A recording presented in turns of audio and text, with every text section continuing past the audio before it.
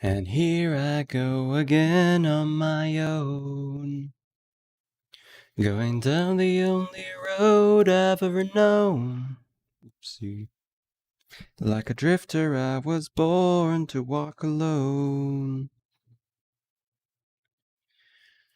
'Cause I know what it means to walk alone the lonely street of dreams. And hey guys, welcome back to another stream of Work on a Dream with me, live. And today's thing that I want to share, actually no, I don't really have anything to share today. It's just habit, I guess. Habit. I'm not sure if I want to continue this thing that I want to share every day, because I feel it makes it harder, like difficult to start these streams, because I always need to find something to say, and I need to find something to say that I think is good enough to say. And I think starting is already difficult enough, and to start, we should make it as easy as possible. And I'm planning to do YouTube videos with me sharing, I don't know, my thoughts on things. Maybe that's a thing that I can do the thing that I want to share. I don't know, we'll see. We'll see. We shall see. Why is the window not open for the chat? Live streaming. Nope, that is the wrong. Joseph, Nabil says first. Hey. Hey, Joseph. Welcome to the stream. How are you today?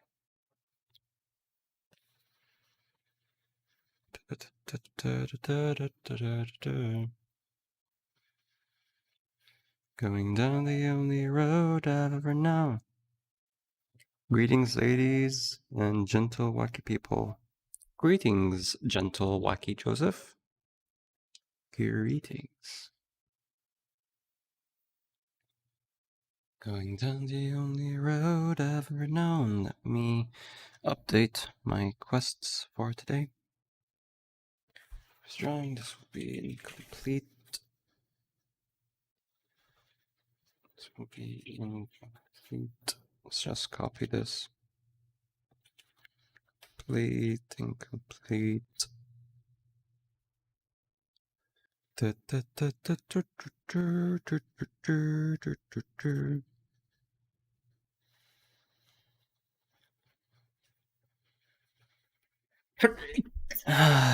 Okay. Maybe I should remove this, maybe. Possibly. Probably. Inconceivable. I'm feeling a little bit cold. Little bit cold. Little bit cold.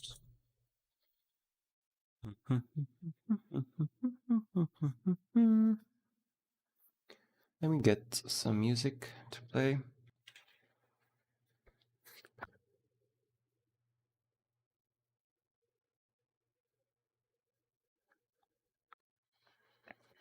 And let's move this. Joseph is now guessing who the second viewer is. Ooh. Who do you guess it's gonna be? I wonder. Who do you think it's gonna be? Hugh Jackman.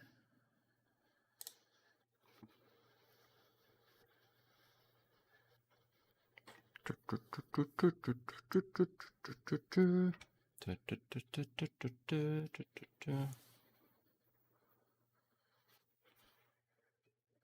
think it's only Joseph and Arfus. Ah, so it's only you and me for the rest of the stream. That's okay. I'm happy with it. I'm happy with your company, Joseph. I don't need anyone else. Let me get my glove of necromancy, because I give life to the non-living with it.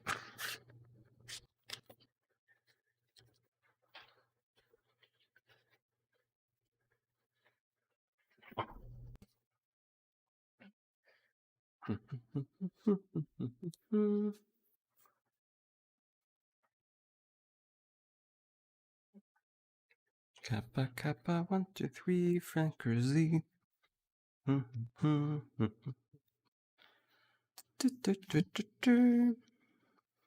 Let's go to our drawing practice.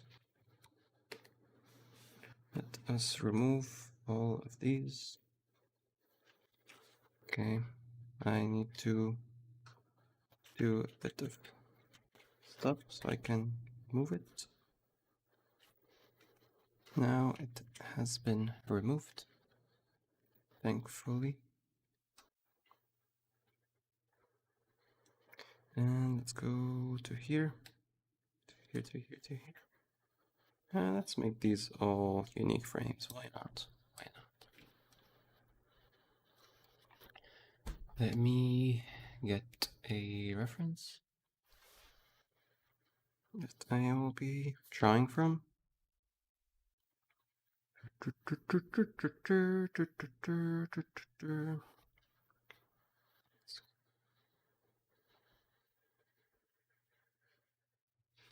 Imagine you make a game from scratch and scratch. Oh man. You can imagine all the puns that come out of that one.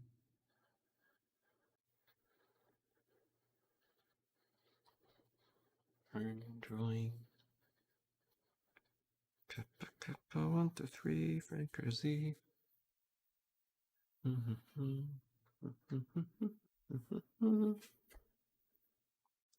Okay, let's see.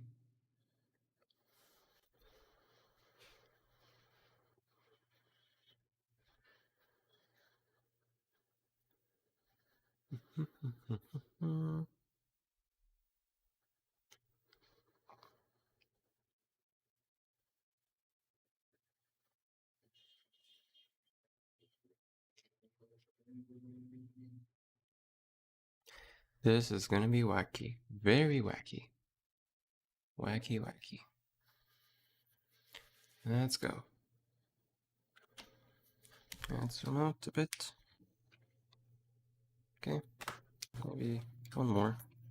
Okay, looks good to me.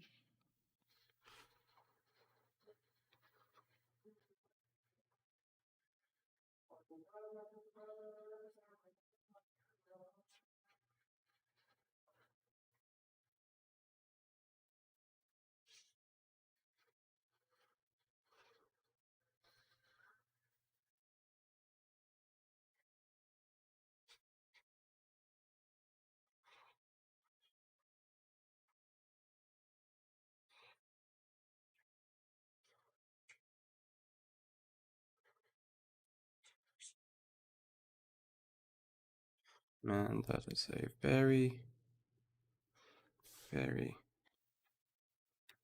thick arm.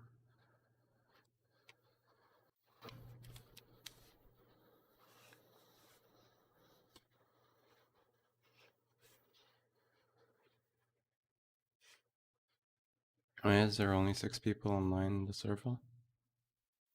I don't know.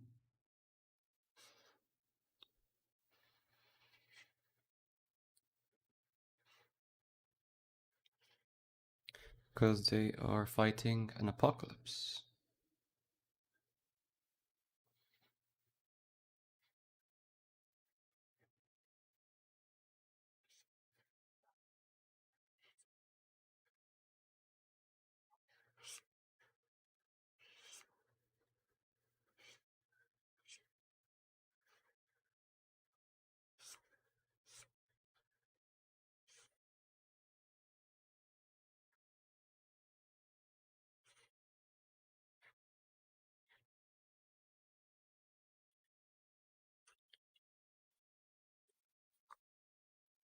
Campaign Polygon.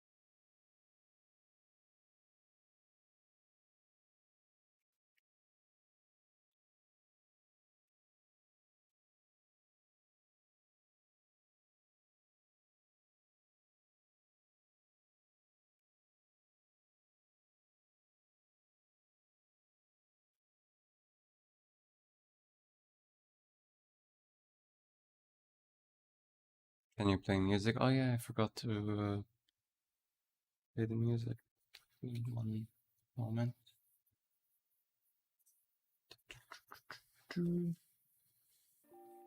There you go. Sorry about that. Technical difficulties. Okay, let's get back to business. To defeat the Huns.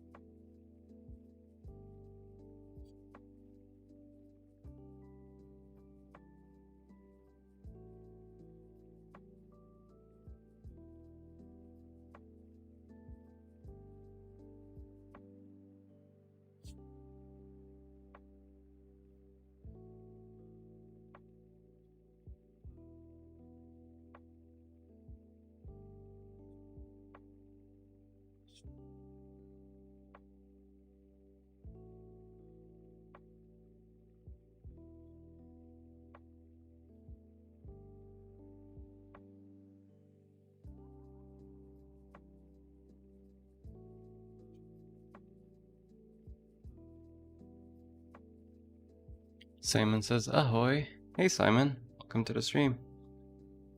Great to have you with us.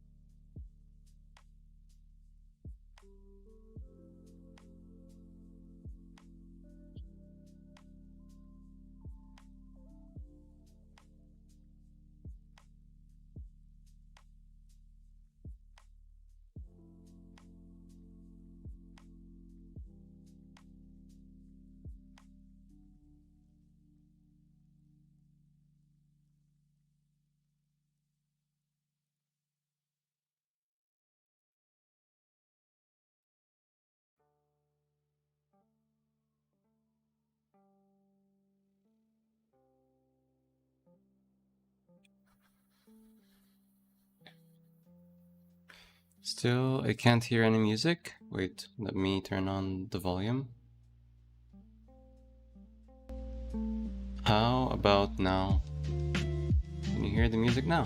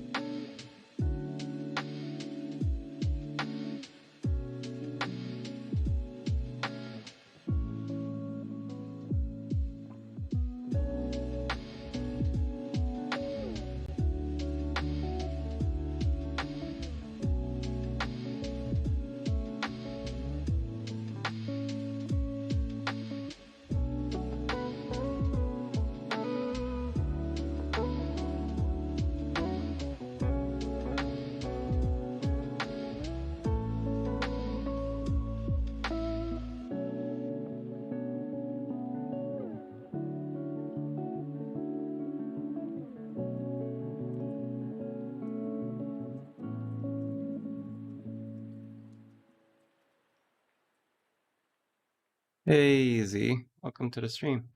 How are you today?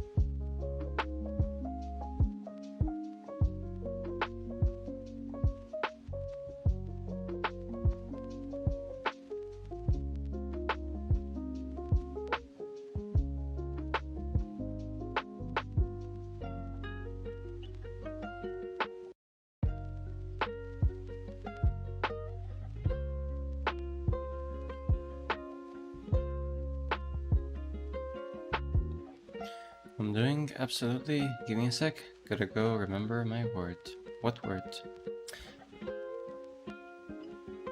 Oh, you mean on bread?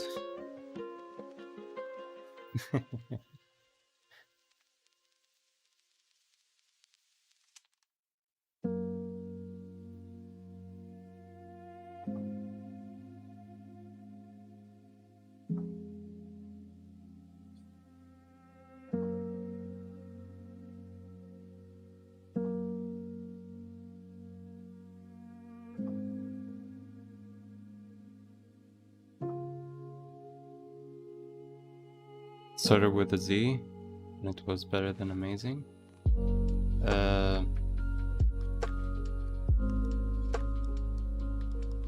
Wait, I think I know what you mean.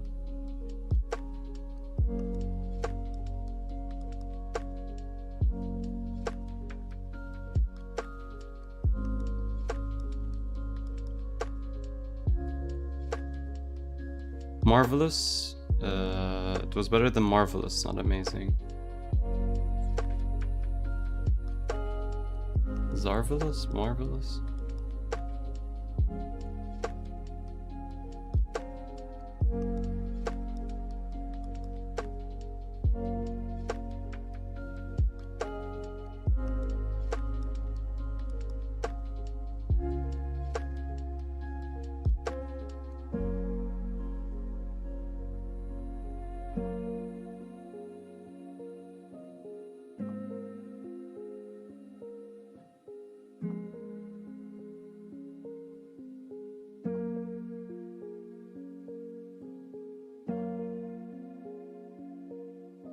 Zarvelous?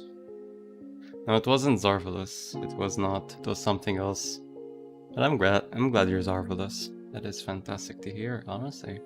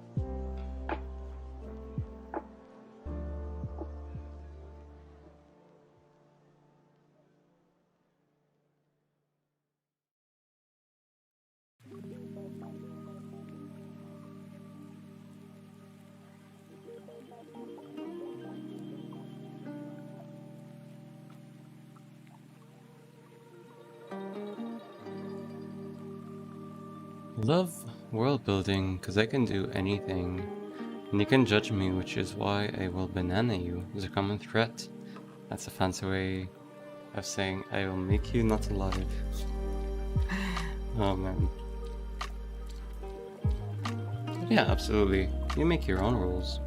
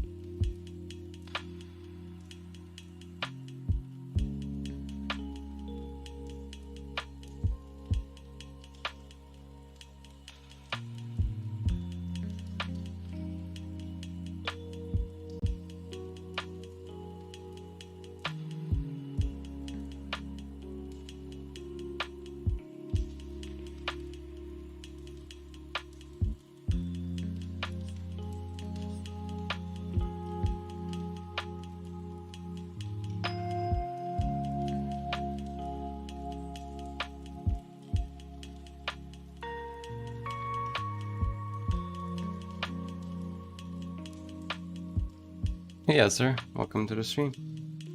How are you today?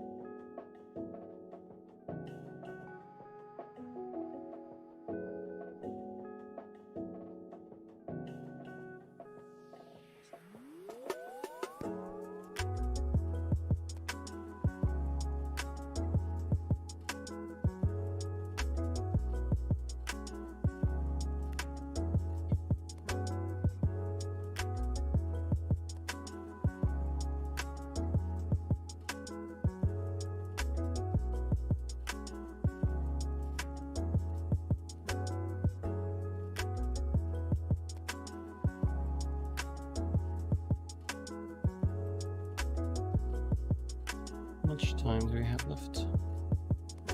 15 minutes. Okay.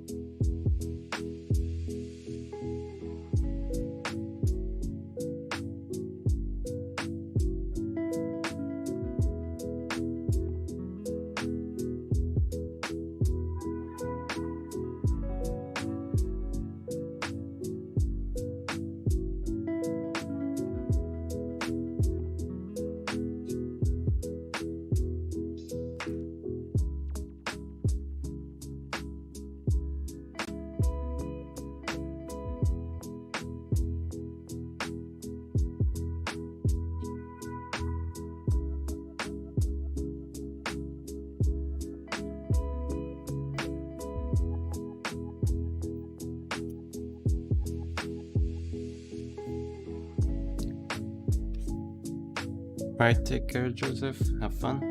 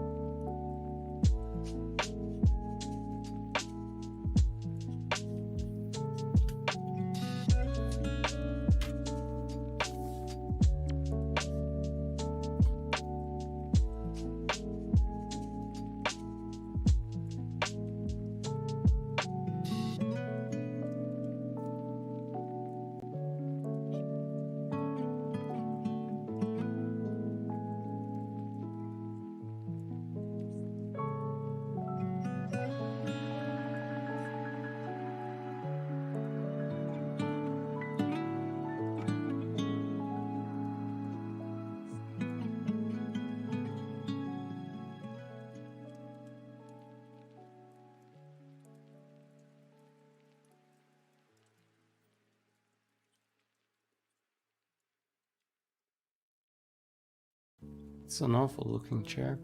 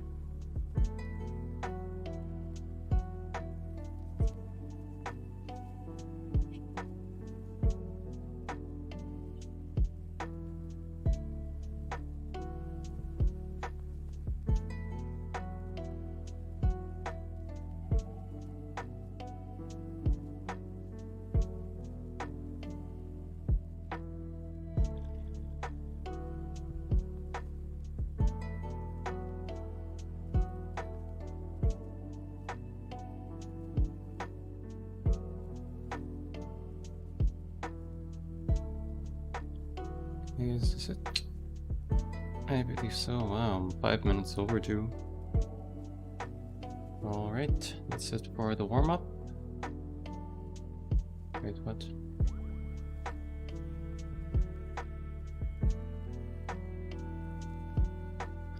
Now, let's do side quest. Market is done.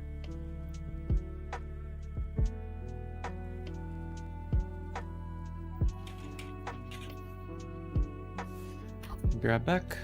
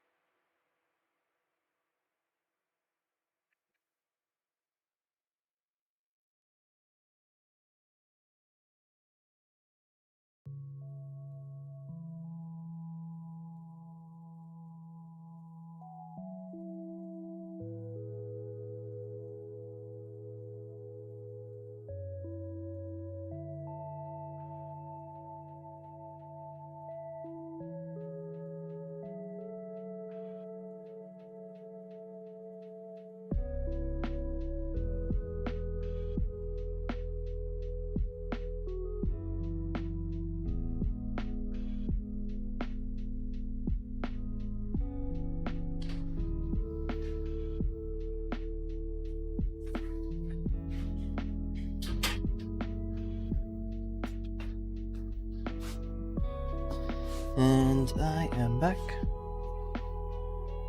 Back. Now let's move this here.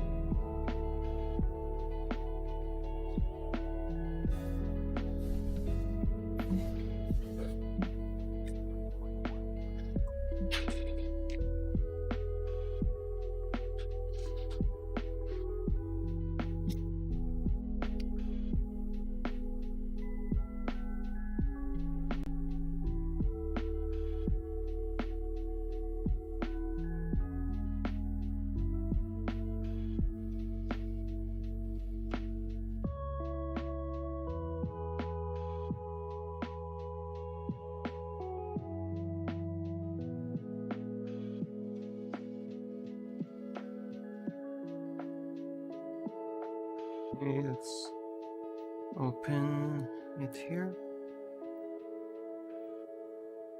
Yep, okay.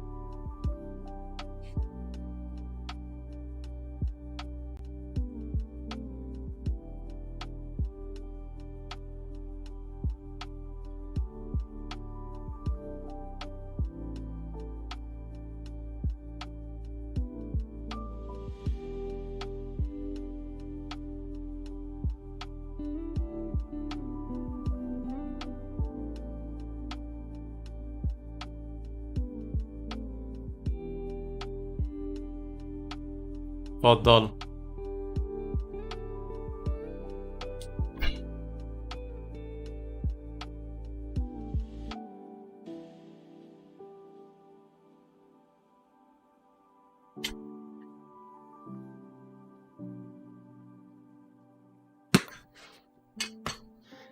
Oopsie doopsie. Okay.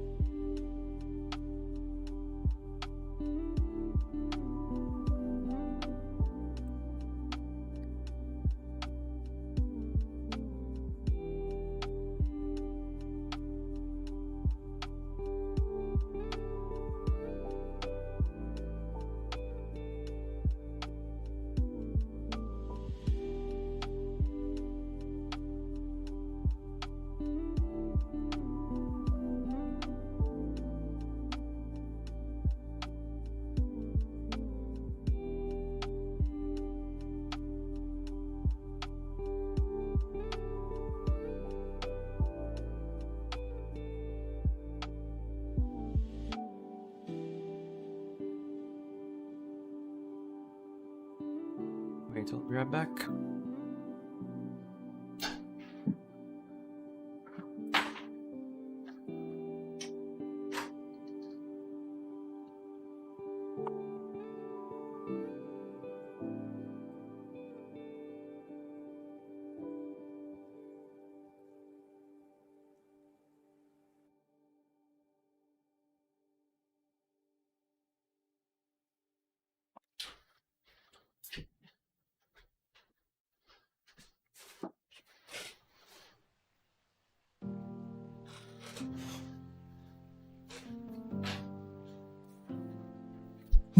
I am back. Backity backity back. I am back.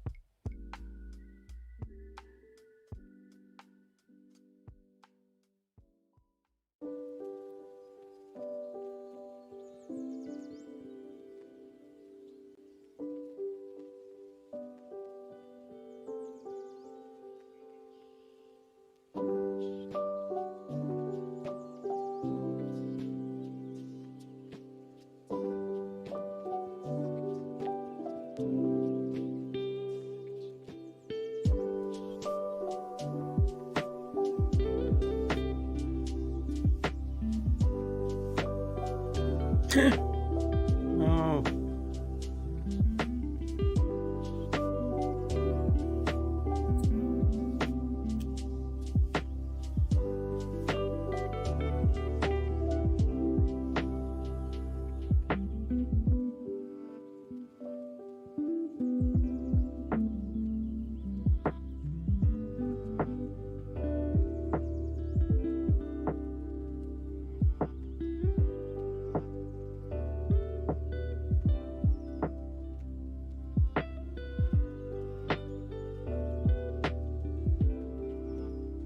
Okay. I'll take it.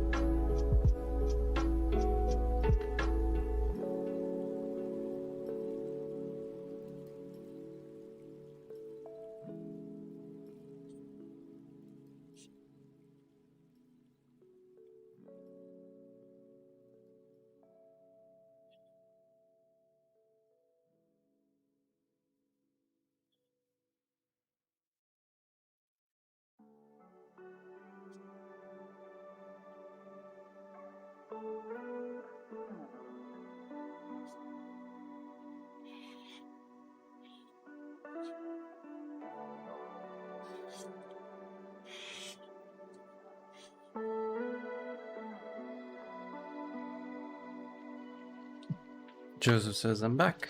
Welcome back, Joseph. How's it going?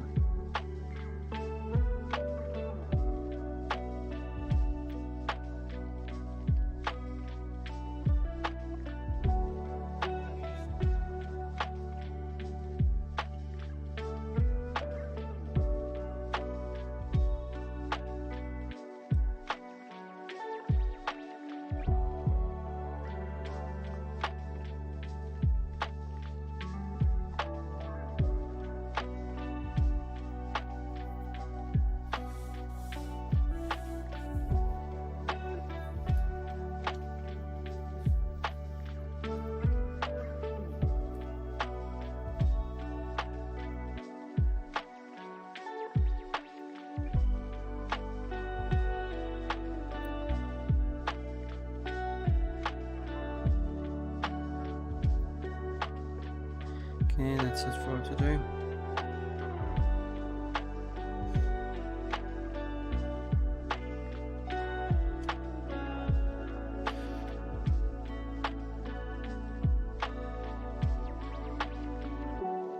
Oh yeah, I forgot to do the nails, but never mind. Maybe next time.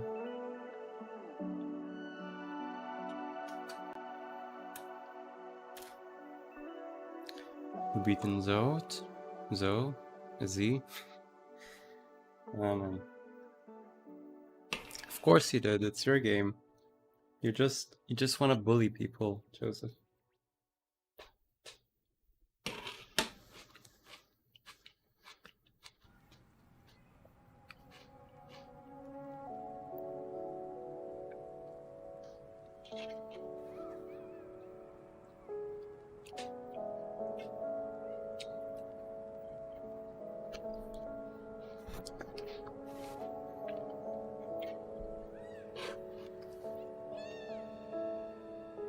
Okay, guess that's it for the practice. Let us mark this down here.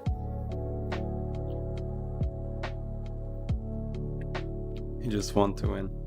Same thing. Potato, potato.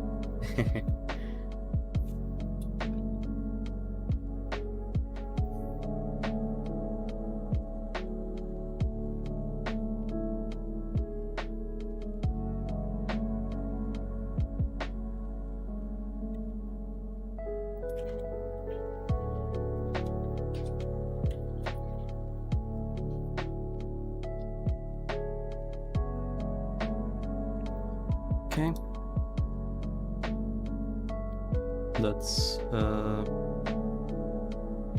Let's watch another animator, I guess.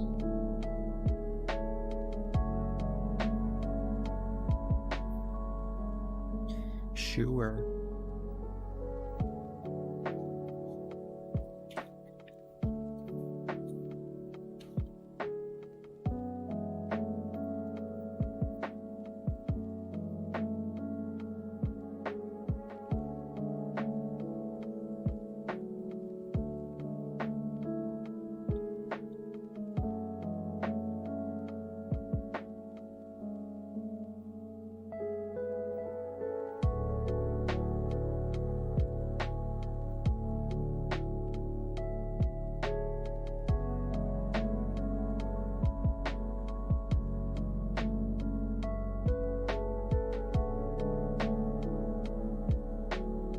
It works really well in something that looks hand-drawn, the style of your show or your short or whatever it is project you're working on. If your stuff looks like it's been drawn by a human, then this type of dust works quite well. The main things you want to think about is... Well, sometimes you just can't find, like, you can't access a movie on Netflix or whatever. Volume. So because of one the things I region, see often is, what's it have called? a bunch of Region shows, limitations and stuff. And then it starts dissipating, and here this Like Loki. thing just disappears. So we don't want that to disappear. We want it to see how... It's on the wrong layer. No. So we don't want it to completely disappear without any warning. We want it to gradually disappear so it doesn't steal any of the attention away from the main show, right? So often I'll see something like this. I don't. Where one or more of them... Right? These... All software, all games, everything. I own Netflix, even Photoshop. I am on a subscription. I don't really...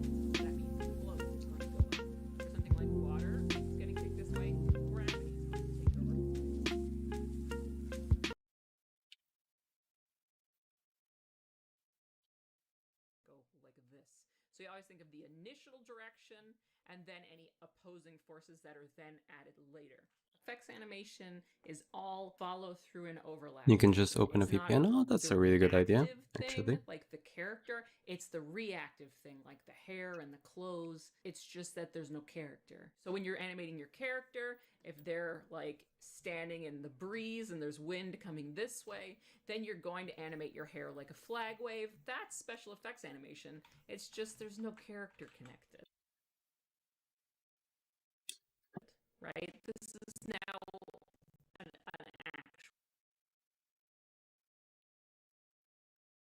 actual flag. You just don't need the character. Good morning, Banana Maters. Today we're going to talk about dust. I do love dust. I've done some long videos on dust before where I just kind of ramble aimlessly around, but more specifically today we're going to talk about dissipation. So that's one of the things in special effects that really differs a lot from character animation. If you have a character, they're not going to disappear into some sort of amorphous cloud, and if they do, they send it to the effects department, so the character animators don't have to worry about it. If they get burnt to a cinder, I really love that trope where you just have character burnt up like this and then they turn into an ash pile and it's just like blink, blink. Hilarious. Every time. I love it. Okay, so dissipation. Basically, when we're doing effects, especially dust, I like doing dust for my dissipation because there's a lot of different options of which way it can be dissipated, and it's very forgiving, right?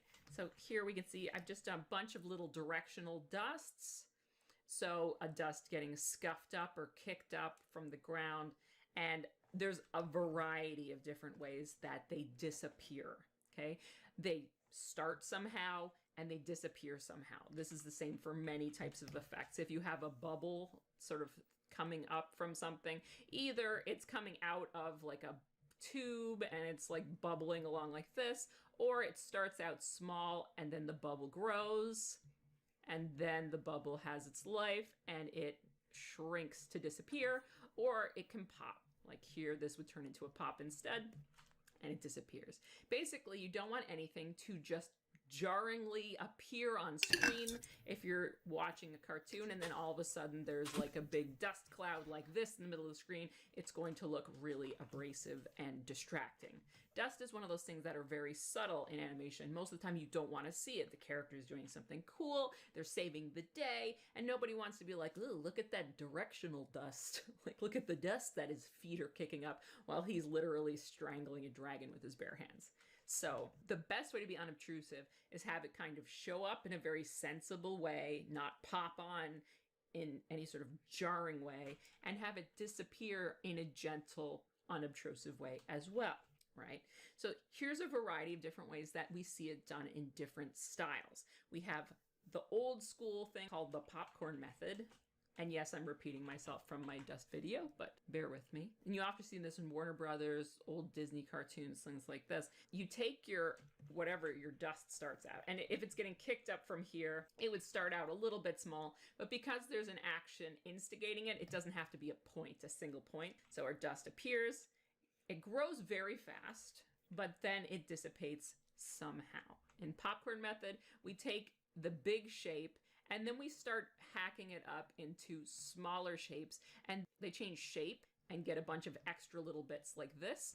And it's called the popcorn method because often it looks like a little popcorn kernel. This is pretty much popcorn right there. So we see lots of those little shapes appearing as it dissipates. It works really well in something that looks hand-drawn, the style of your show or your short or whatever project you're working on. If your stuff looks like it's been Yeah, I've had a lot of comments like this that. type of dust works quite well. The main things you want to think about is volume. So one of the things I see often is we'll have a bunch of these circles and then it starts dissipating, and here this thing just disappears. So we don't want that to disappear. We want it to see how it's on the wrong layer. No. So we don't want it to completely disappear without any warning. We want it to gradually disappear so it doesn't steal any of the tension away from the main show, right? So often I'll see something like this, where one or more of them just go off in a completely cuckoo direction, right? These, you want to think about which way your dust is going. If your dust is getting kicked this way, you have to consider other forces. If there's wind, that's going to change the direction. For dust in particular, it is buoyant, so that means it floats. It's going to go up. For something like water, if it's getting kicked this way, gravity is going to take over and it's going to go like this. So you always think of the initial direction and then any opposing forces that are then added later. Effects animation is all follow through and overlap action. It's not the active thing, like the character, it's the reactive thing, like the hair and the clothes. It's just that there's no character. So when you're animating your character, if they're like standing in the breeze and there's wind coming this way, then you're going to animate your hair like a flag wave. That's special effects animation. It's just there's no character connected, right? This is now an actual flag. You just don't need a character. So we have to consider if it's buoyant, it's going to go up. If gravity is going to take over, it's going to go down. So you don't want anything to come off in a cuckoo direction. Draw some little lines for yourself. Just like we were animating across an arc like this for our ball coming towards our screen. Why wouldn't you do that for dust? And then just have your dust follow the little thing. It baffles me that people don't use arcs when they do effects. All animation uses arcs. All of it. Even this. Okay. So once you have this all working, you can take it and you can shade it. And again, we don't want anything to pop on in a very abrasive way. So here we have a little tiny bit of the thickness, and then the shadow grows and will get as big as it needs to match kind of the overall shading on your thing, but you don't want it to just show up. Hafsa says, hope this game becomes famous one day. People will see your amazing work. Oh, thank you so much, Hafsa. Those are some really kind words. I really appreciate it. Also, welcome to the stream, Hafsa. Glad to have you with us. Or just disappear. So you go through and make sure all your little shadows are showing up in a non-abrasive way. And the best way to do it is just watch it a bunch of times. And there's no big, like if this was filled, even something small like this one here. See it? It's so distracting. So keeping your shadows coming in and coming out, like grading your thickness, have it start very thin, get thicker, and then go back out to thin again, is going to keep it from being distracted. All right, so that's right. Take your time, the Joseph. Next one is what I like to call the chew out method. In my other dust video, you heard me refer to this as the bro poof because it's often seen in games. So the more modern things that are very clean cut, this is the one we're talking about, things that look very vector, and it's a simple matter of the outside going much slower than the inside. So here, this line here, our leading edge, a very important thing to think about when you're doing special effects. The leading edge is slowing down significantly. And then in here, this is just going much faster, right? So people often overthink these things. You just have a little poof that shows up, and then it starts to gradually get slower, but the inside gets chewed out. So you could even finish the whole thing. Say you want to do it in 4 drawings, just do 4 slightly farther out, and then chew out that. You can hand draw it like this, or you can use your eraser, whatever one gets the job done faster. It's a little easier to have it follow along if you're looking at it, and then you can go as thin as you want with those final frames where it's chewed out. Usually these edges are very crisp, so this one's a little bit chewed out just because this one's a demo, so I'm not going to spend a ton of time making it crisp, but usually these edges would be quite sharp. The timing would be very, very clean, and it would just hollow out from the inside very smoothly. Here we have another example of that, where the inside is just going a little bit faster than the outside until it disappears. Another way is things just slam into place real big, and then they just are interpolated until they fade away. That's another thing that you'll see often in cartoons. Again, this one is more of a vector style cartoon, something that has very choppy timing. It's not going to look right next to a hand-drawn one, just like your popcorn dust's not going to look nice next to something very punchy and simple looking. It'll just feel wrong. And then sometimes we see the shapes just shrink. So I've been just playing with different shapes, but if we had something like this square, our squares would show up, they would grow onto the screen really quickly, and then they would shrink back down again. It's not common to see pure shrinking, 3 very simple shapes like this that grow and shrink. Usually you'd have a more complex shape, something that has a lot of edge texture, does really well by shrinking, and they just shrink the different shapes like this and separate them. So it does differ from popcorn the shrinking, because they're keeping the shapes very, very similar. The shapes are just getting smaller. In the popcorn method, things can change shape quite drastically, and you're expecting for a boil. This is a little bit less boily because the shapes are staying more true to the previous shapes. So it doesn't boil, it just shrinks, but it would follow the direction. Something less likely to see would be this, but that's the basic principle of it, is all the shapes just shrink in size as they follow along the arc that they're going on. And then we get things like hybrids. So this is partially being chewed out, partially being broken up, partially being popcorned. And by using kind of a glom of different techniques, you can have something that is truly unique. And some people just do this really intuitively. They don't really think about the mechanics of it when they're doing it. They just do what feels right. And it will, usually you can break it into one of these categories. So you have popcorn, chew out, shrinky dink, and then fade. Doesn't really do anything. It just kind of grows and fades away. We see a lot of this in Kid Cosmic. They have like big booms and then it just fades away pretty quickly. There's not a lot of nonsense like this where you get really into little bits and pieces. I love doing bits and pieces. Something like The Last Kids on Earth, that one has a much more dynamic piecey dust that has a really long dissipate, really nice dust on that show. But generally, we're working with these categories. So this is the first place I would start if you were interested in special effects.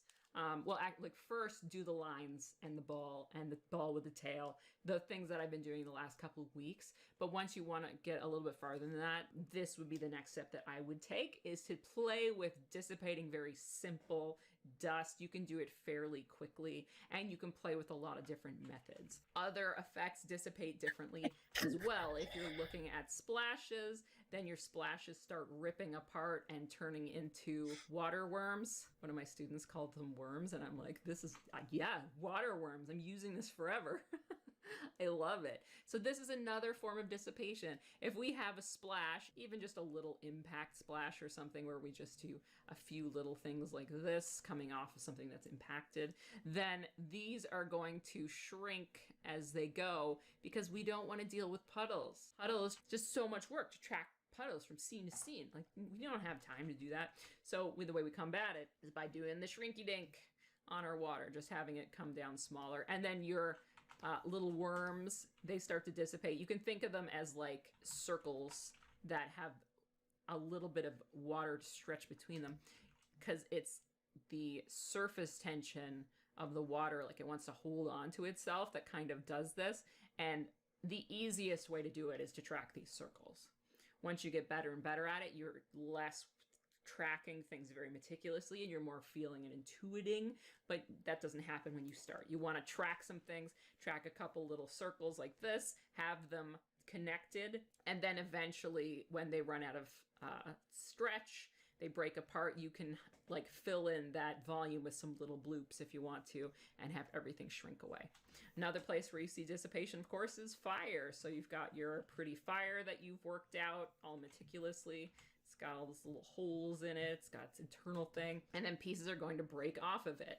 So again, how are you going to dissipate it? Are you going to shrink it? So you've got a shape like this that stays the same shape and just gets smaller as it goes. It might follow a little path like this, so it's not too straight, but it'll just shrink away.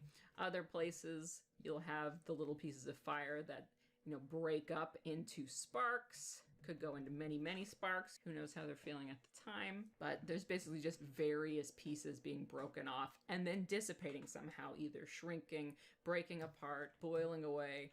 There's something happening. So dissipation is one of those things that it's endless. I could come up with 7 million different ways to dissipate things because there's so many different shapes. Like I did some square dust, I did some kind of moony shaped dust, there's kidney shapes, there's popcorn shapes, and they could all dissipate in different ways. And it's really fun to explore, and this is where I like to start. Water to me is very hard. It has a lot more perspective that's going to kick you in the face. So I like to start with dust. Unlike Joseph Gil and Tisa, start with water. Start where you like. I don't know. But play with the different methods of dissipation and watch things for different kinds of dissipation. If you're watching magic, it's going to break apart in different ways. Old school Disney's going to break up in a different way than something like Teen Titans Go, which is very punchy. Some shows, everything dissipates into perfect little circles. You have to have circle on standby so you could have your circles just gradually shrink as they follow that path, and it has to be exactly little tiny circles. So annoying. I like popcorn because it's just a mess. You just boil the guts out of it, throw some blur on there, ready to rock. So just having your circle shrink, another way. Millions of ways. Do the ways. Look for the ways. One of the very first things to learn special effects is to start seeing how they're done and watching for dissipation, watching for your waves, your wavy lines and stuff like that. That's going to be the first step. Once you see it and you see how they're doing it, then you can do it yourself. But before that, it's just, who knows? Who knows? All right. Like, share, subscribe, all those things internet people ask you to do. And I will see you in the next video. Okay, I think I have an idea how to do this.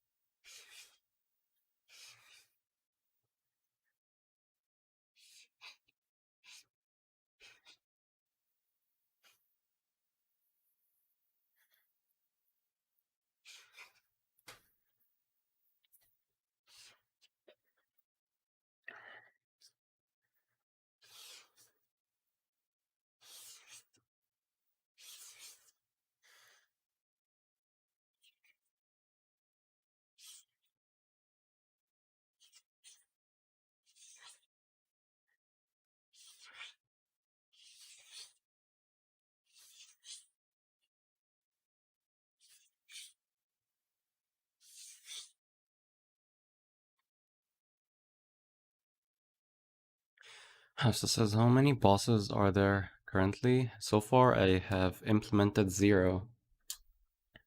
0 boss fights, but I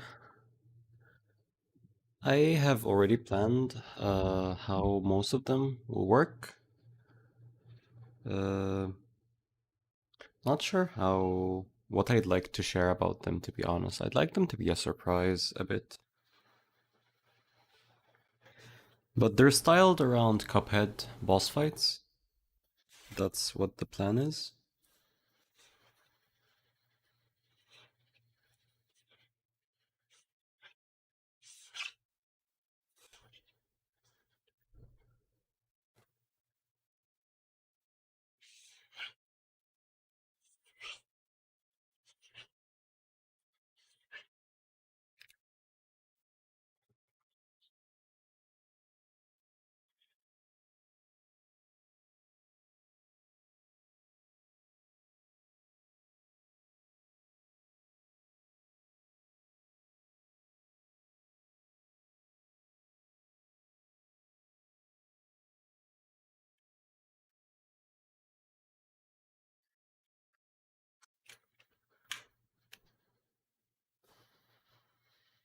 Of course, it's always good to plan ahead.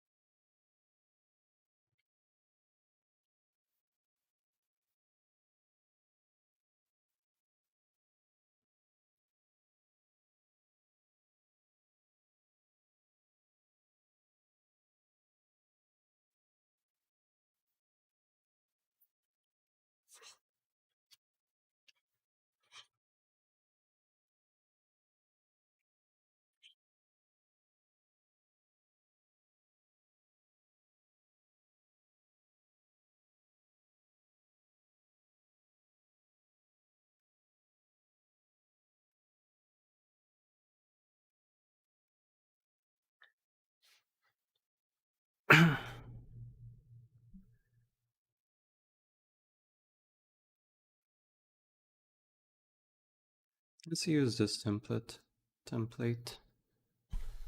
Hafsa says I have to go now, but I hope you're able to achieve all your goals for the stream. Alright. See you, take care, Hafsa, and thank you so much. I hope so as well.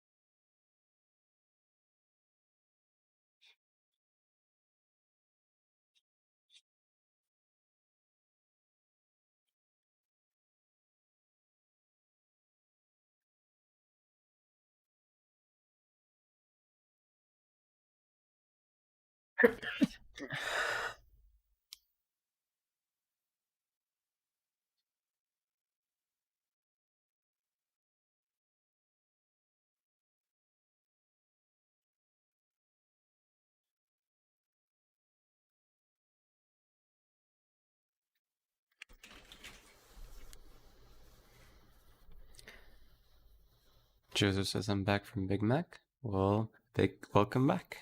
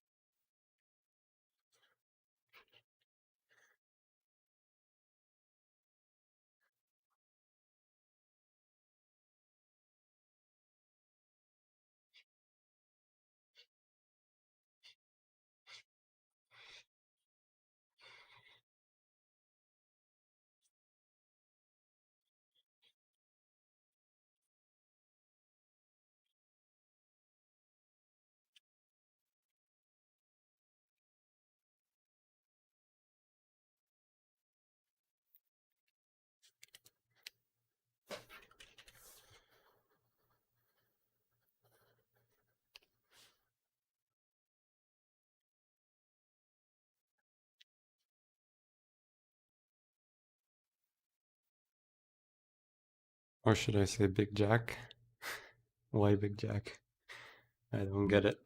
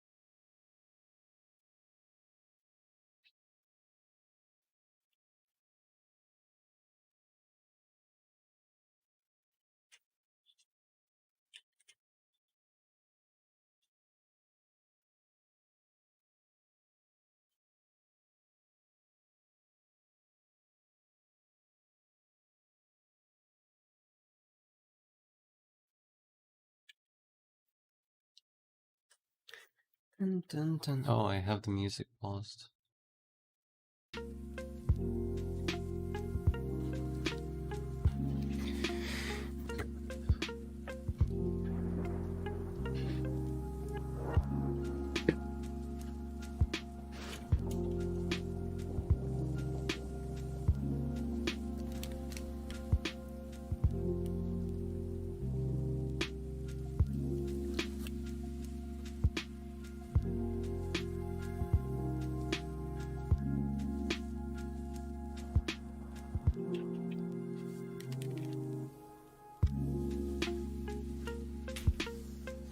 What's better? Oh yeah, with the music.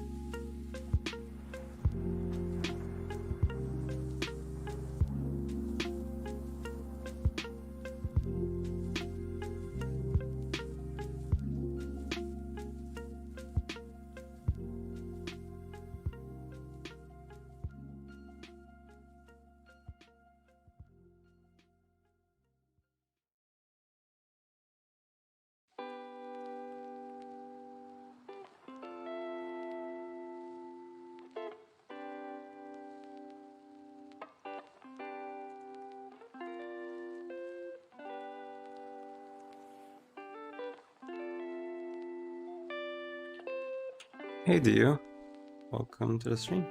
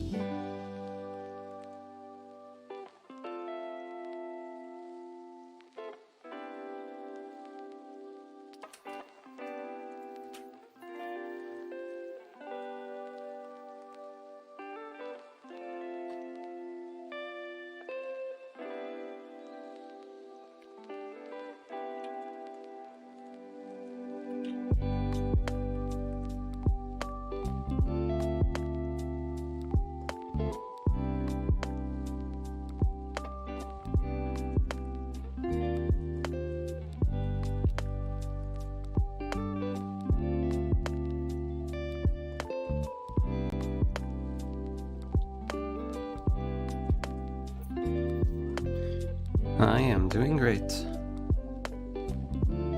What about you guys?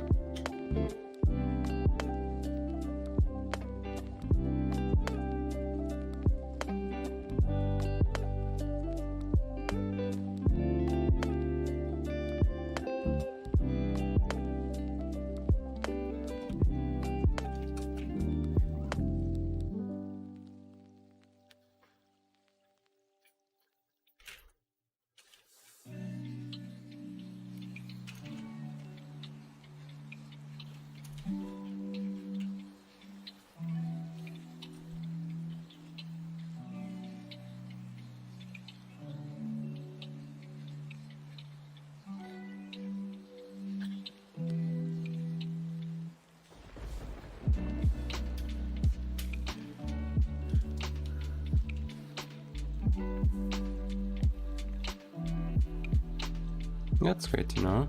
That you're doing okay. Doing okay is better than doing bad.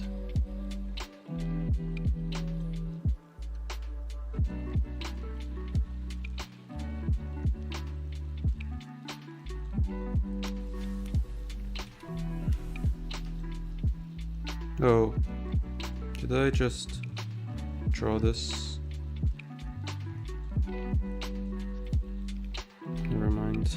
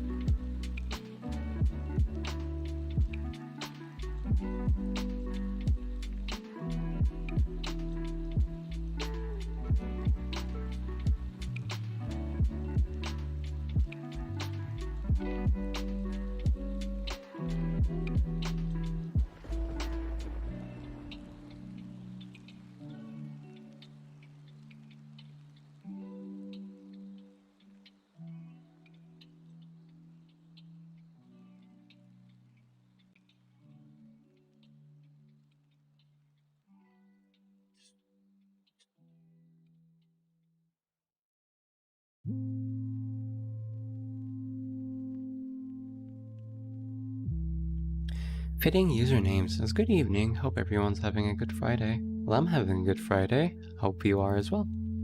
How are you, fitting username?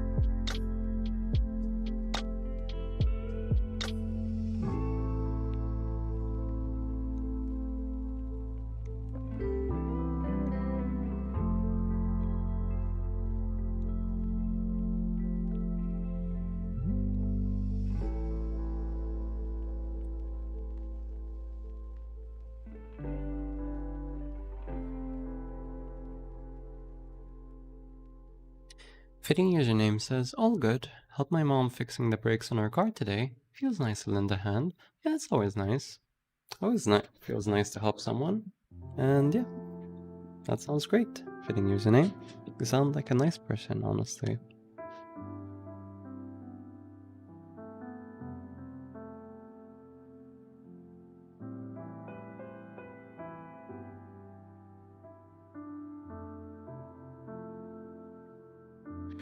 Okay, maybe this is a bit too complicated for me.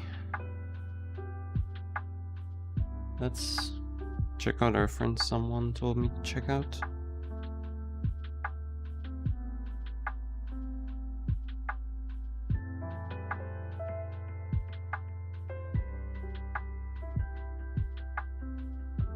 Okay, maybe it wasn't yesterday.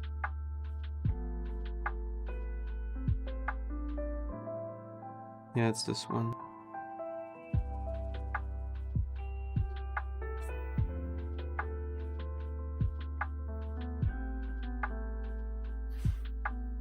Oh.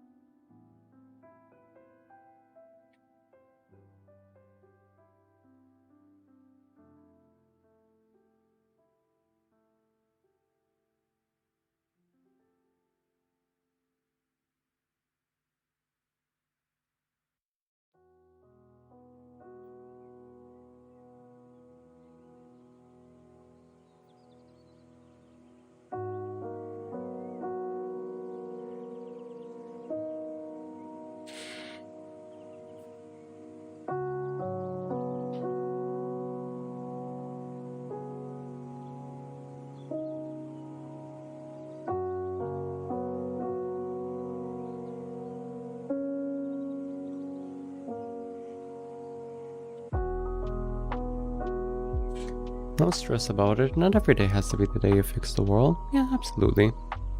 Take your time, and whenever it happens, it happens.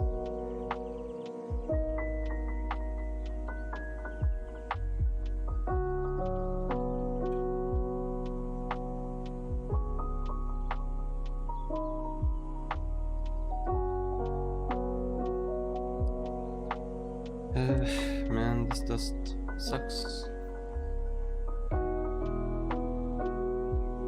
This is a lot more interesting.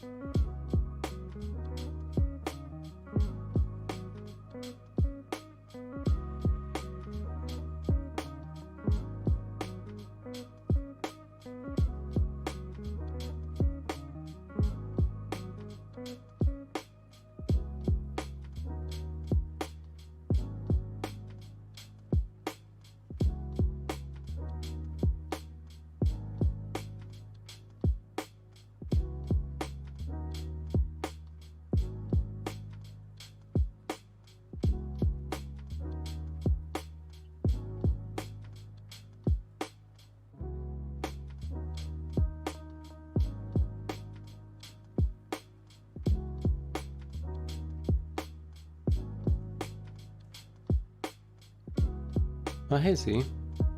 Welcome back. In a car, on a phone, using data and headphones. Hi. Hi Z. I think I might show my parents Cave Johnson's Lemon Rant later, I don't know. Yeah, that would be fun.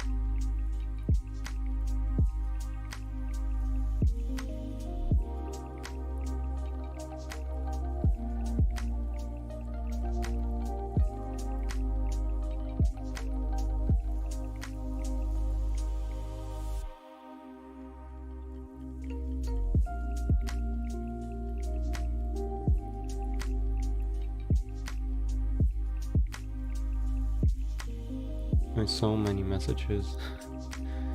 Orphis, you were right. My parents like the lemon rand. That's cool. I'm happy that happened.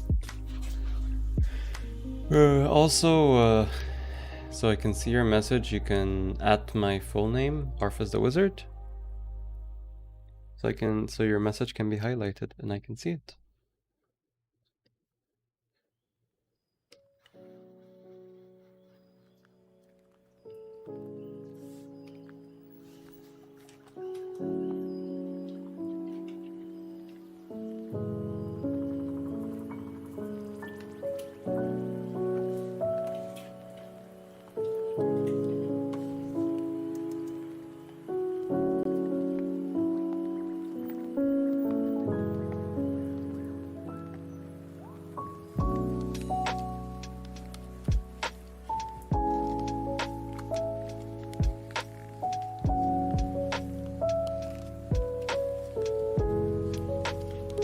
Epic Games won the lawsuit against Apple.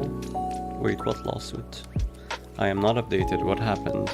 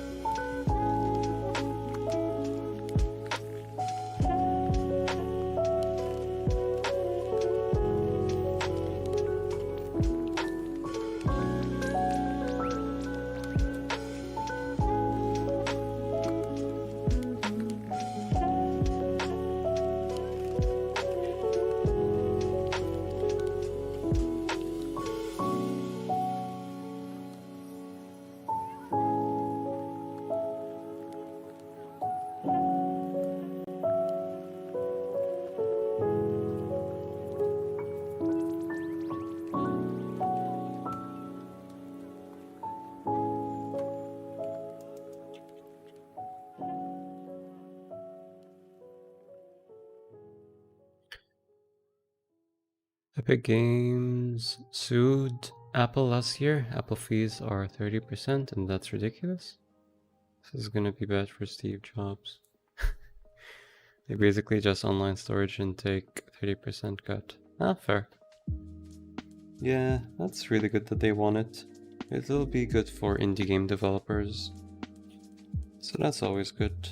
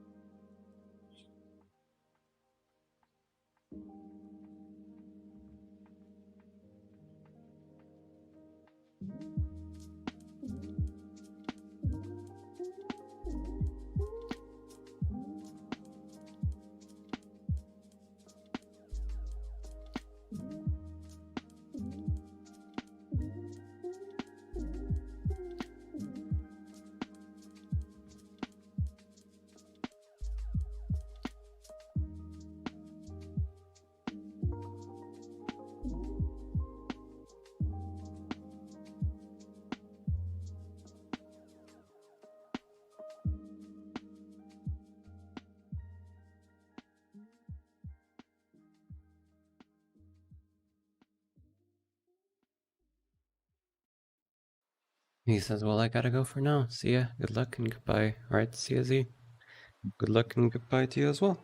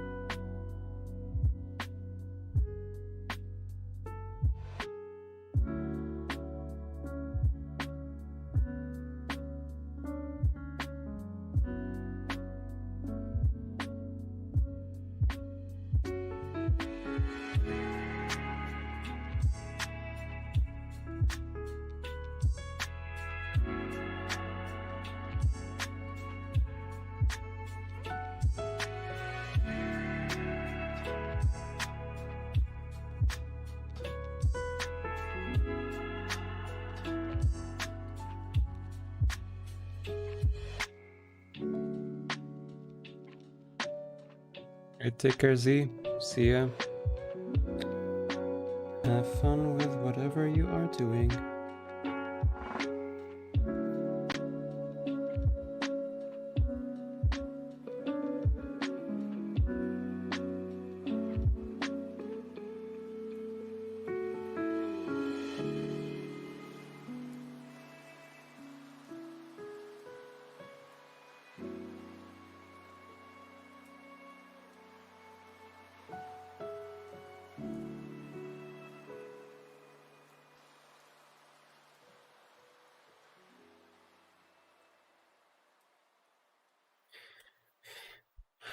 Man, this sucks.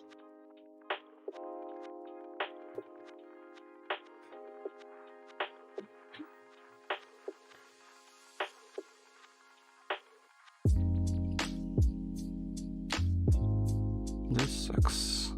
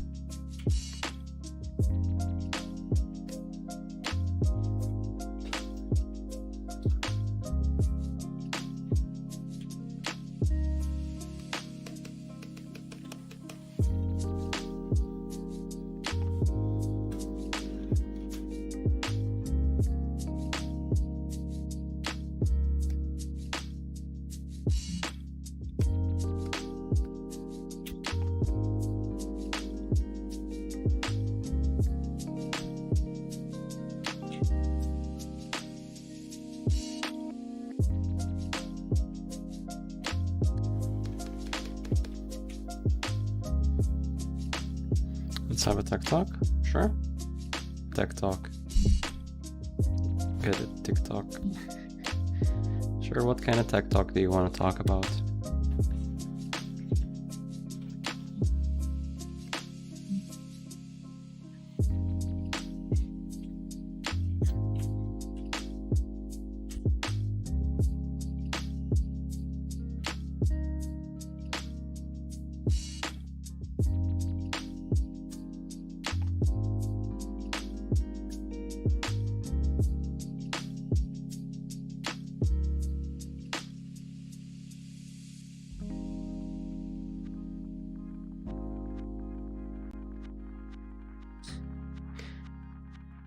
Yeah, let's talk about TikTok.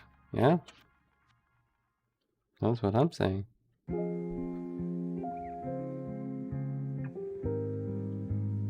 Blender, grease pencil.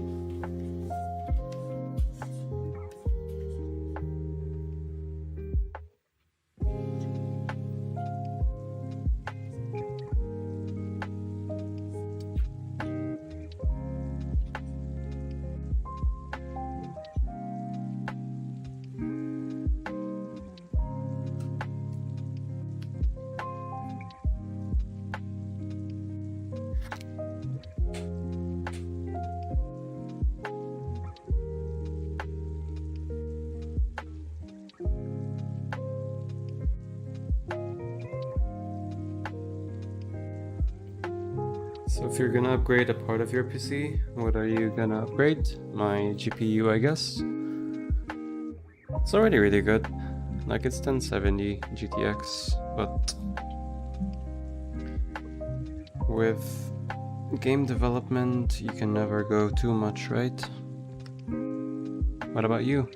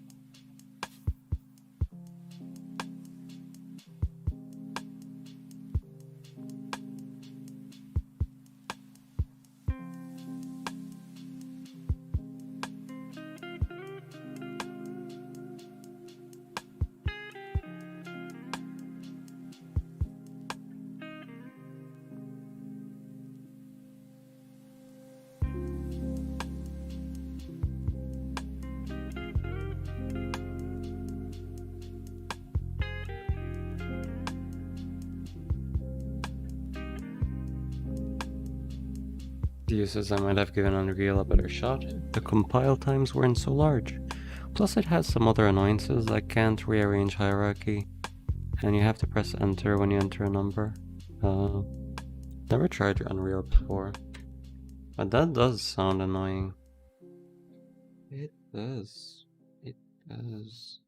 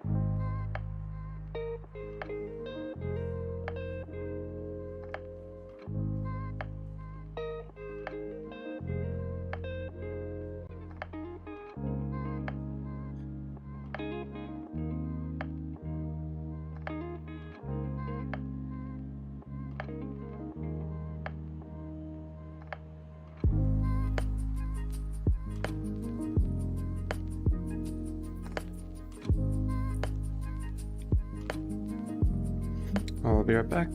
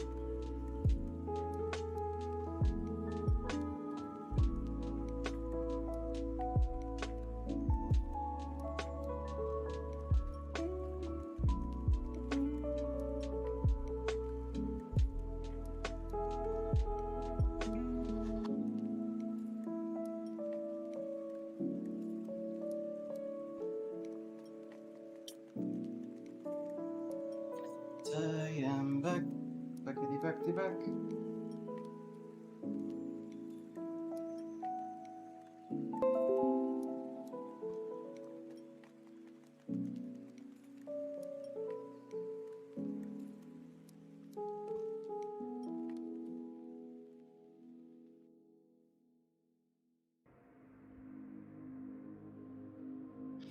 Back, I am back. Let me turn on the camera.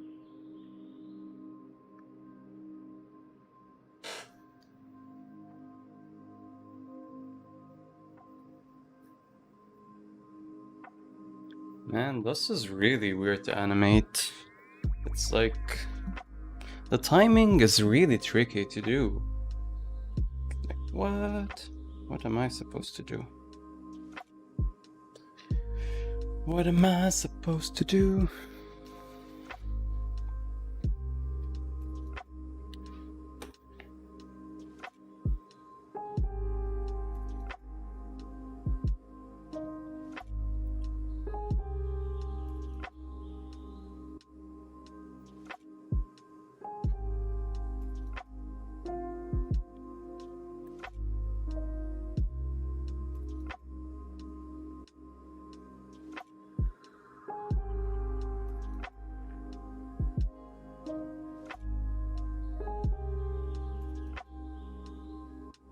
How does this look compared to the one I had before?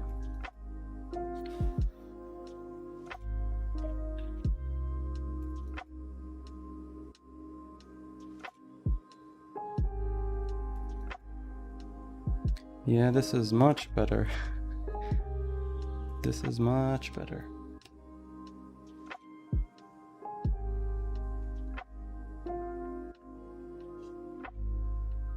Should I try to add shading to it?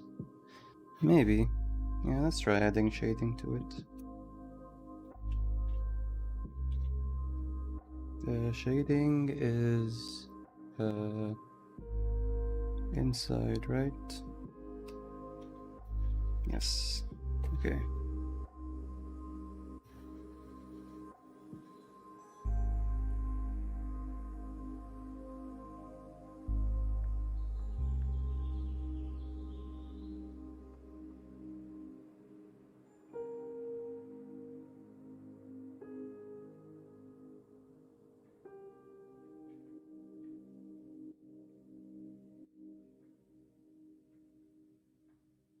And da da da da da da.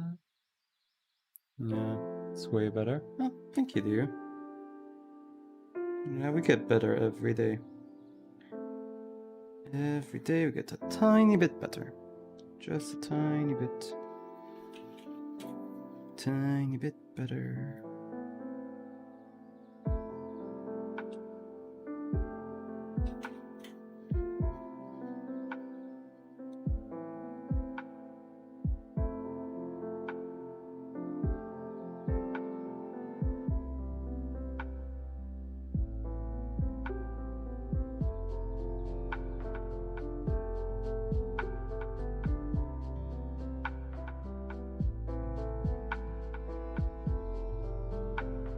Man, these suck so much.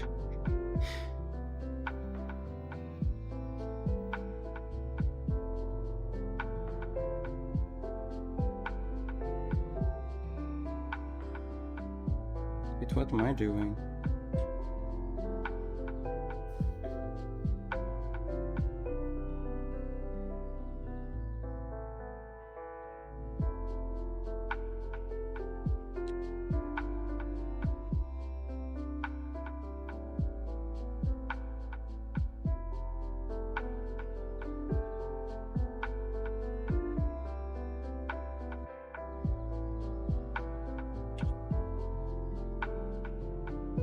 What happened?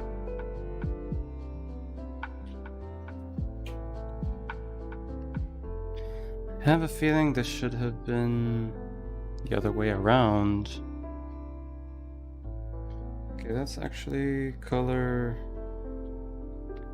this with this and flip it. How do we flip it? How do we flip this? How do we flip the colors?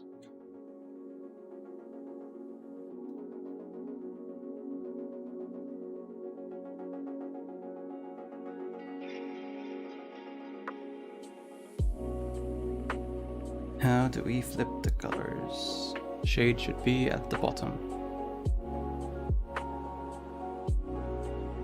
Let's just pick a different color for now.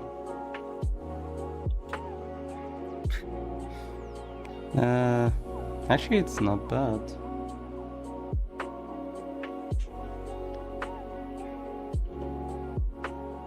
Okay, I actually effed up. Should have used the other color.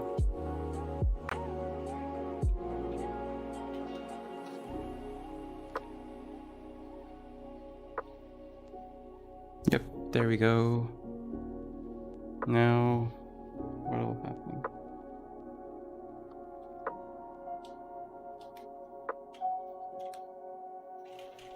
I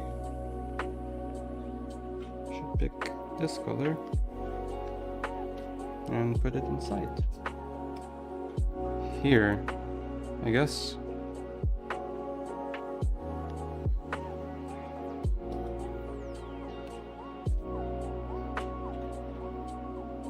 Let's actually color them all dark.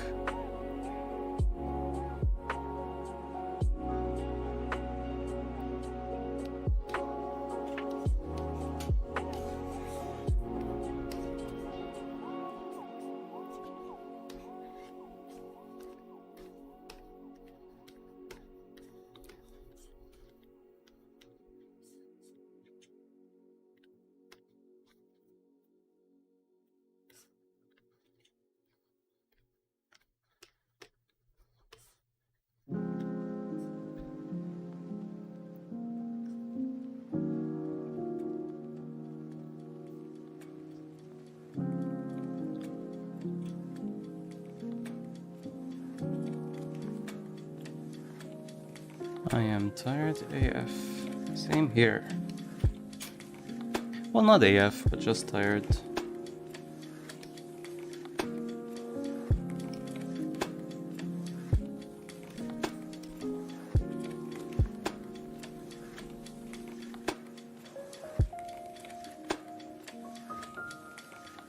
Actually,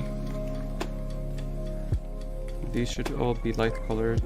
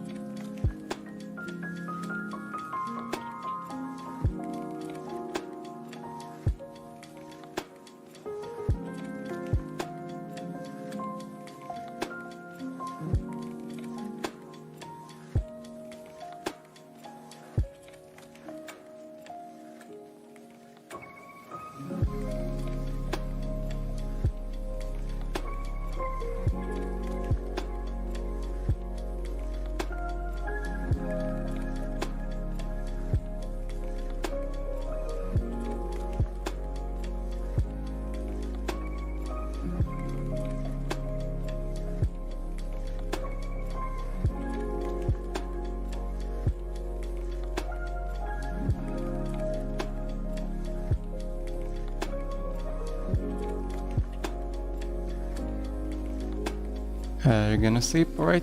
Good night, Joseph. Have a good night.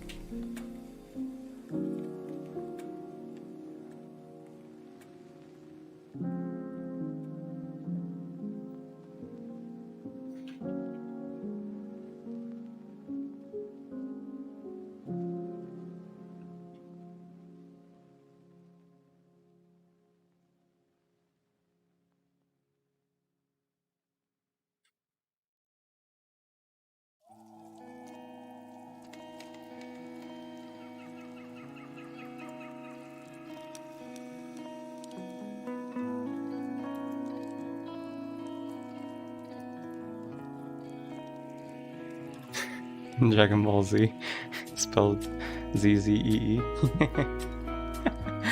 I love that. I love that.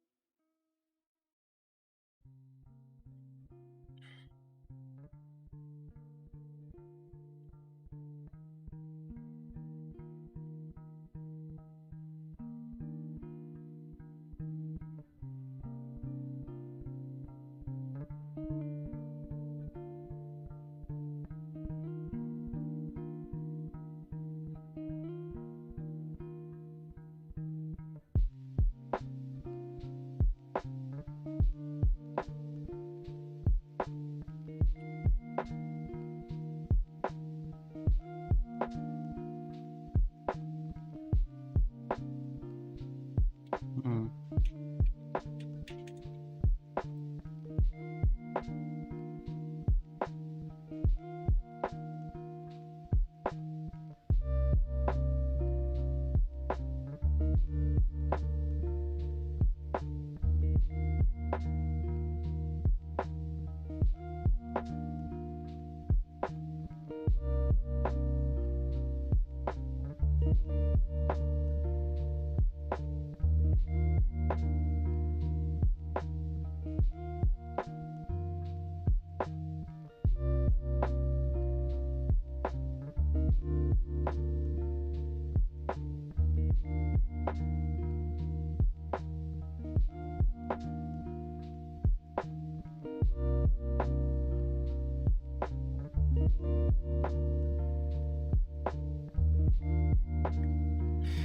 Man, these suck.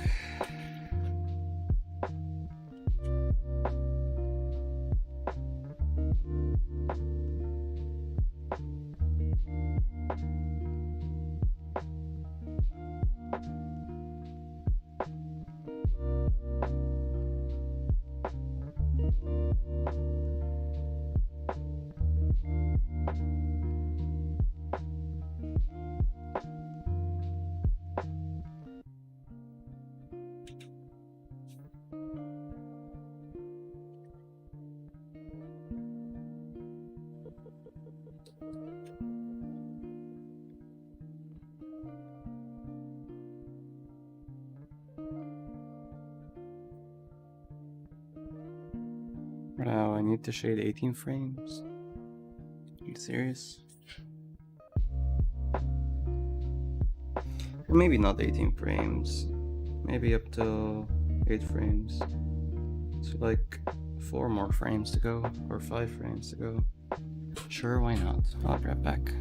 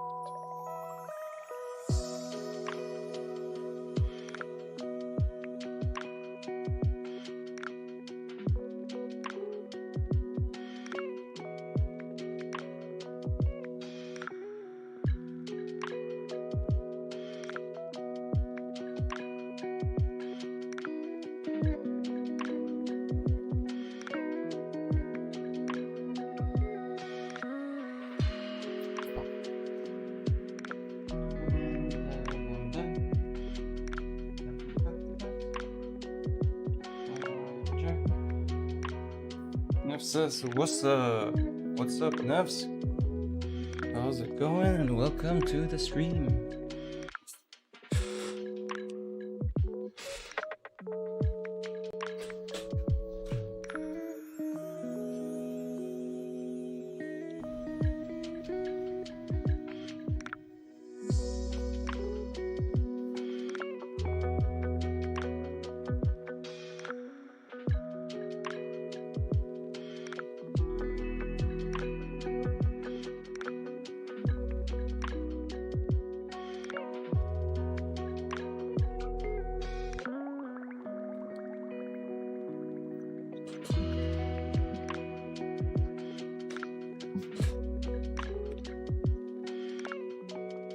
Smoke looks like it. Yeah, pretty much. Hey, it looks like smoke? Actually, that's really good news. It always didn't look like smoke for some reason.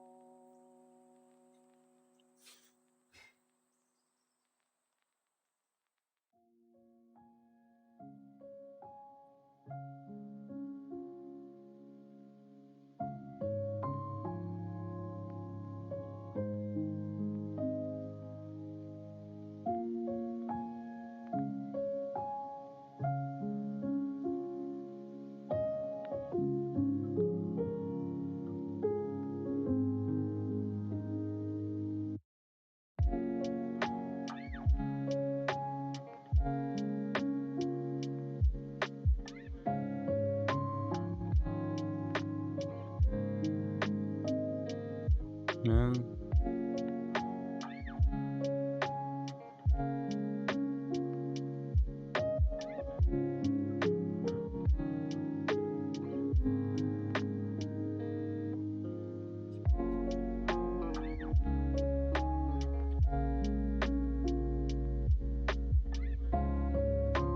At this rate, Arthas will look like Gandalf when the game is finished.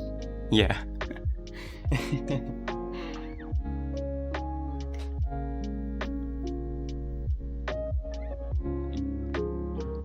It's the prophecy. All of this that I'm doing, just animate smoke for destructible objects in the game.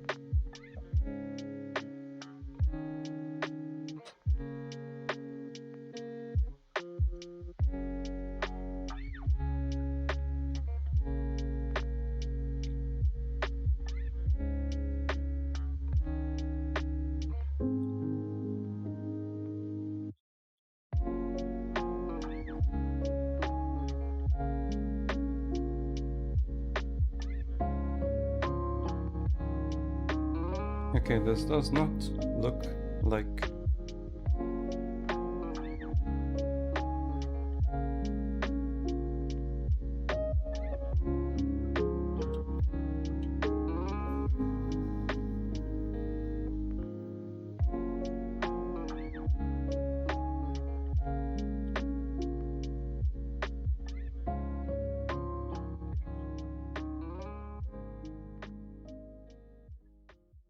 No, we are. Oh, where are you from, Nevs?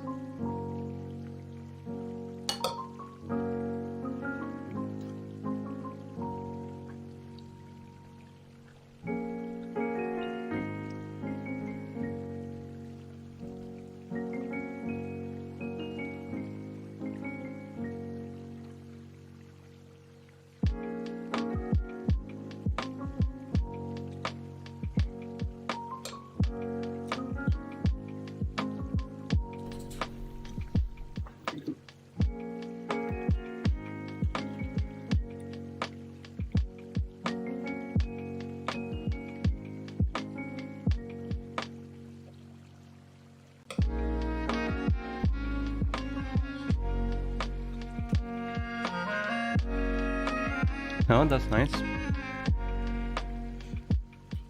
But yeah, generally Europe is all the same time zone.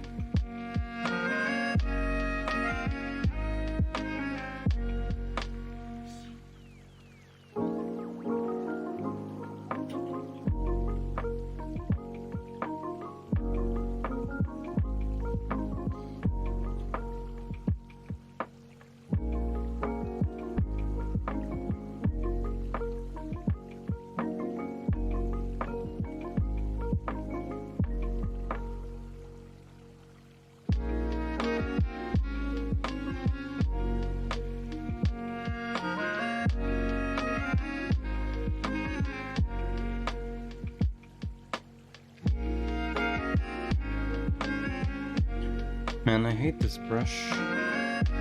How do I make it crisp like this?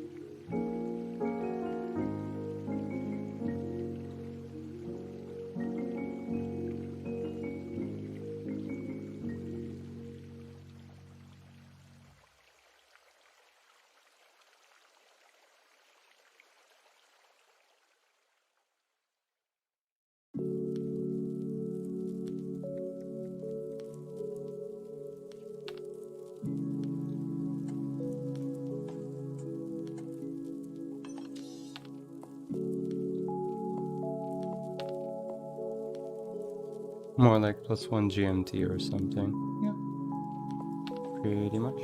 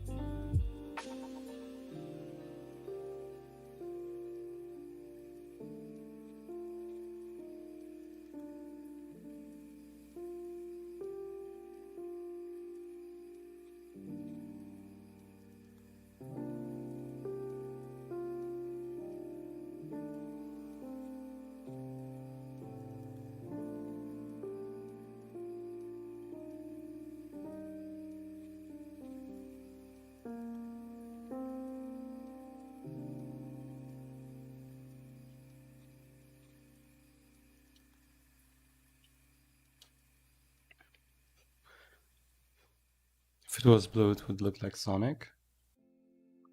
I'm blue.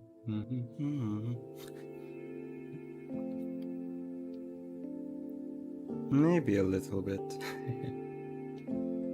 But I don't really see it.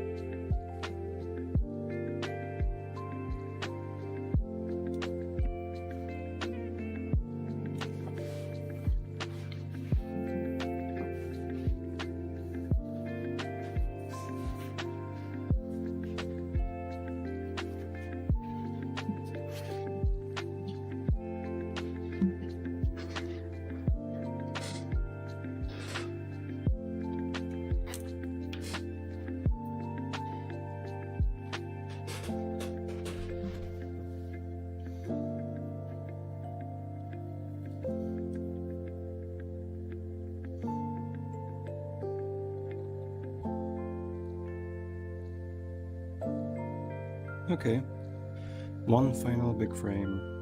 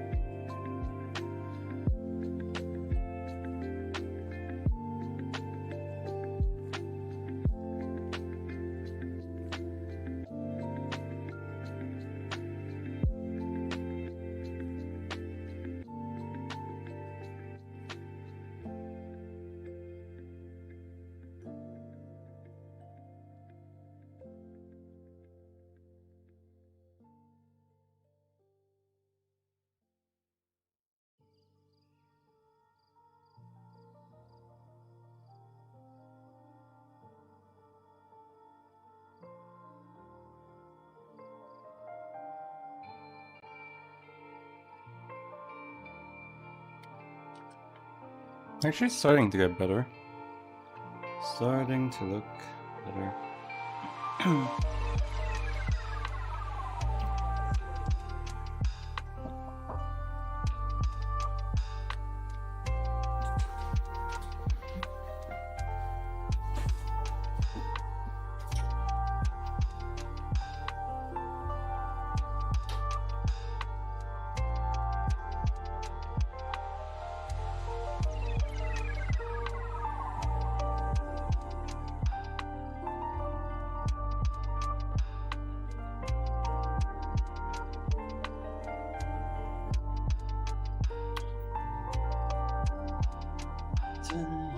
Back, back, back.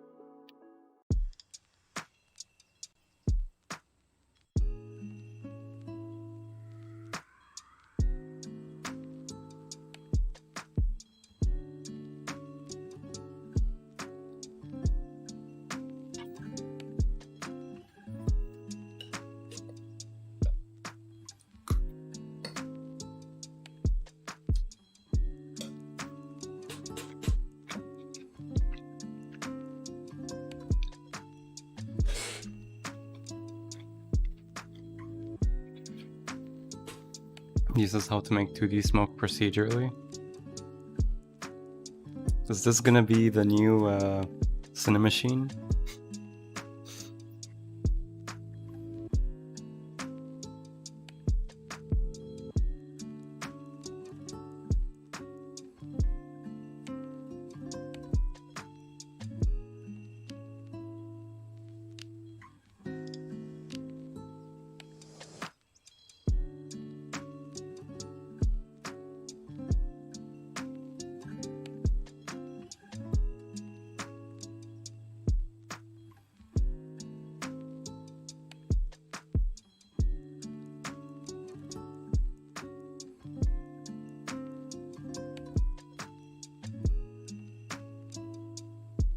How to basic smoke.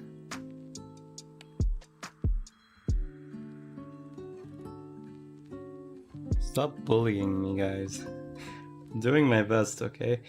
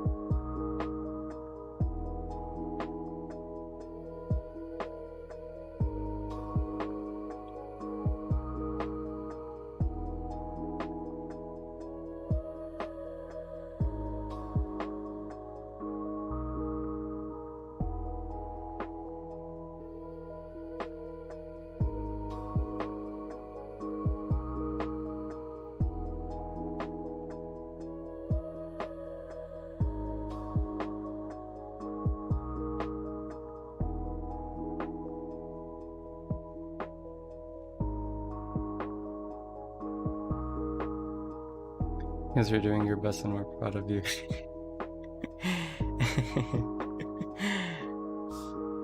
Thanks, Nebs.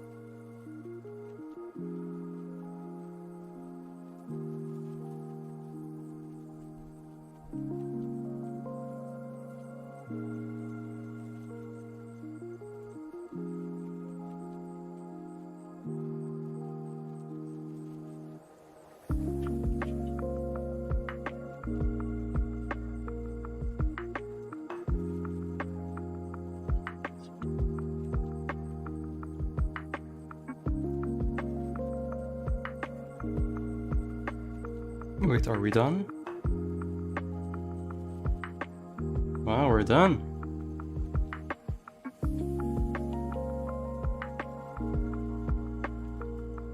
We're done with The smoke, I cannot believe it.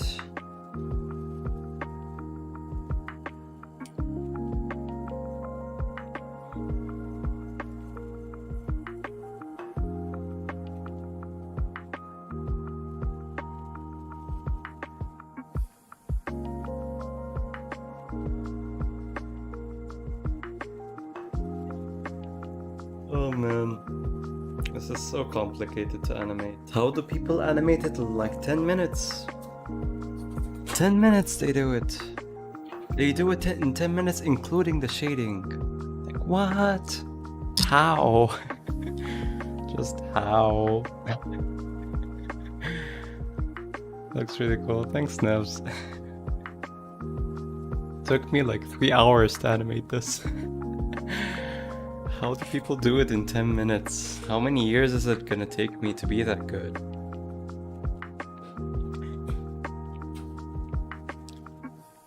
I guess the release of Necrowave will depend on how good I get at animating this. If I animate these in like 10 minutes, like the animators we see in YouTube, maybe the game will get released. Otherwise, we're gonna have a long time streaming together. Oh man, I'm so proud of it though. But we will have a long time streaming together. Oh man.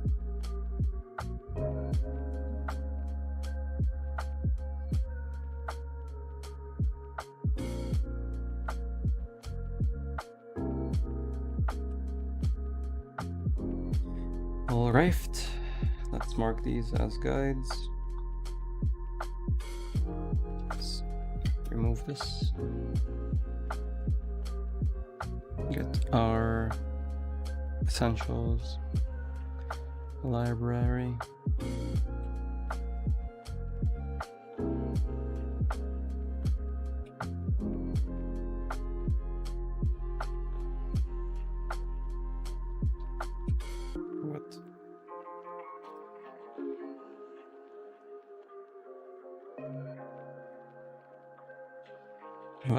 What is happening? Why is this not increasing?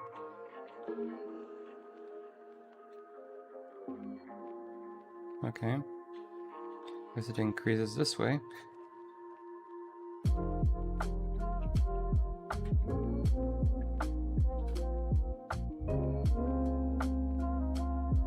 What is happening?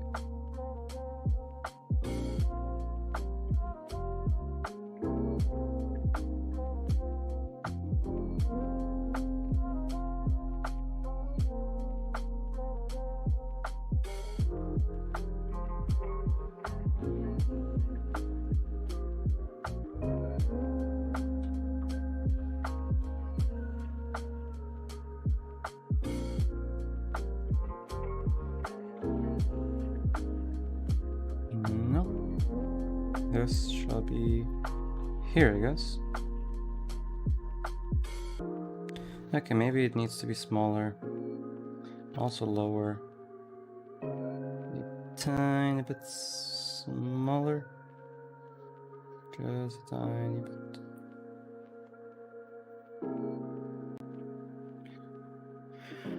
It's like studying. Some people will learn faster. Yeah. I'm not saying how fast am I gonna get there compared to other people. I'm asking how many years is it gonna take me to get to that level. Oh man.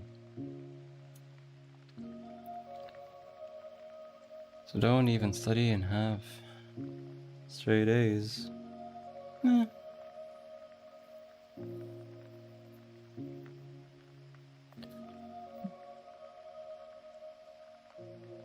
I will study 10 times as much if that's what it takes.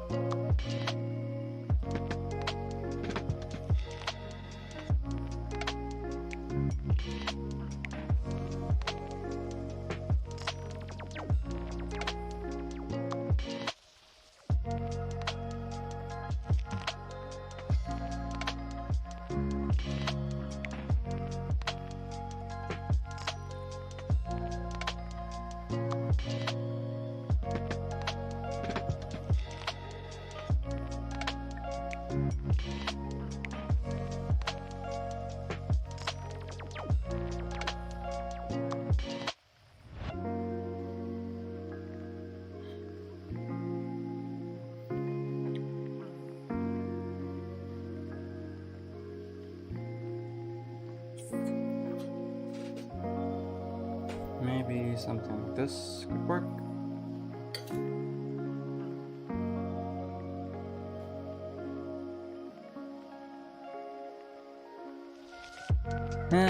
Fine, whatever. I'll take it.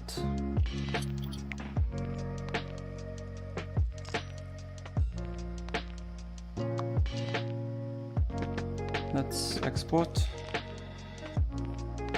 Animated GIF.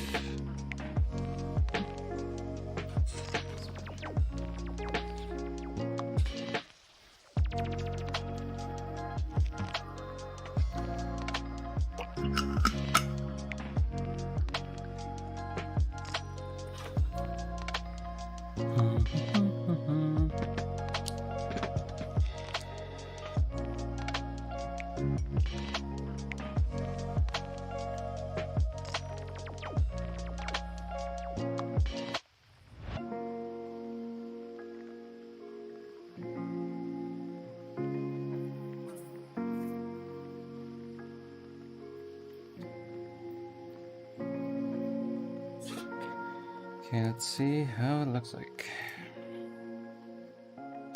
Practice, practice, practice, practice, practice. Smoke effects. Yeah.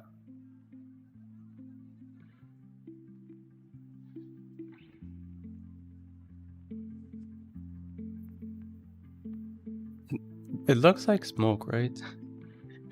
Please validate me. Please validate me and tell me it looks like smoke. Oh man. Okay. Let's mark this as complete.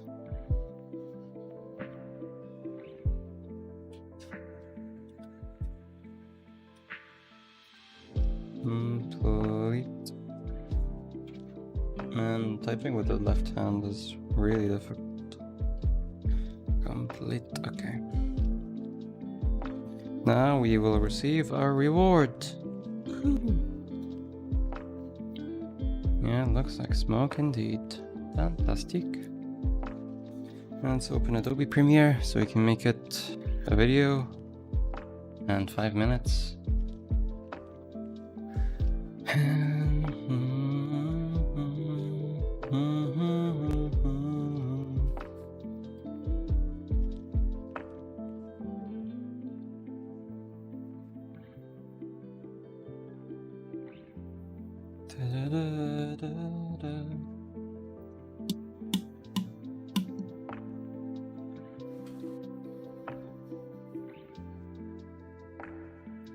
What?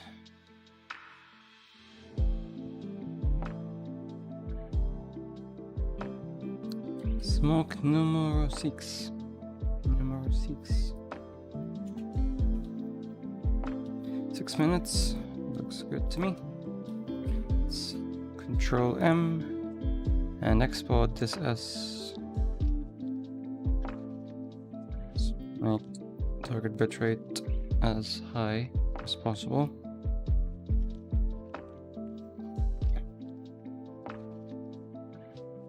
Let's see.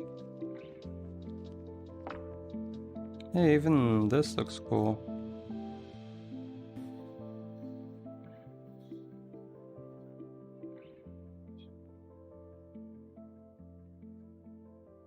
Not bad, I guess.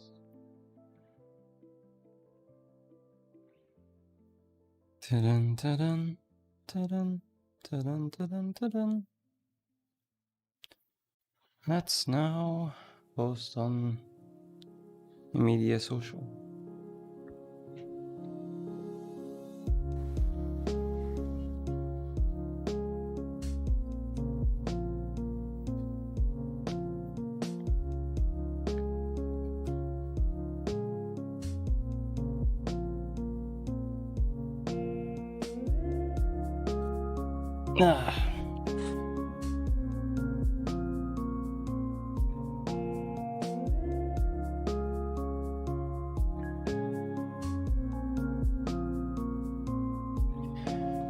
Hey, we hit 1,400 followers. Woohoo!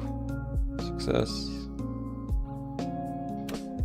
1400. Wait, how did we get a lot of notifications all of a sudden? Ow, my back. Ow. Why is it lagging? Lag is not cool. Let's close this. Lag is not cool, matey mate. Okay, that post somewhere else while it gets its life together.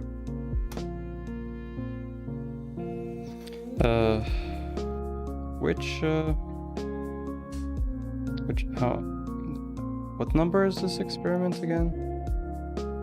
Wait, oh, this is not an image. That was a video.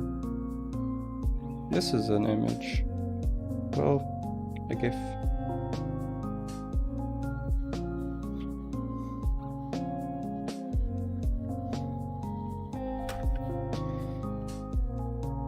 Really like this though.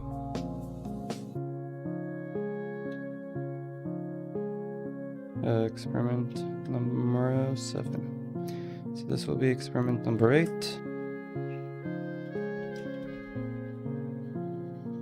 Yep.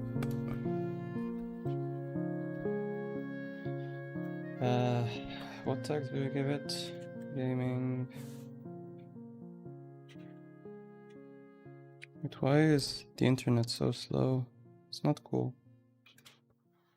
Give it some hashtags.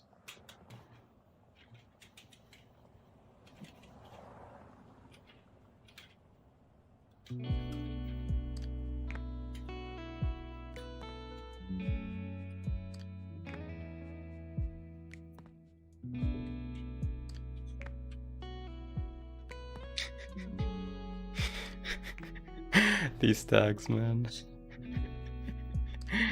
Maybe this is not a good hashtag to give in retrospect. Oh man. Well, yeah, looks good to me. Now that Twitter got its life together. Why did I get so many? Well, it's because of the shout out that we got earlier. That's really cool. Okay. I guess we're up to date, maybe. Okay. Hashtag 420. Yeah. That was not a good hashtag to make in retrospect. Number 8, right? Yep.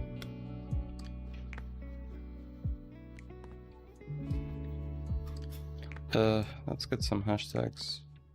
Too lazy to come up with them.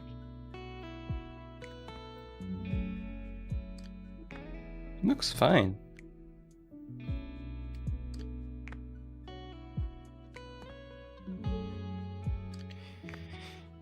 Let's do a Reddit post on indie gaming, indie dev, Unity. Oh, I thought today was gonna be Screenshot Saturday. It's tomorrow. Still have a day. Unity 2D, Reddit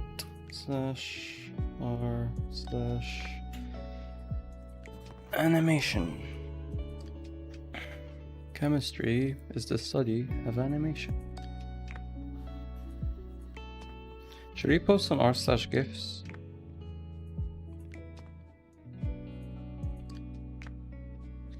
Fine, whatever. Great post. Great post. We're already on great post. Chemistry. Oh, why did I place this here?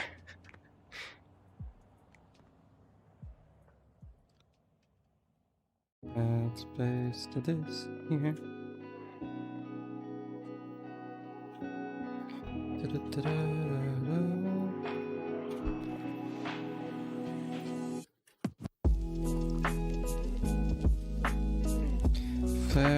sharing, I guess.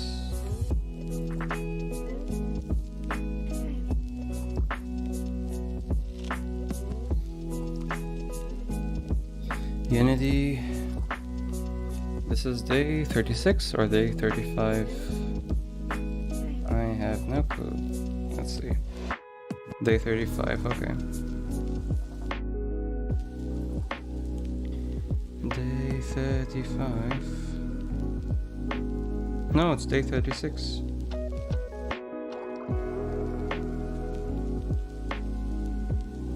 Day 36.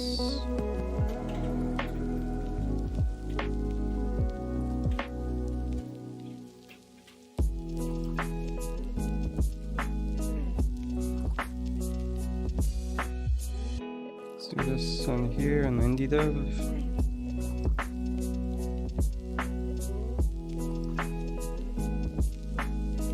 Okay, I will take it.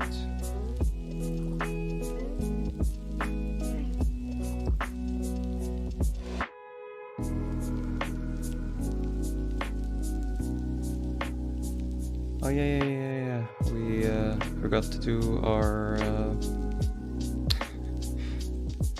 thing, our YouTube page thing, so people can come.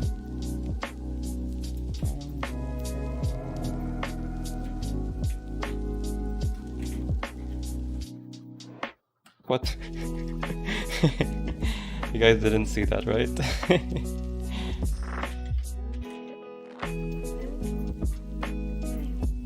Let's get our link here. We posted on Twitter, right? Yeah, we did. Okay. Fantastic.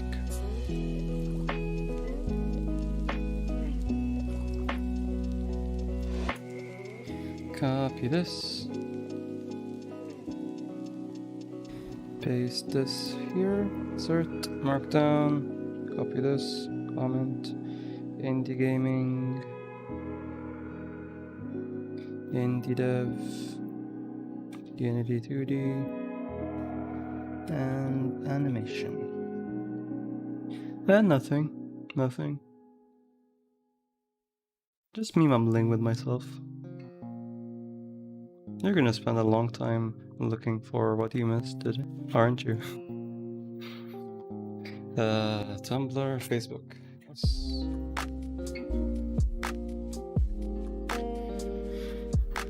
Fake book.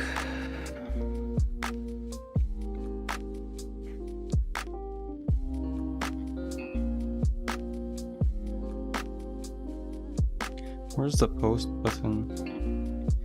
Facebook, why do you have to make me scroll down so much just so I can get the create post button? That's not very cool. Not very cool.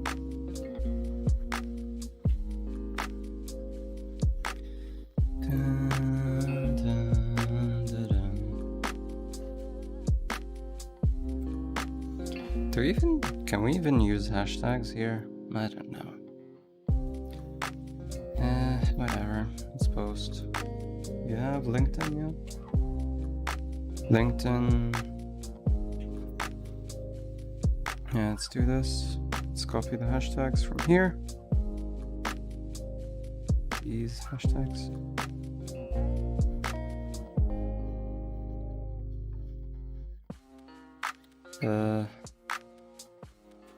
First, let's do this. And let's do this. And finally, let's do this.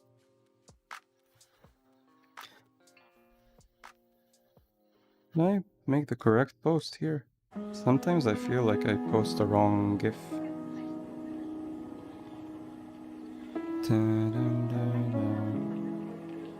Yeah, I did, okay.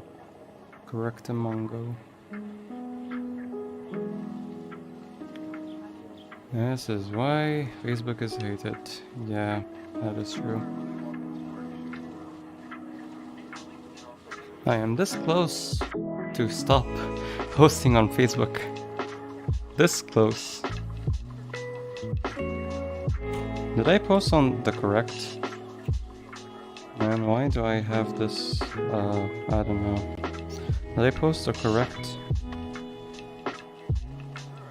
Yeah, I did. Okay. Did I post the correct GIF on Reddit as well? Don't forget a 9gag. Yeah, I'll do a 9gag. Not sure why 9gag has been hating me lately. Every time I post I get downvoted really, like immediately. Really weird. But I'll do it anyway. But I'll do it all the way. Why is it not loading? Okay, I believe I uploaded the correct animation. Fantastic. 9gag? Sure. Sure. I have nothing to lose.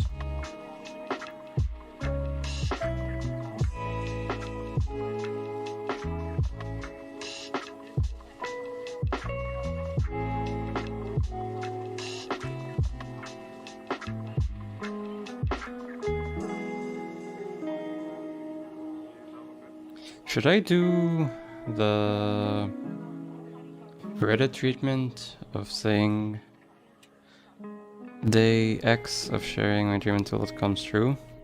So it doesn't look spam, even though I'm posting every day. Ah, man. Maybe I should. Why not?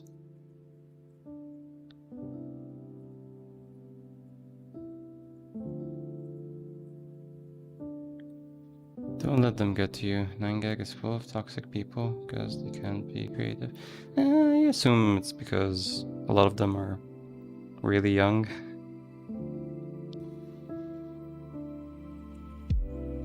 But I don't let any negativity get to me.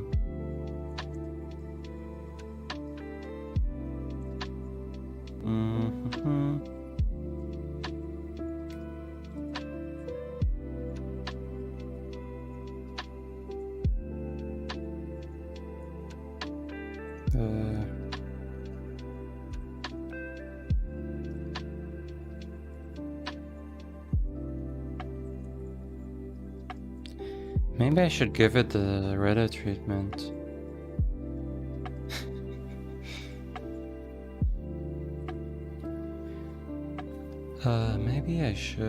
Maybe I should.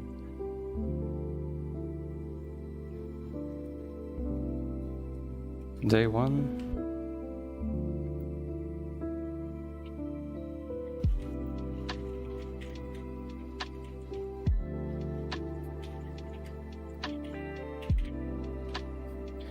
Let's try it. Let's see.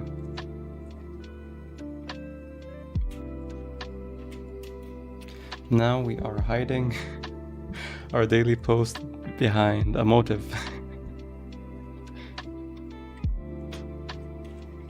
Indie gaming. Maybe just type indie.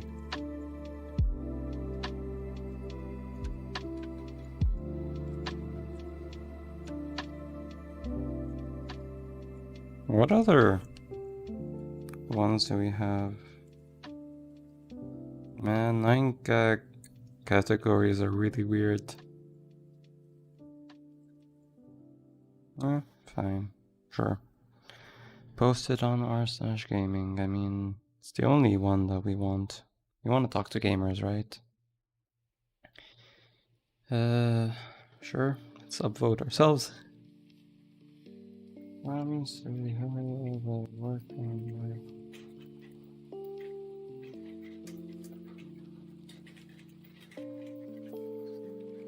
If it's day 1, how is it number 6?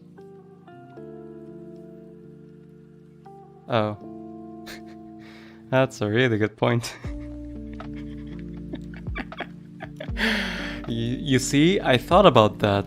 That made me rethink maybe this is a bad idea. And then I forgot about that point and I just did it anyway. Oh man, that's so dumb. Did it delete? Yeah, it deleted. Oh man, that is so dumb.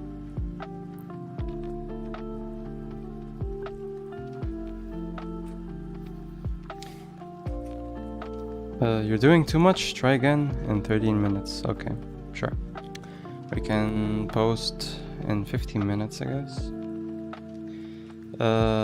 Did we do everything? Wait. So now we post on TikTok, right? Let's make a disclaimer.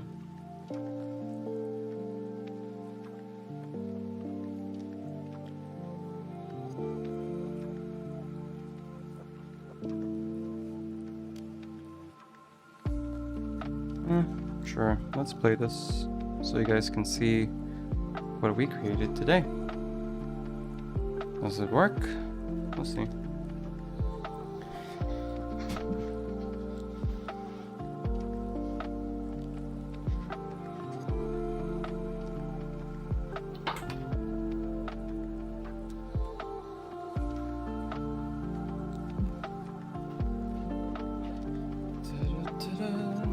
Did I finish my water?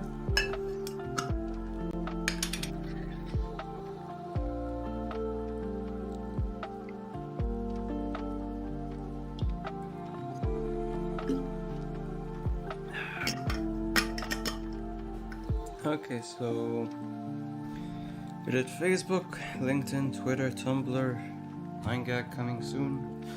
Right, let's do it.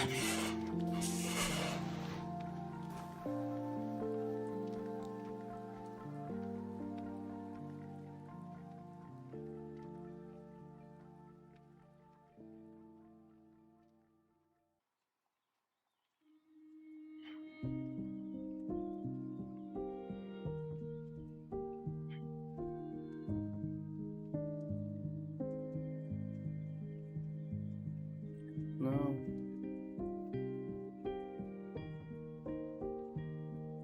New one. This one gets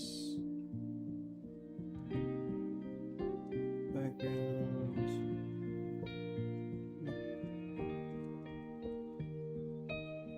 Wait, what?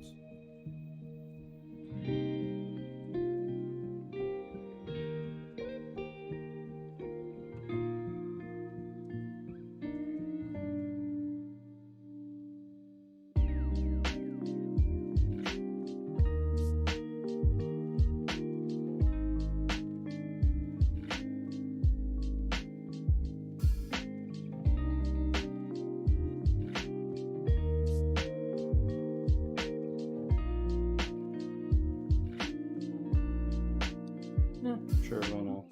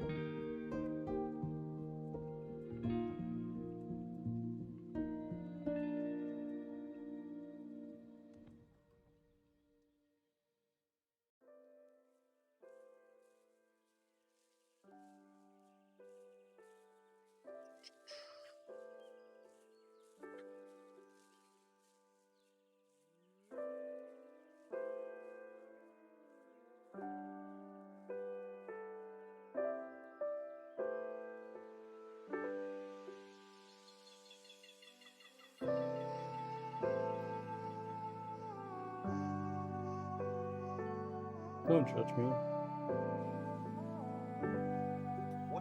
Stop. Stop.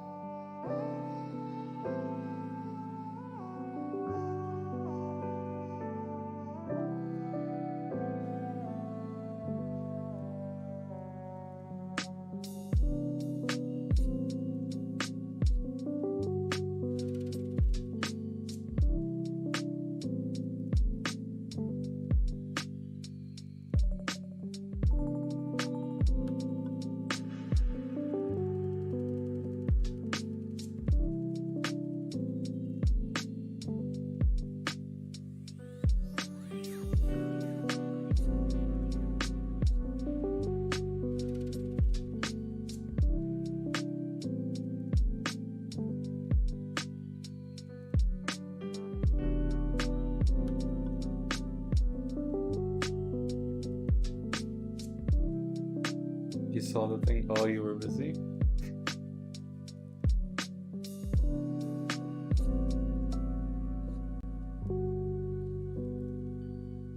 You were busy?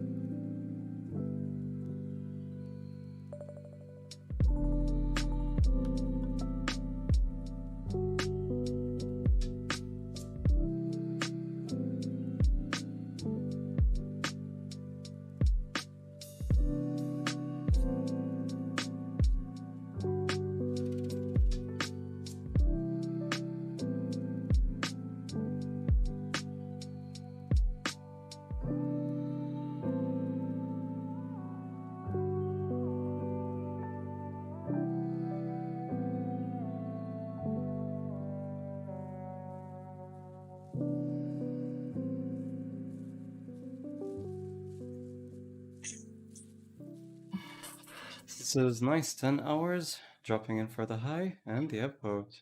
Oh, thanks, Hassan. Nice to see you, and good luck with whatever you're doing. Okay, now we posted on Instagram, now we post on TikTok, I guess? Sure.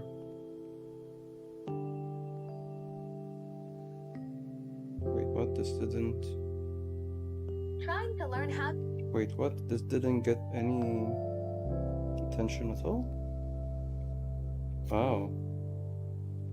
That's really curious. Oh, never mind, it did get attention.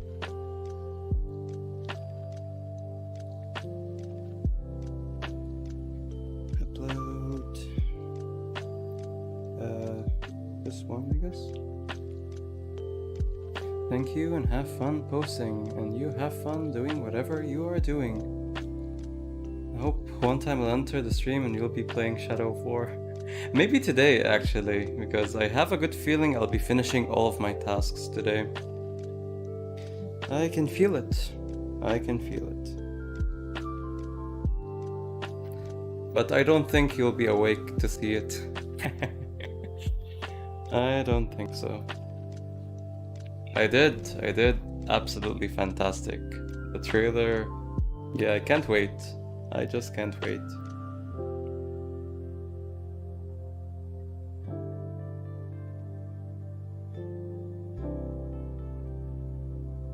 Favorites.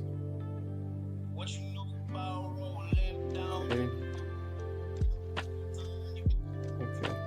Can mute it, but just so we can appear in people's feeds.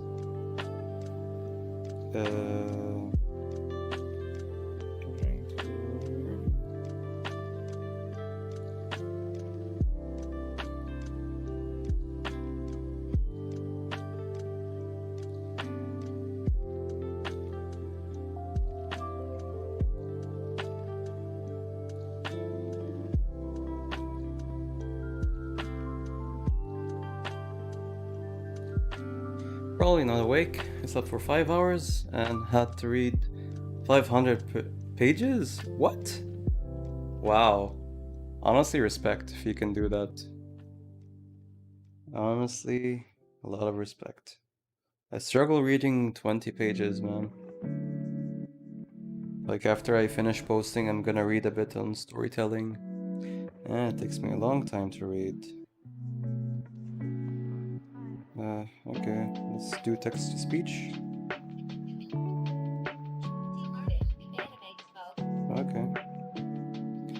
set the duration so that it would work. Time to animate mode. What do you think? Nope, doesn't work. Animate mode. What do you think? Okay. Makes sense. Since I can't read academic stuff that fast. Part of a book club, the meeting was today, it was a novel.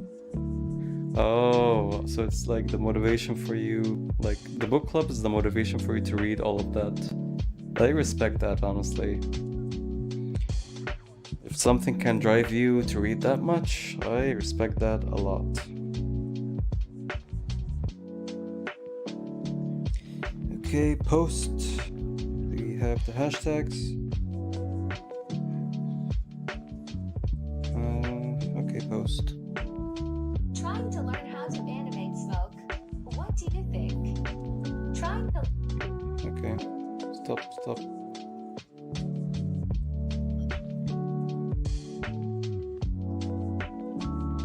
Okay, we posted successfully. Fantastic. Hassan says, or depends on how well it is to read. A 9 pages research paper can take me 30 minutes just to feel I kind of understand what's going on. Yeah, makes sense. I guess the book I'm reading kind of feels academic. Dude is like, it's like so much research on mythology, but it's fun because I'm reading about mythology. So with a TikTok, let's do a YouTube short.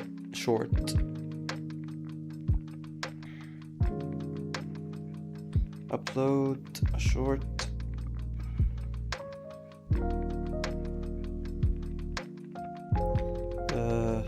Which one is it again? I guess this one.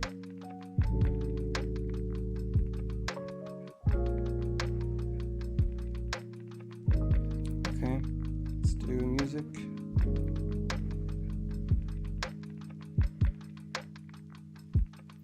What music should we add to it?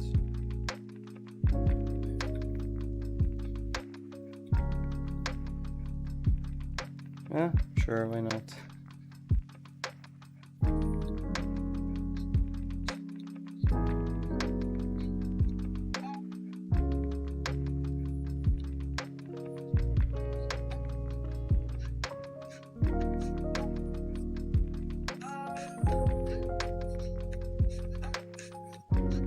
Okay, this is getting annoying. Done. Okay, next, please. Next. This is annoying. Okay, good. Smoke.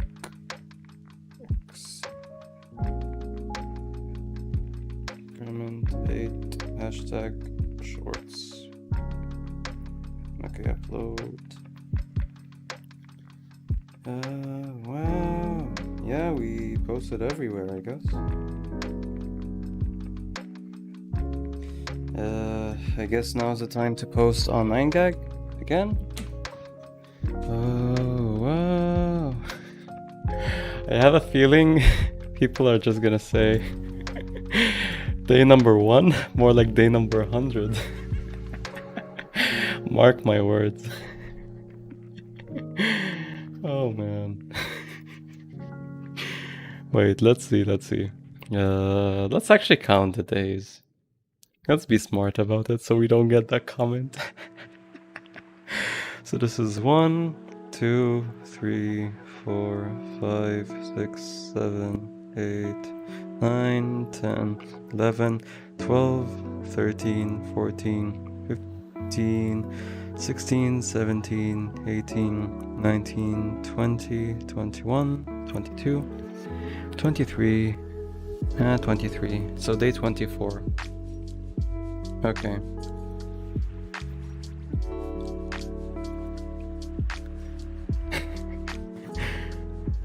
Should we do day 24 then? I don't know.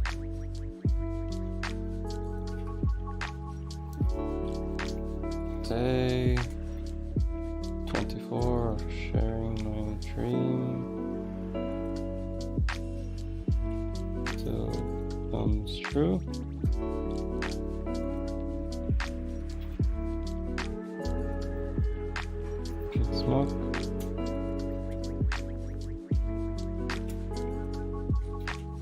Number...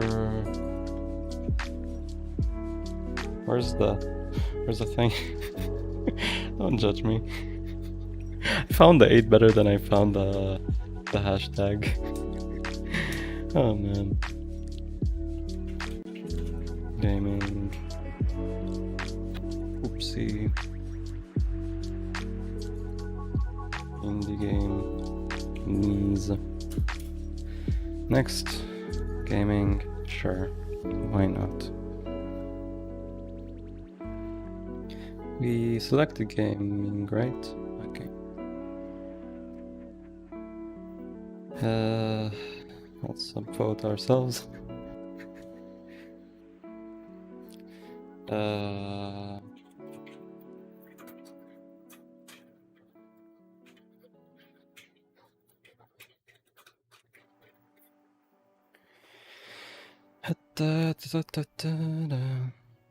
Let's post. Give ourselves an upvote. Don't judge me. I guess you can judge me a little bit. I don't care. But let's now read some comments.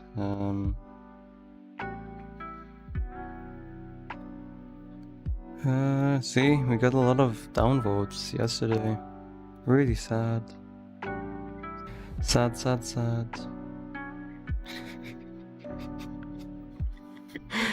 Oh man, people really hate me on 9gag.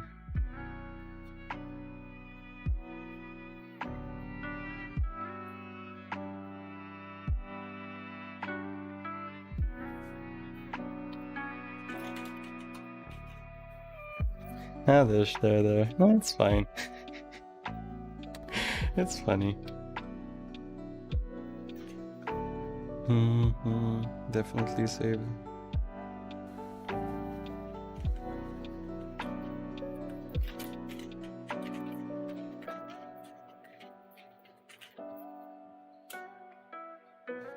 I don't know why, but whenever I'm commenting, I feel like I'm Planetina from Rick and Morty. Feels really weird, but feels like it. We responded to this, right? Oh. Also, why most games use particles just continuously spew.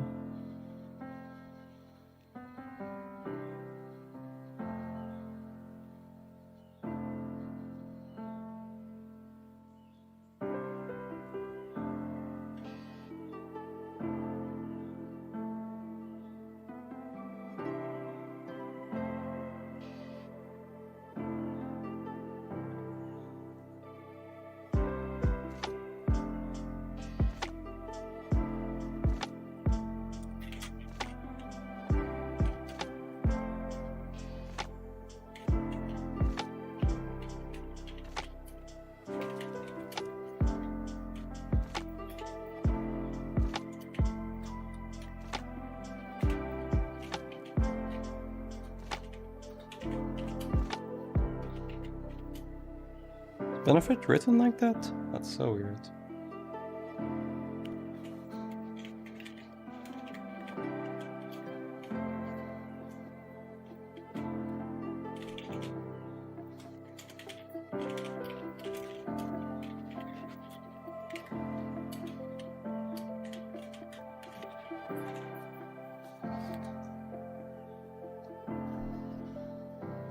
Hey, responded to this, responded to this.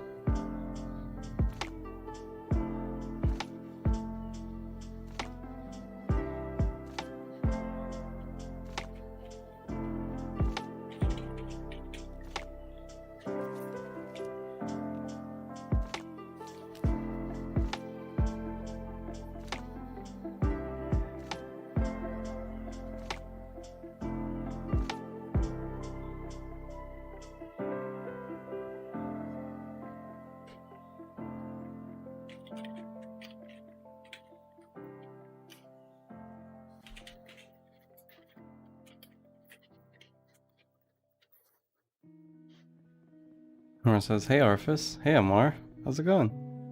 Welcome to the stream. Remember seeing one of your smoke animations recently? Can't help but be curious about the rest of the game.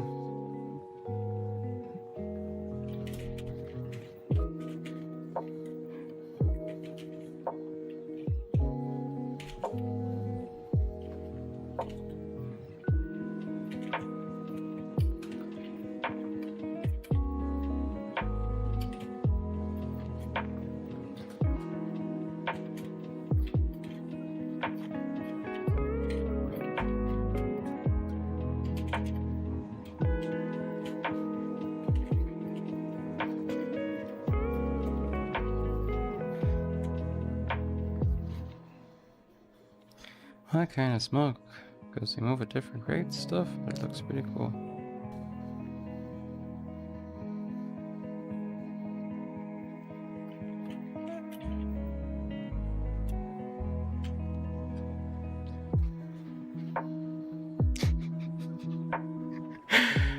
Nobody read that, right?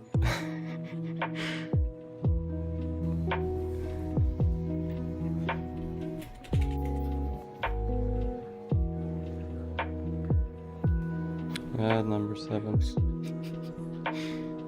Oh man. I guess it's 2 comments out of like a lot of people and like 21 people. It's not that many. Not that many people, right? Oh man. Let's check out Tumblr.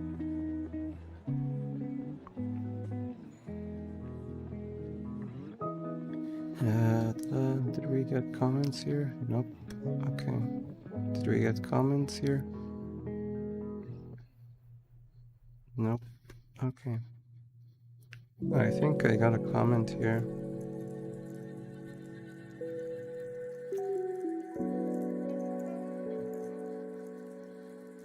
How do I reply?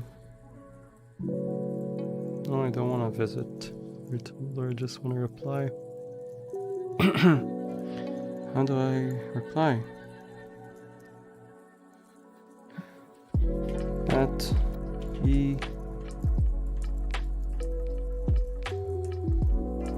What?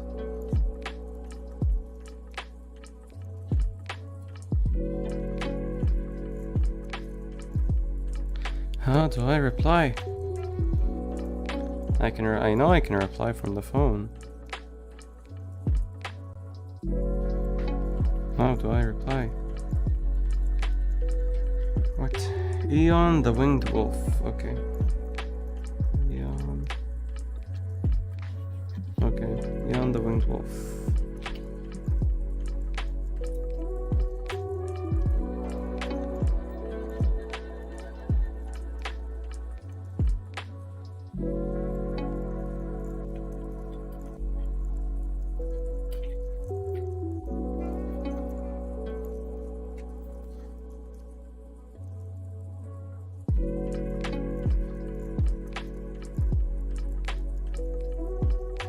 Okay. Did we get another? Never mind. What else do we get comments on? Oh yeah, Reddit. We got a lot of comments on Reddit yesterday. Let's respond to some.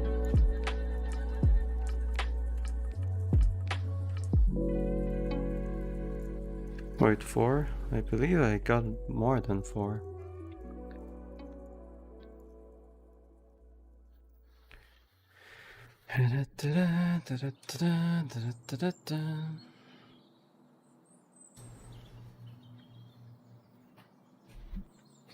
Oh. Why didn't anyone tell me that I had this on my screen and I didn't disable it? Oh man.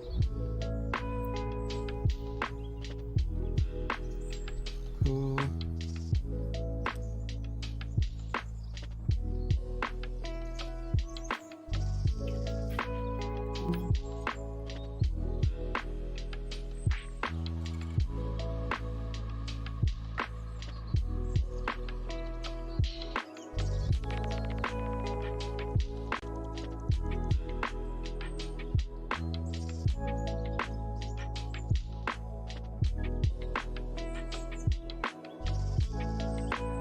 Wait, what? I need some context for this.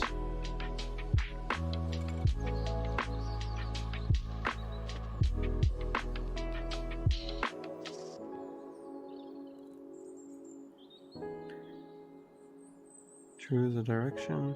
Oh, there's no context?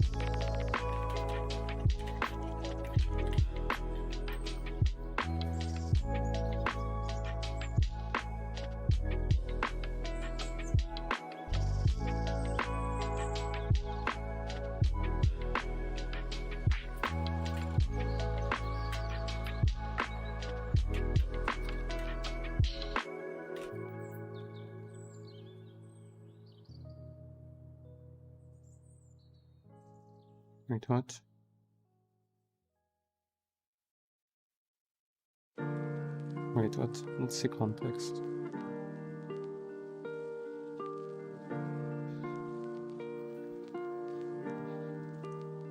Man, it's really hot. Where's the remote for the AC?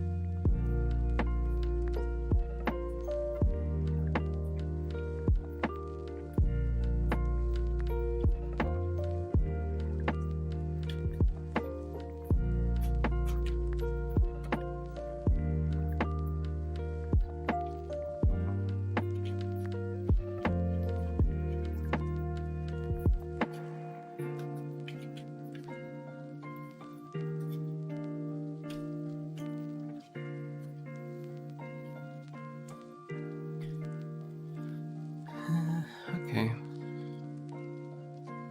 I guess 9gag folks, people, they comment really fast. So let's see.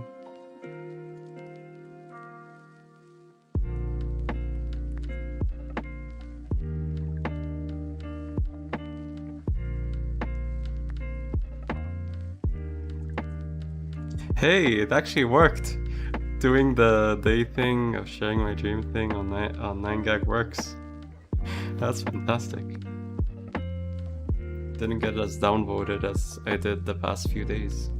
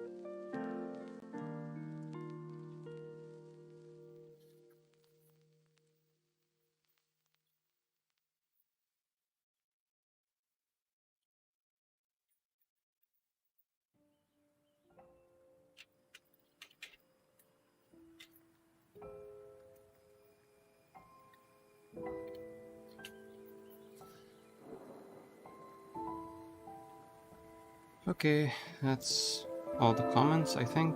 Where do we get comments again? We get comments on TikTok as well. Twitter, yeah. Let's check out if someone commented on Twitter. And someone did.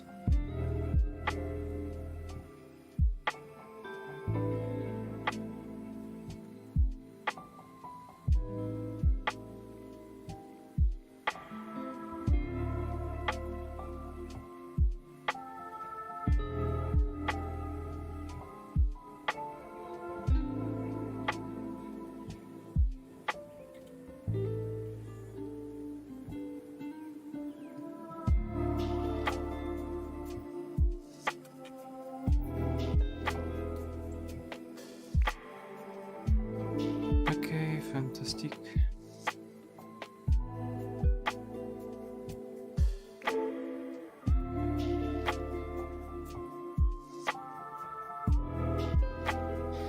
So what do we do now?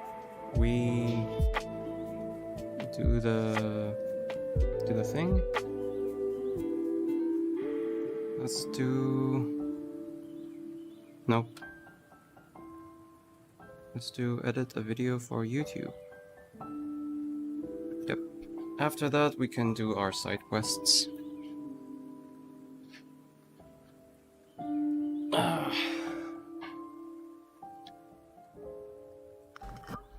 Do the thing. Yeah, we're gonna do the thing.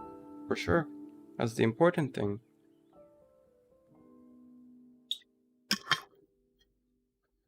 Alright, let's actually mute the music so we can listen to ourselves. Let's do it. We have 5 hours left, almost halfway through our stream. Fantastic.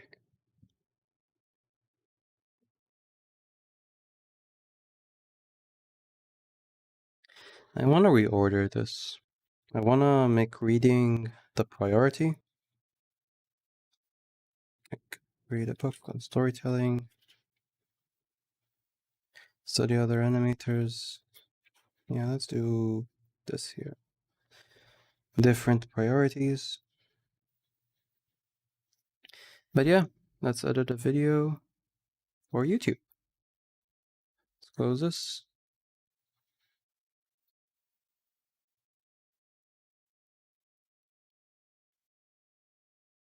Let's open Premiere again.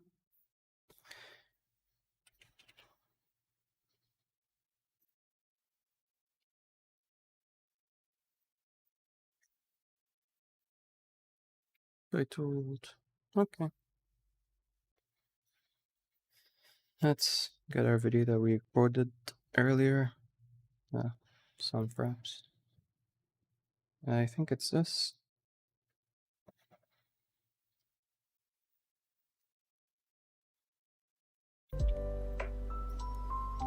He says, that's great. I think it's really hard for me to keep myself motivated. It's really hard to get to make anyone motivated.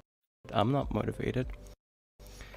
You see, if you rely on motivation to do anything, yeah. You see,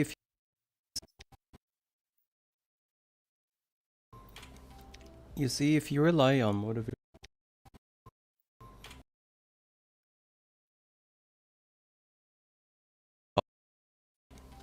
You see, if you rely on motivation to do it.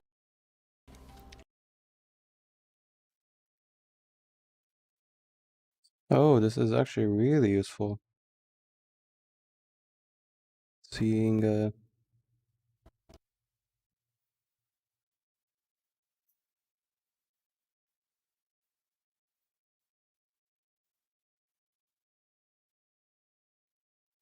seeing the sound. You see, if you rely on motivation to do anything, you'll get nothing done. Okay, yeah, we should probably cut this. If you rely on motivation to do anything, you'll get nothing done.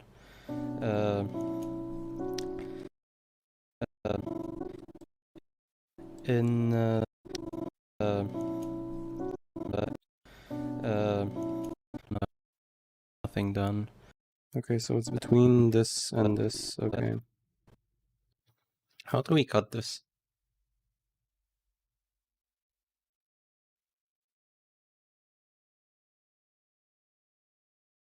Mark in.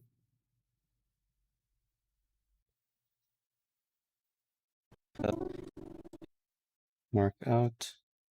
No.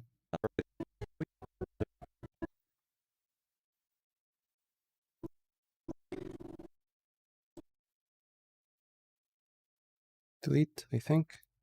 How do we delete our mark thing? Must be doing some. Your stream has nuked.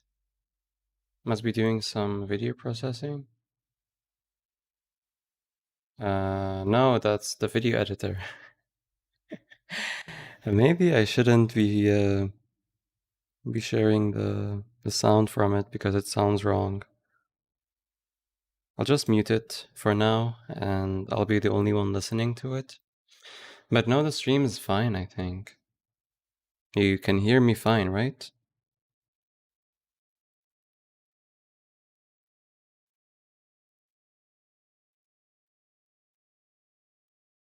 Right?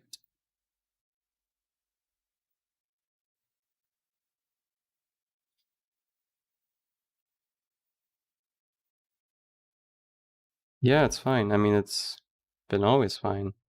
It's just that the video I was editing was me streaming, so I keep replaying it and like cutting it, so it sounds wrong. Let's see how to cut a segment. Adobe Premiere. 2-minute trim. Razor tool. Okay, razor tool. Where's the razor tool? Do we have a razor tool?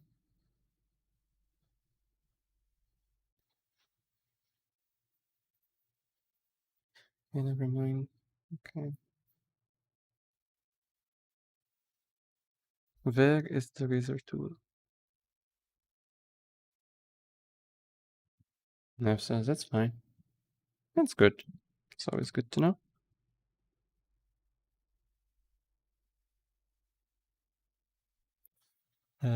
What do we do now? Yeah, I want to look it up. The razor tool. Wait, what? Why did I do this?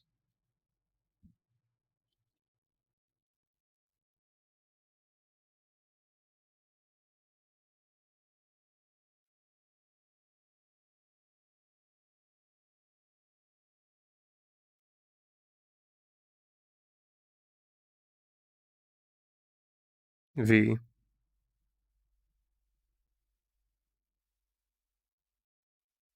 Yeah, I get that. Yeah.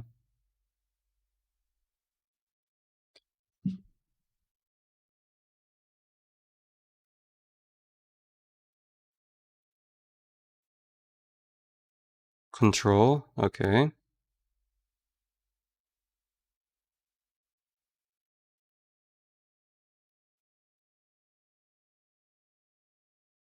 Razor tool. Okay.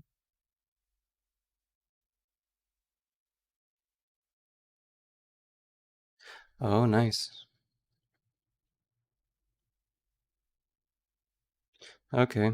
I think I get it. Okay, so you get the razor tool to do it. And you'll do it all the way. Where's the razor tool? Let's just press C.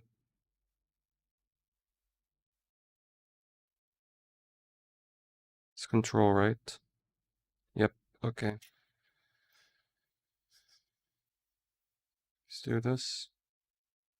Make it to the end of the video.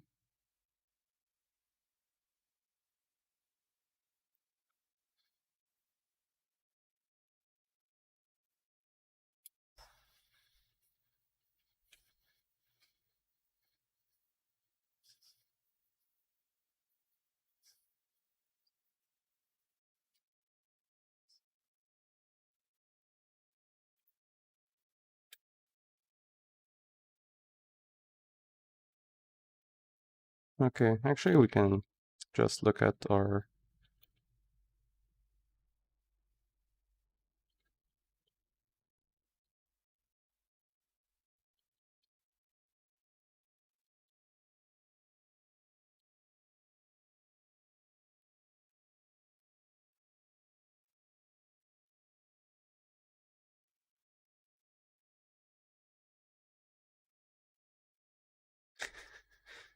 Yep, we're cutting this. Me saying for a long time. Definitely a no-no.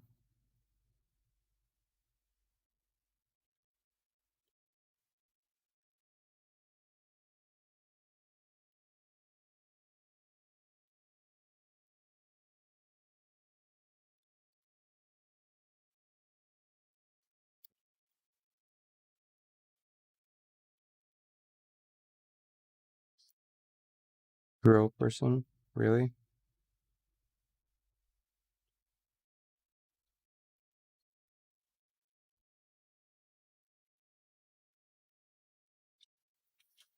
See.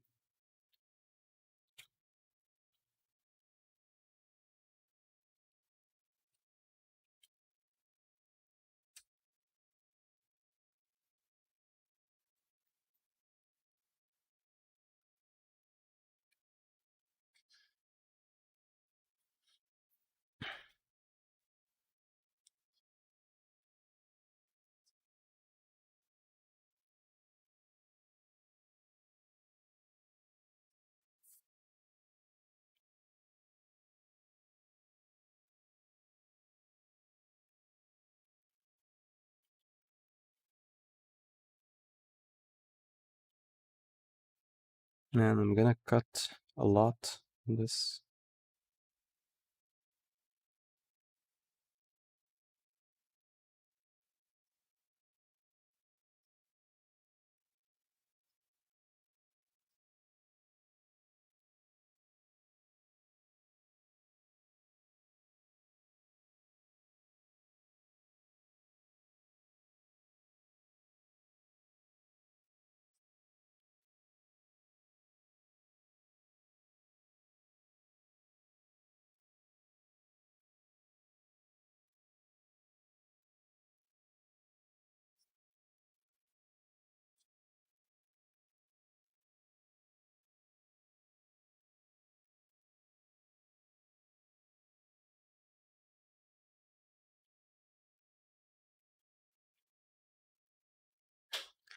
Script this here.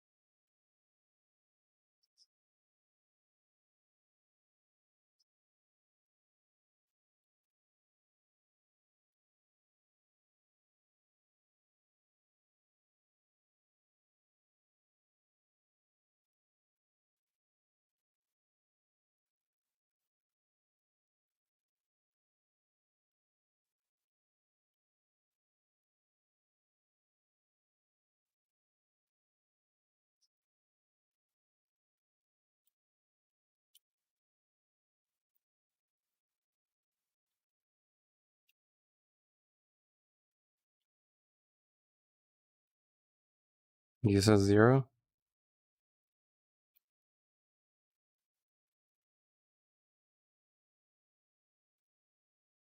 1. I have a bigger number to you. 1. So does everyone on the stream have a 1-second delay, or just me? 10 seconds. I was gonna say 1. This must be amazing.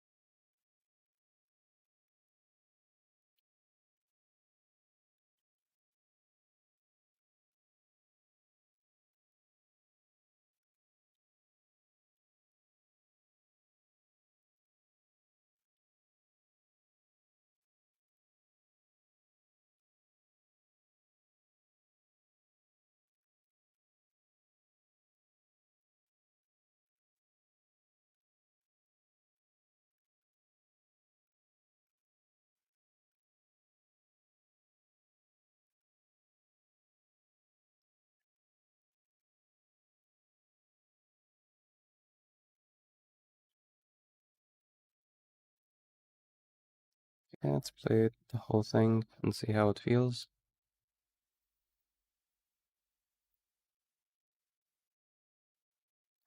He says, yeah, I can measure from when I can press and the delay till it shows up on your screen. Yeah, fair. Very scientific.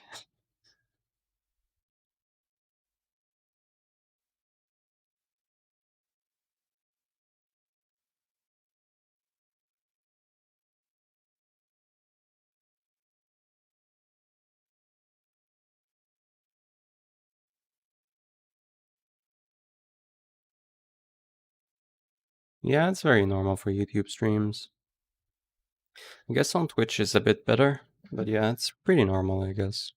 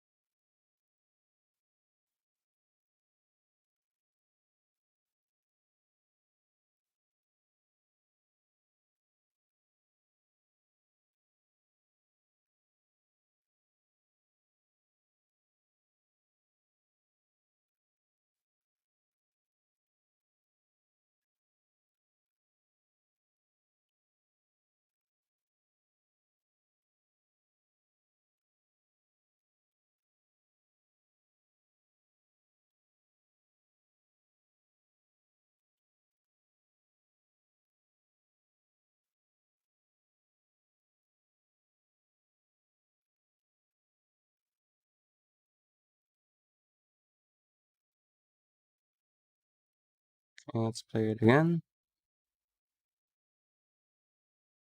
Oh, I can just press enter.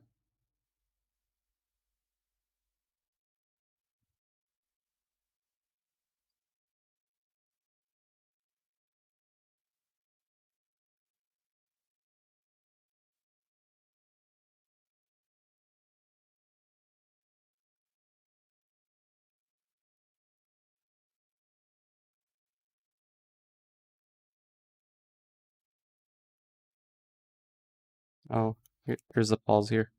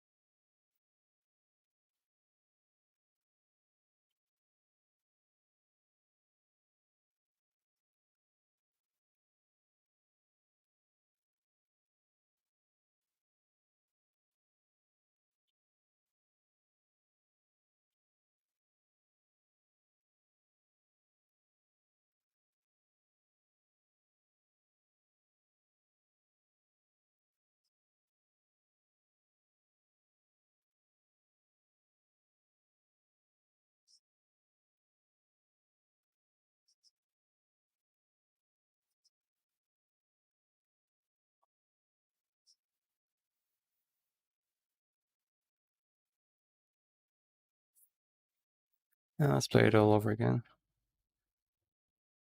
No.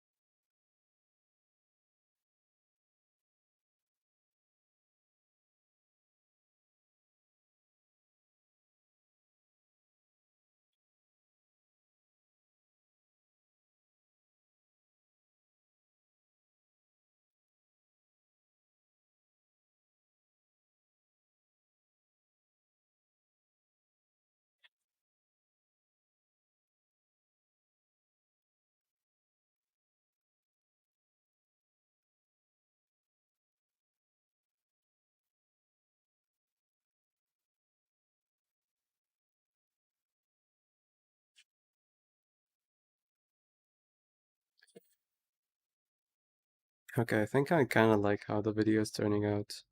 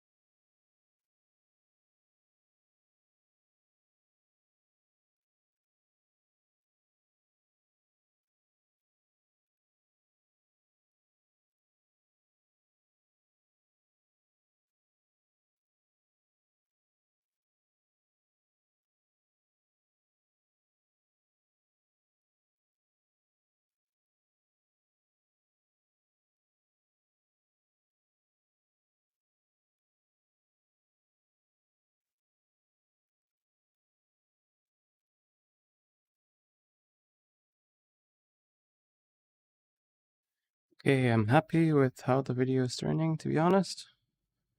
Should I do zoom-ins?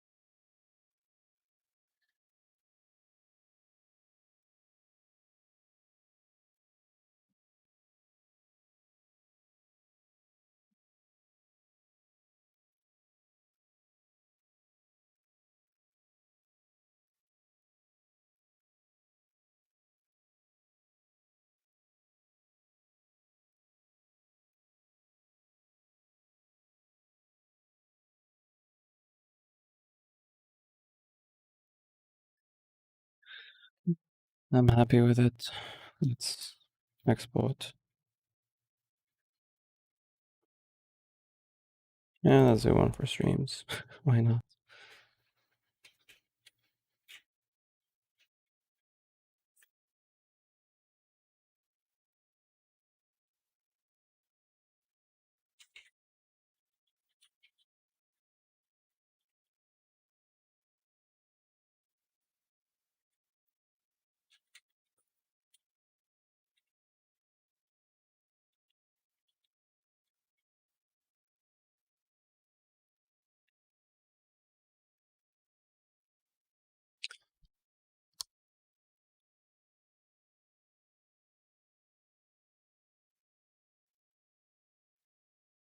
Let's export. Wait, cancel.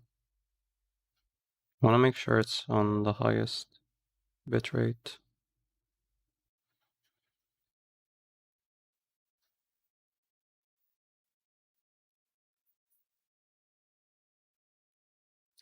It's a 1-minute video.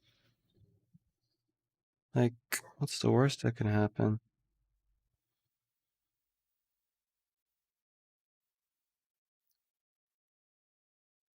It's 100 megabytes? I guess that's fine.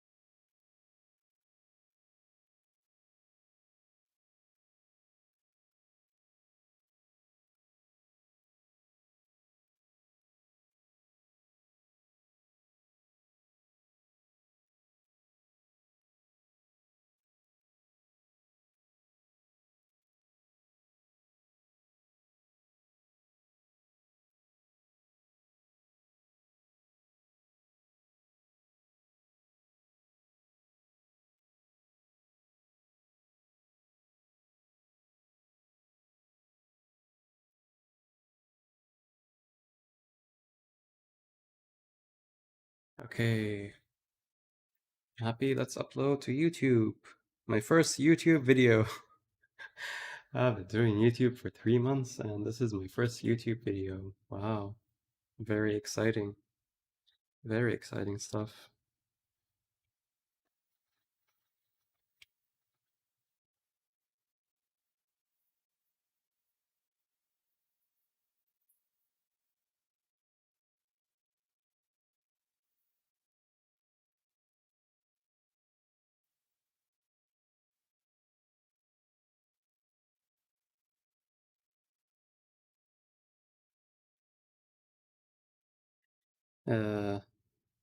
Okay, maybe we should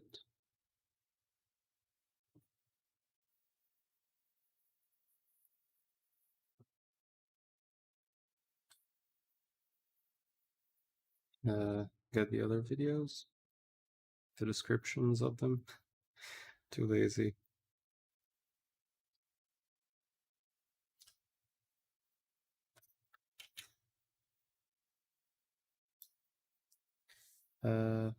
Yeah. How do I edit this? By clicking the edit button. Arfis. I guess now we can turn on music.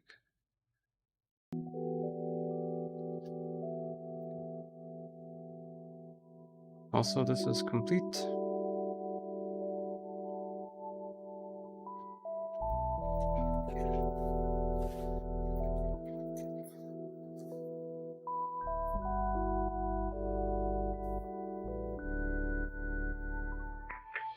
Oh yeah, we need to edit the thumbnail.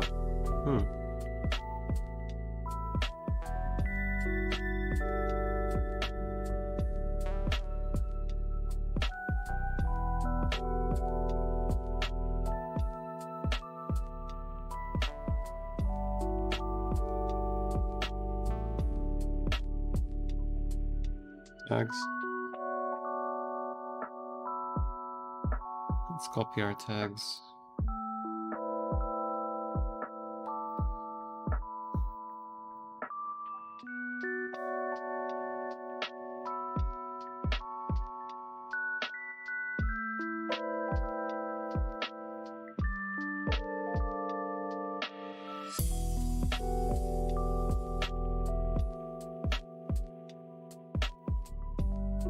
Category. Let's just do gaming. Right now. Whatever, gaming.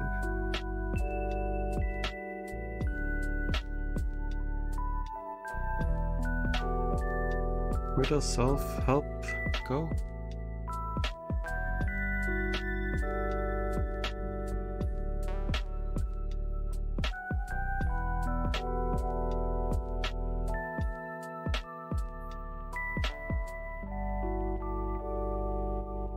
Language English.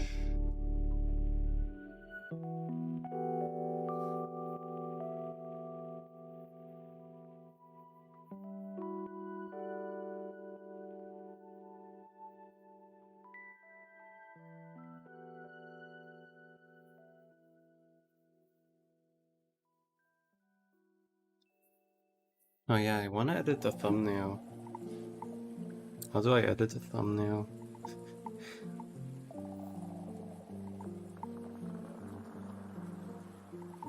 Let's do...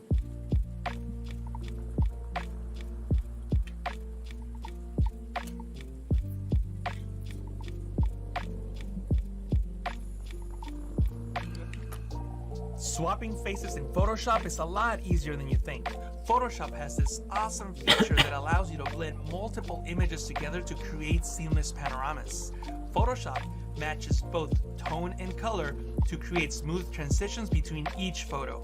In this video, I'm going to show you how to use that tool to easily swap faces in Photoshop.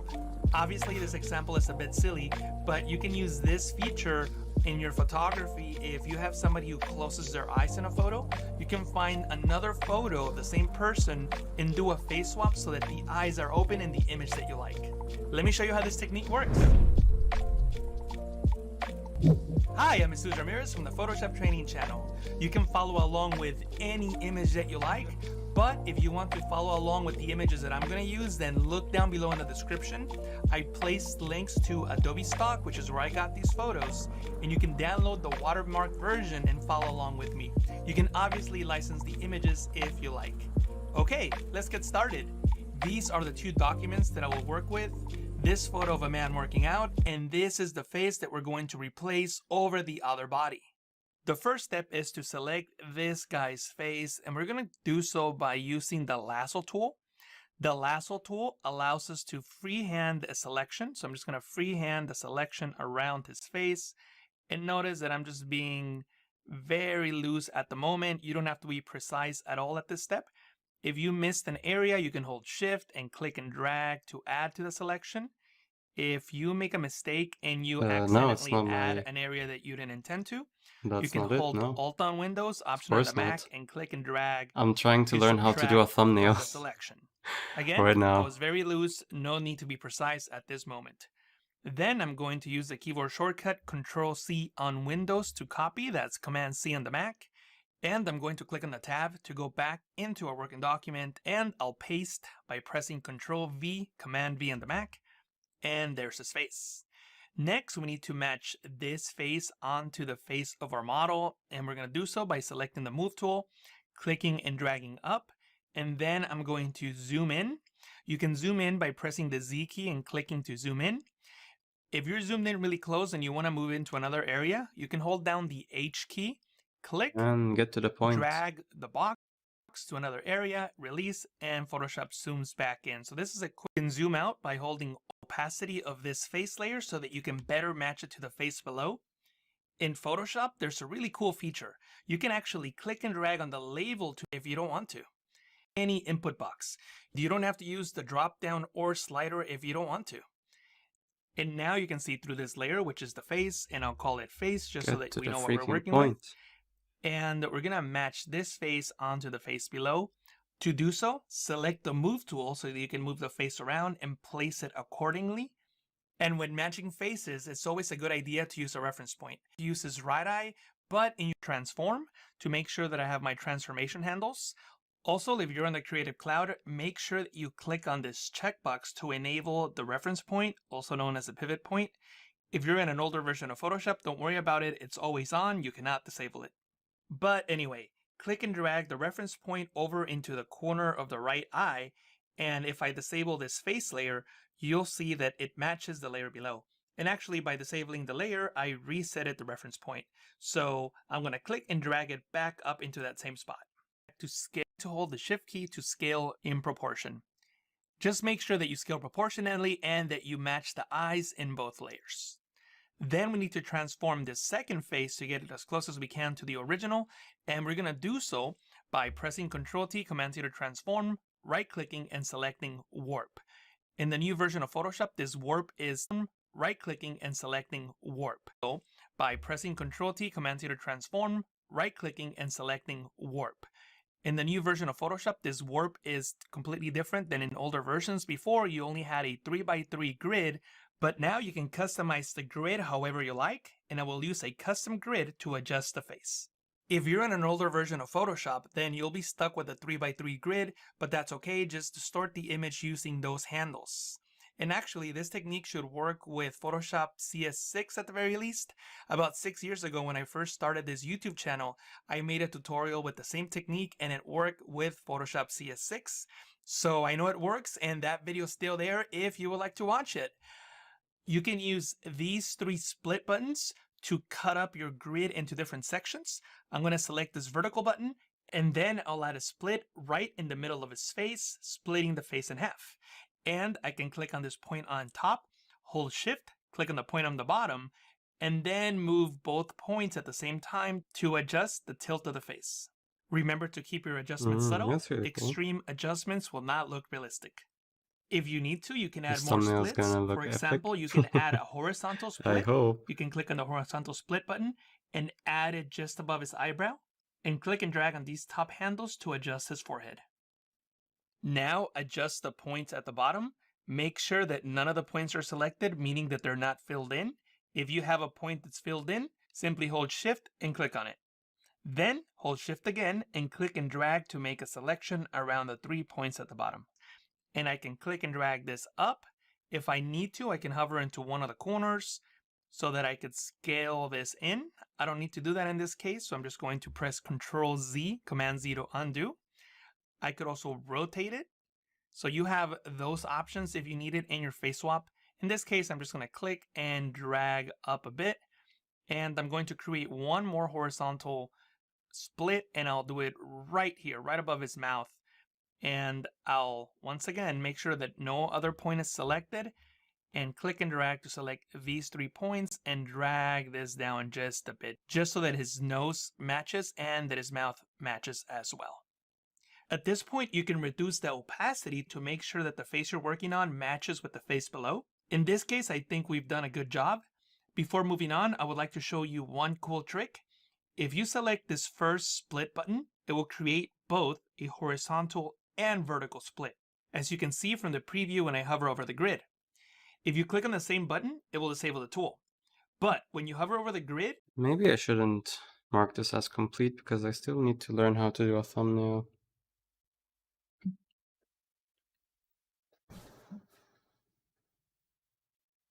if you hold the Alt key on Windows, Option on the Mac, you'll be able to create that same vertical and horizontal split.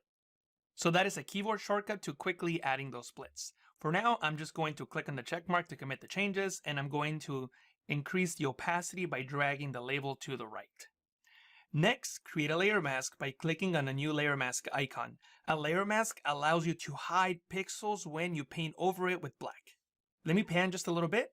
Then select the Move tool and make sure that you click on this icon to enable the brush settings, and from here, make sure that the hardness is set to 100% and also bring the spacing down to 1%. And make black your foreground color so that when you paint on this layer mask, you hide pixels. Next, brush over the areas that you do not want to include in the blend.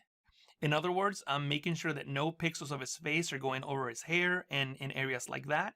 Making sure that I match the jawline as best as I can. But notice that even at this point, I'm not being too precise at all. I'm just roughly getting the shape of the face, like so. And I'm noticing that he has a bright highlight here on his forehead, and that probably won't look good in the blend. So I'm just going to delete that and use the original model's forehead for the blend, like so.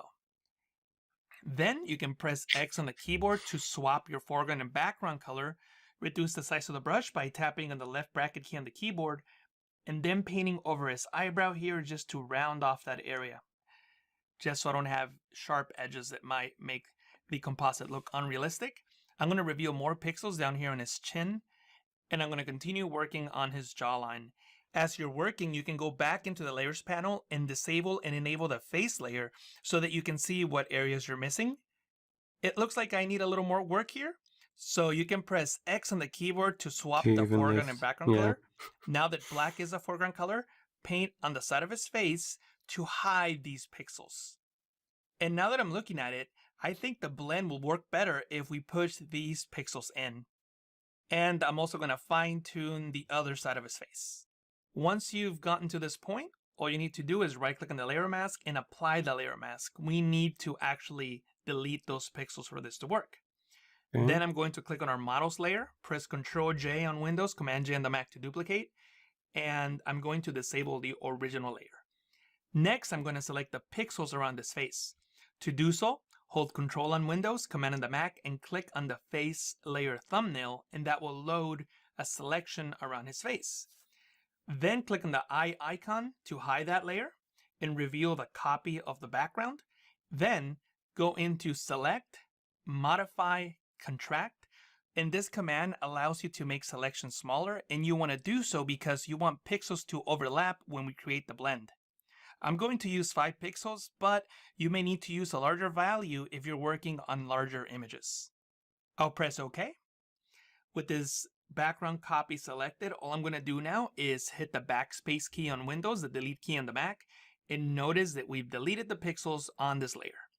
Also notice that when I enable the face layer, now there is a gap in between the selection and the edge of the layer. That's what you want.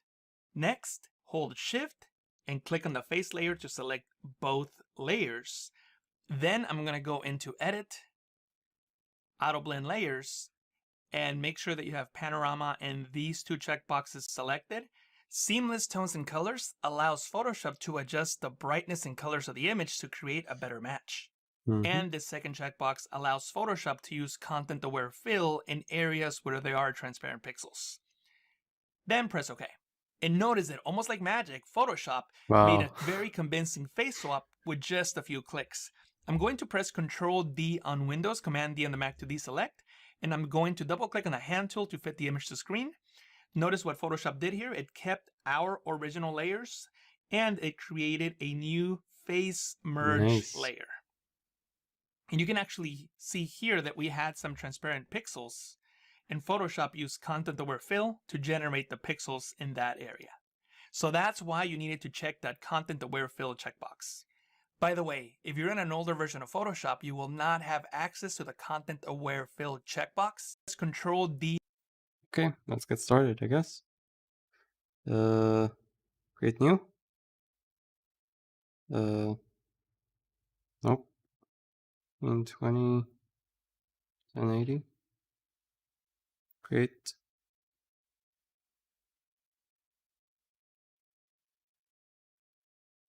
I don't know. Play-Doh.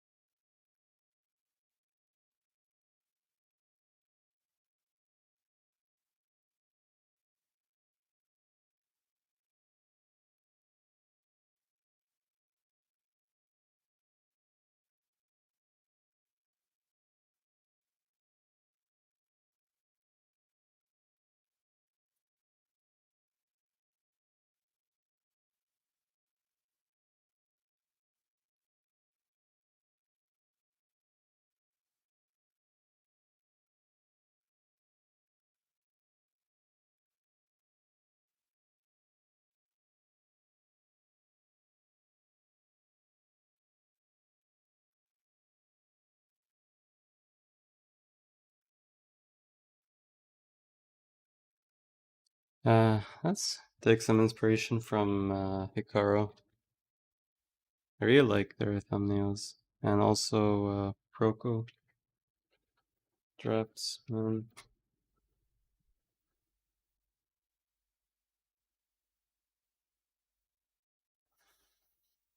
Yeah, I really like these kinds of thumbnails. That's the inspiration behind it, really.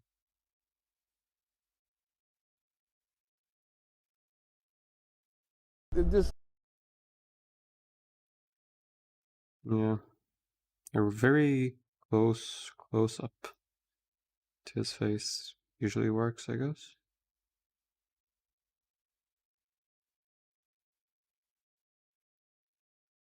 Is that Lord of the Rings? Okay, I'll take it.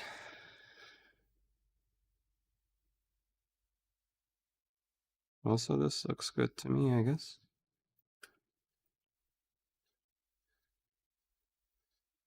Yep. Works.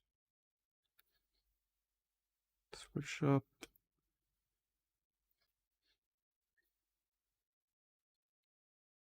Hey, what is this? Okay.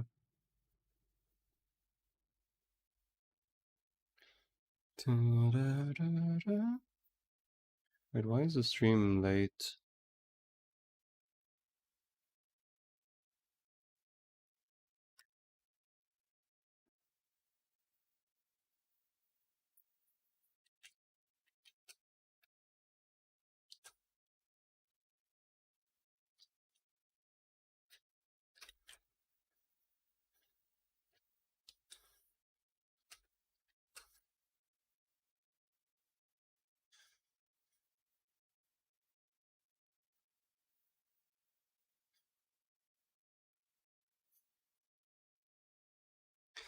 Okay, now let's look at a photo of mine, I guess.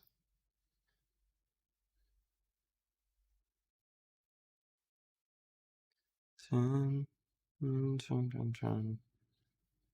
Let's see.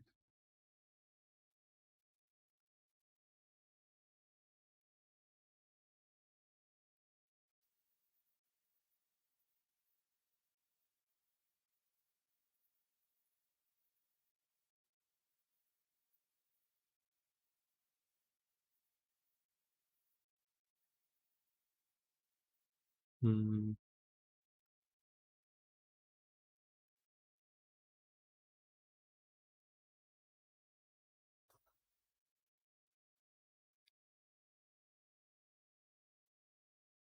Man, I don't have clear photos of my face. That's a suck. Oopsie.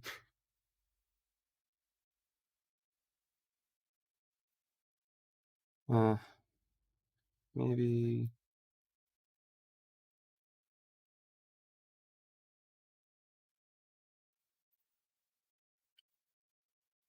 new document.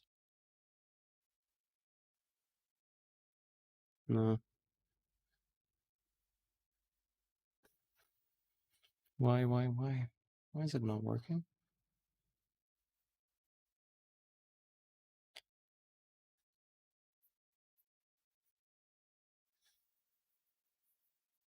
Open. Why can I not open?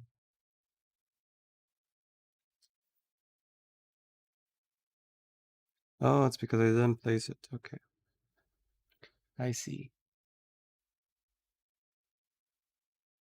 Can I put this here?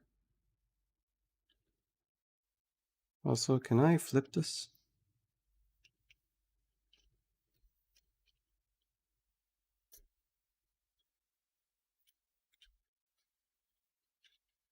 Control T.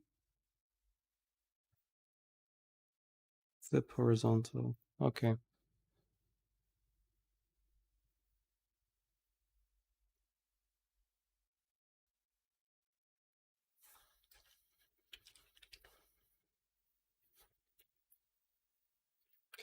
Okay, let's get the lasso tool. It's L, right?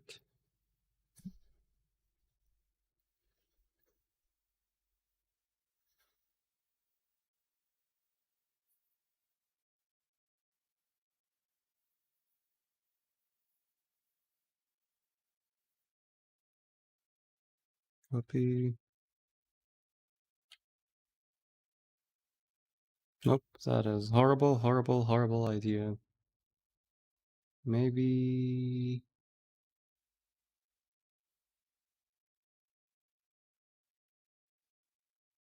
this?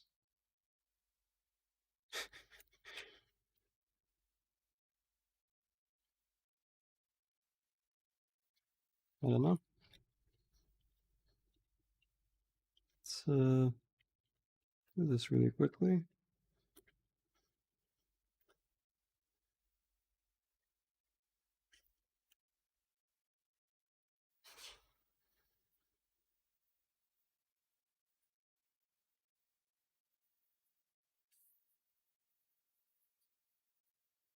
How do I delete?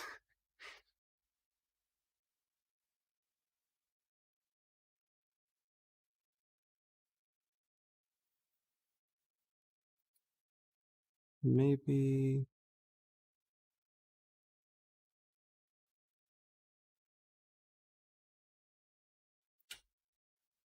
I should include the hair.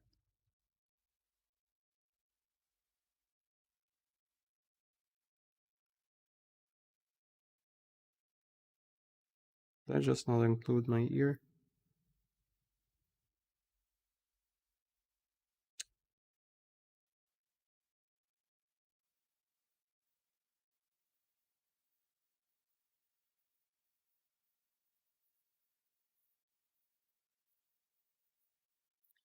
Okay.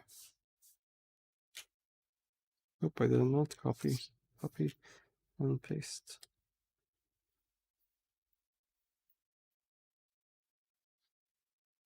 Man, why did I not select copy? Why can I not paste? So, and why is this taking forever?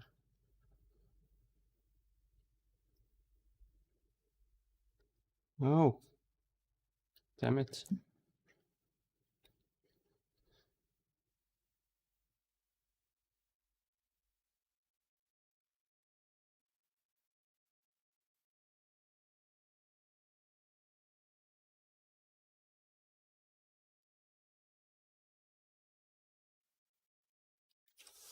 Copy.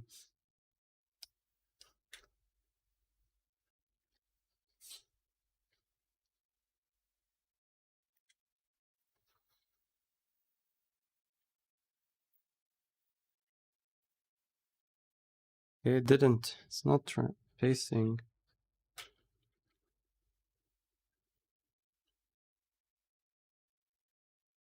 Selected area is empty.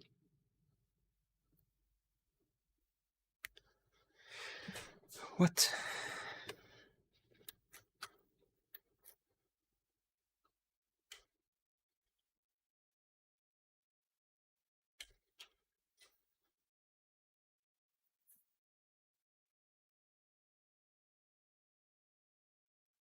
Be right back.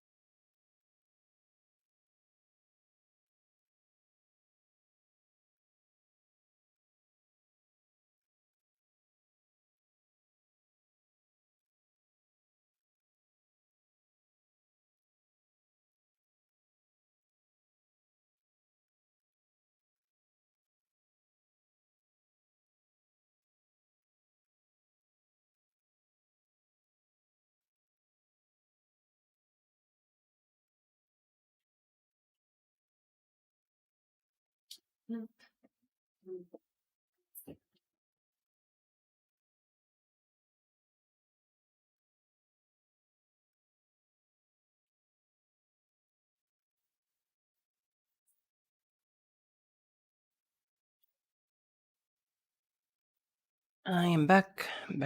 Back.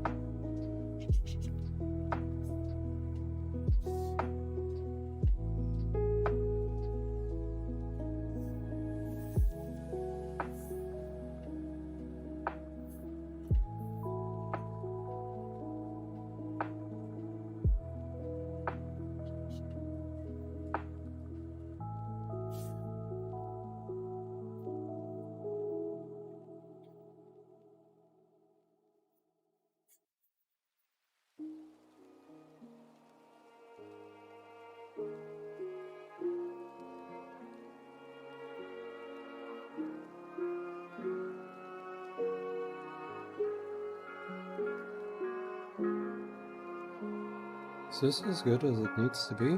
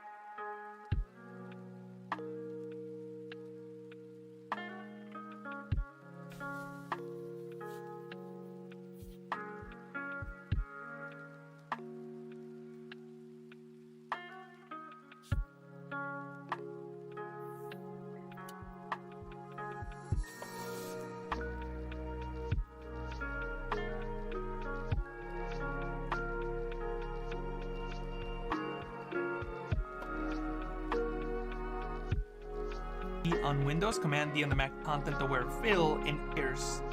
And next, hold Shift and click on the face layer to select both layers. Then I'm gonna go into Edit, Auto Blend Layers. Okay.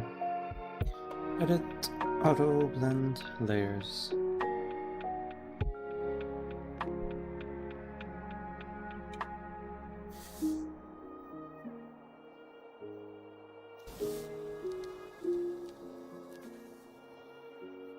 Wait, where's auto blend layers?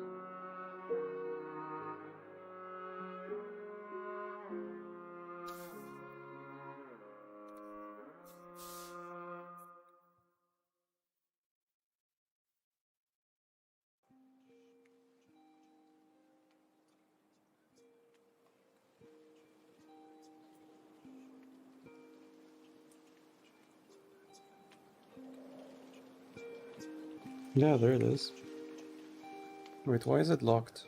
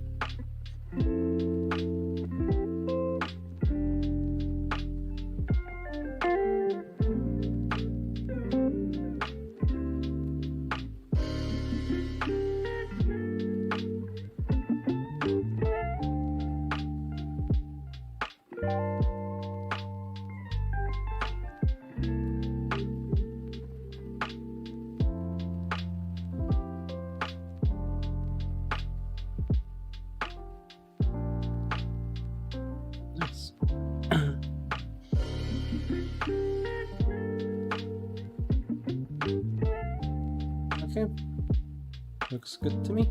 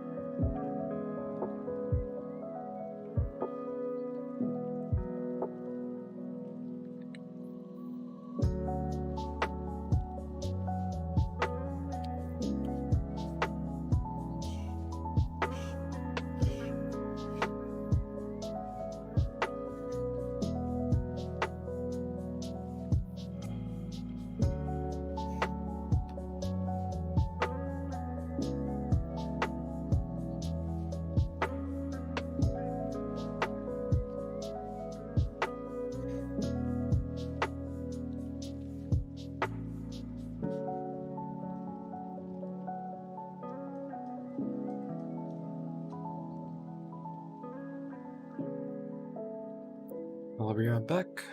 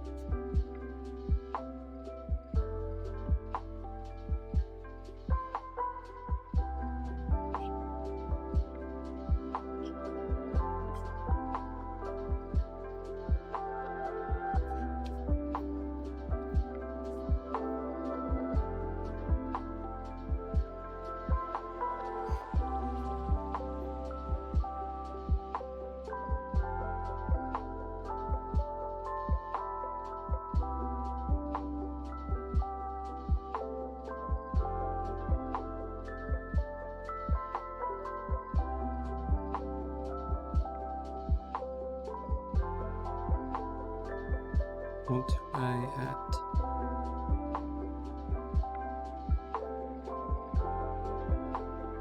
Yeah, there we go.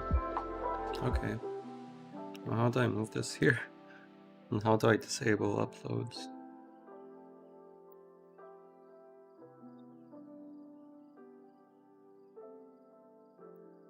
So, playlists, streams, I guess.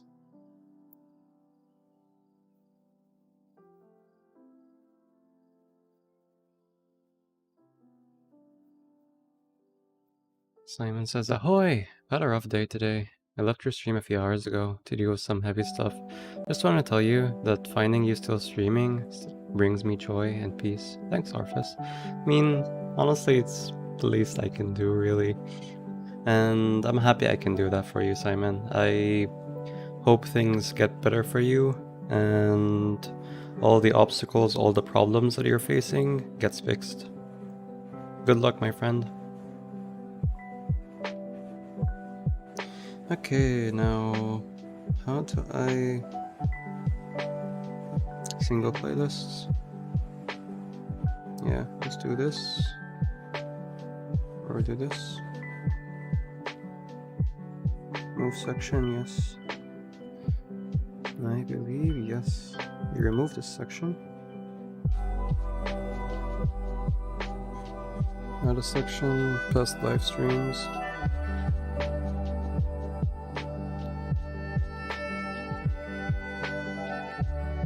Yeah, there we go. Publish. Simon says, thanks a lot. Happy editing. Thanks, Simon. Really appreciate it. Okay, now let's see how the channel looks like. Yeah, past live streams. Looks good to me. Shorts. Fantastic.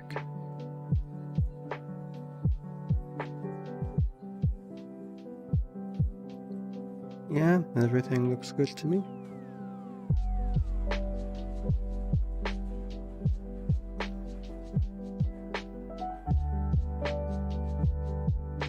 Okay.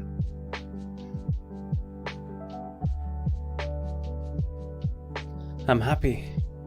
I am trying something new with uploading short videos, some snippets of things on stream. I'm excited for this new change. Alright, let's mark this task as done. So we finished all of our main quest for today. Really happy about it.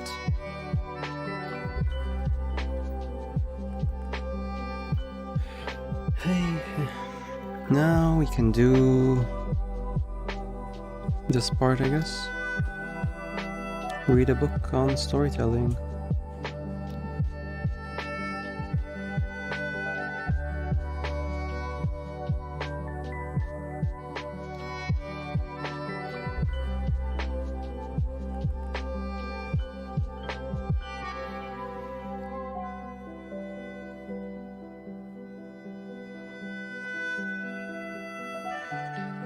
What do we do now?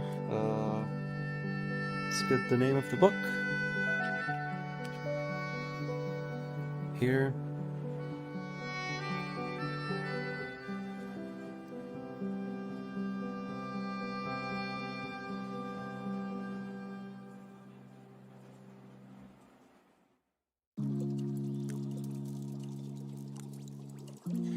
And let's do this.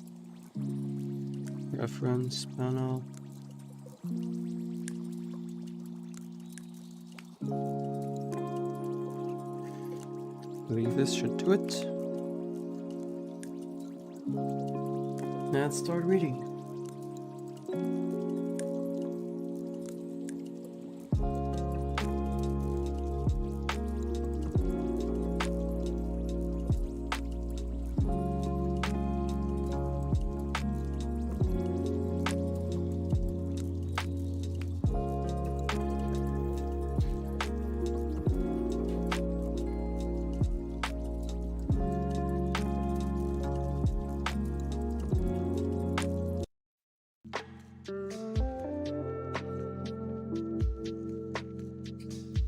Simon Says. Very good book. I never read it, but I know the concept of the hero with a thousand faces.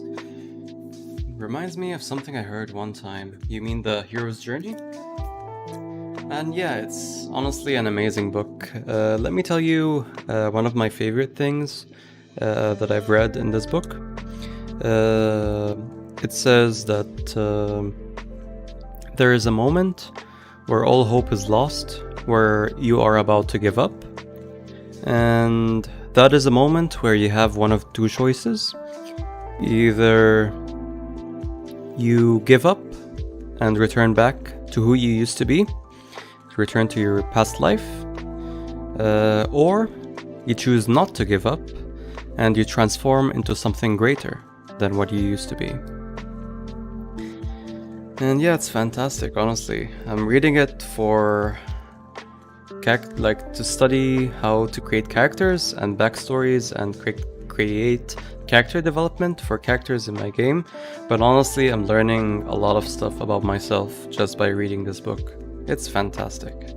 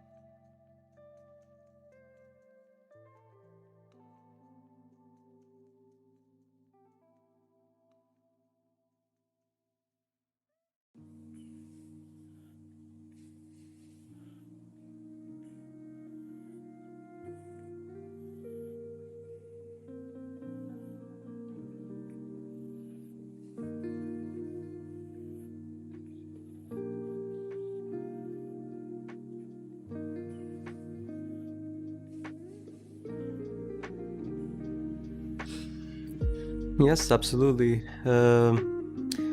According to Joseph Campbell, the hero's journey, the reason we resonate with the hero's journey and we relate to it every day is because we go through it in everyday to-day life, in whenever we're trying to overcome something and learn from something or go through a next phase in life, we go through the hero's journey. And honestly, I just thought it was a part of storytelling. It had nothing to do with us as humans. But honestly, I'm learning a lot about us and how we think than I thought I would, just by reading this book.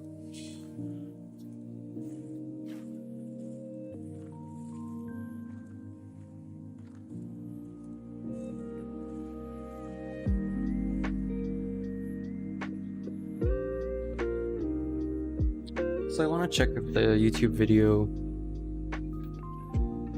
is working properly because I didn't play it before.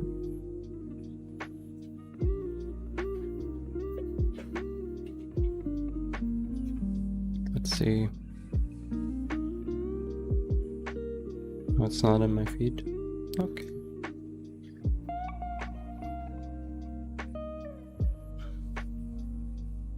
You see, if you rely on motivation to do anything, you'll get nothing done. In the process of creation, you have to go outside of your comfort zone in order to create. Because in order to create, you also have to grow as a person. And growth happens outside of comfort. Because comfort is where you already exist. And to exist somewhere bigger, you have to go outside of your comfort zone. So if you feel that there's a lack of motivation whenever you're creating something or want to start a project, that is absolutely normal. Like right now, I am outside of my comfort zone. It's not excitement that pushes me to create this.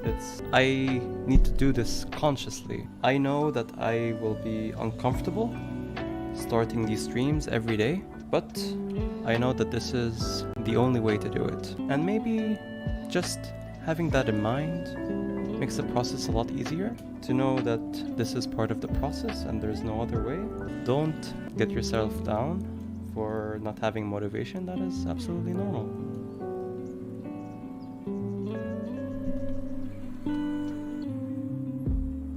Okay, nice. I like it.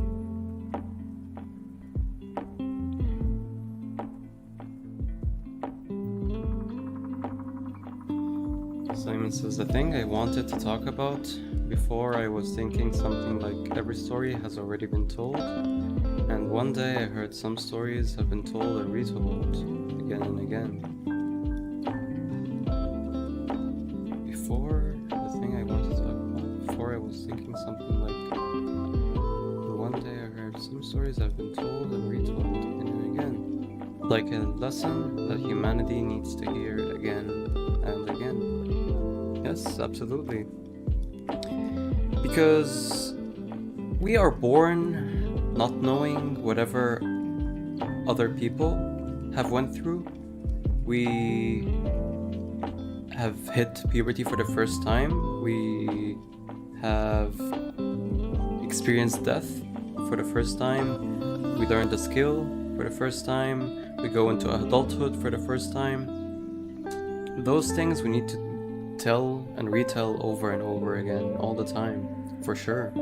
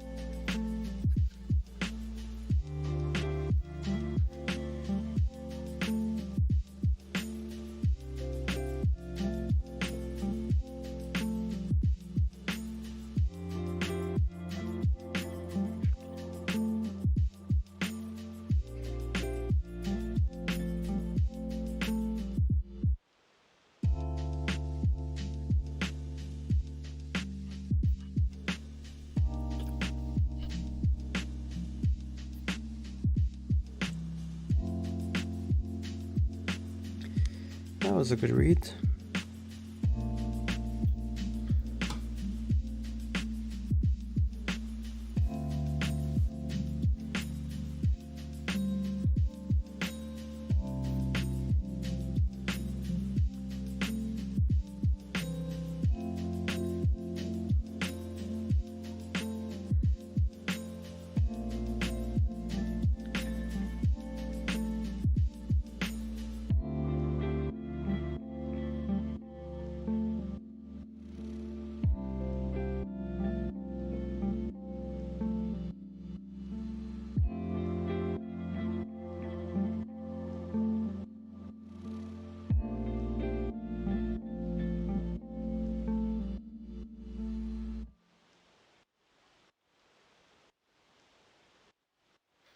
Let's go through comments.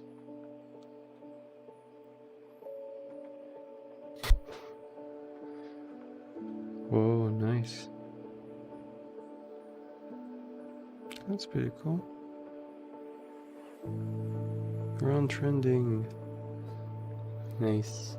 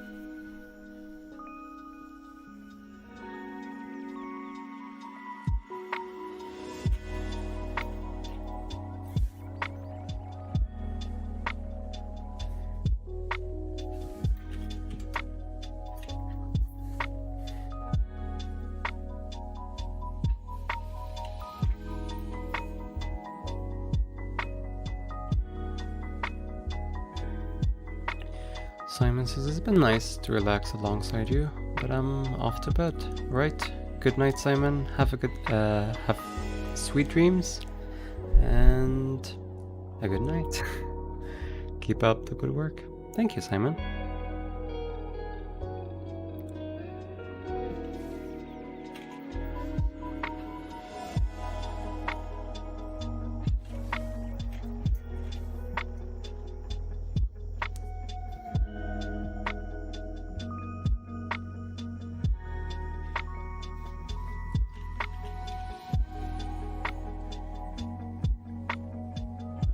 Whoa.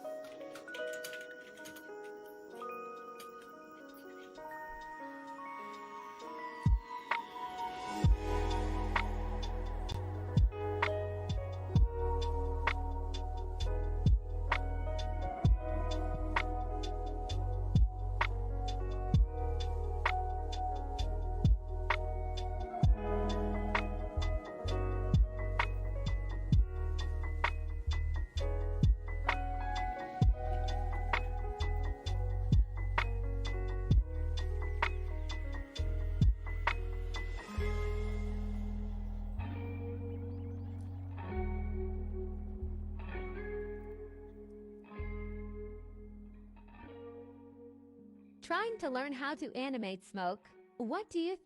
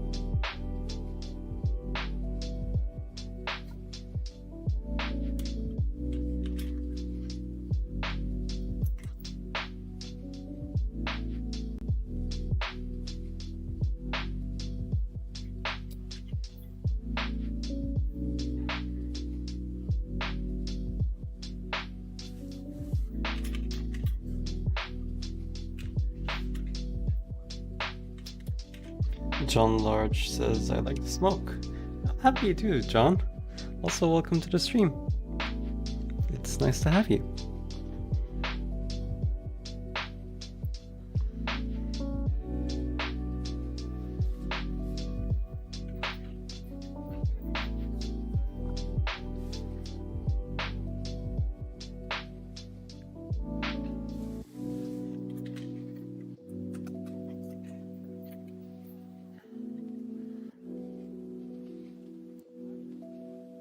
Comments are really nice. I'm really happy.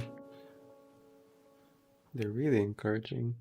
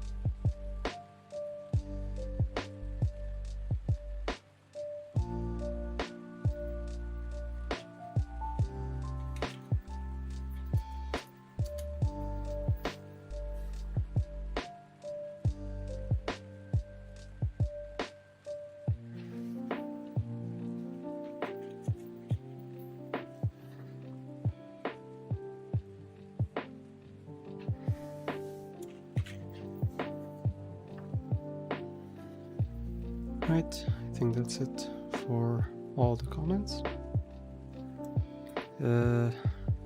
Let's mark this as complete.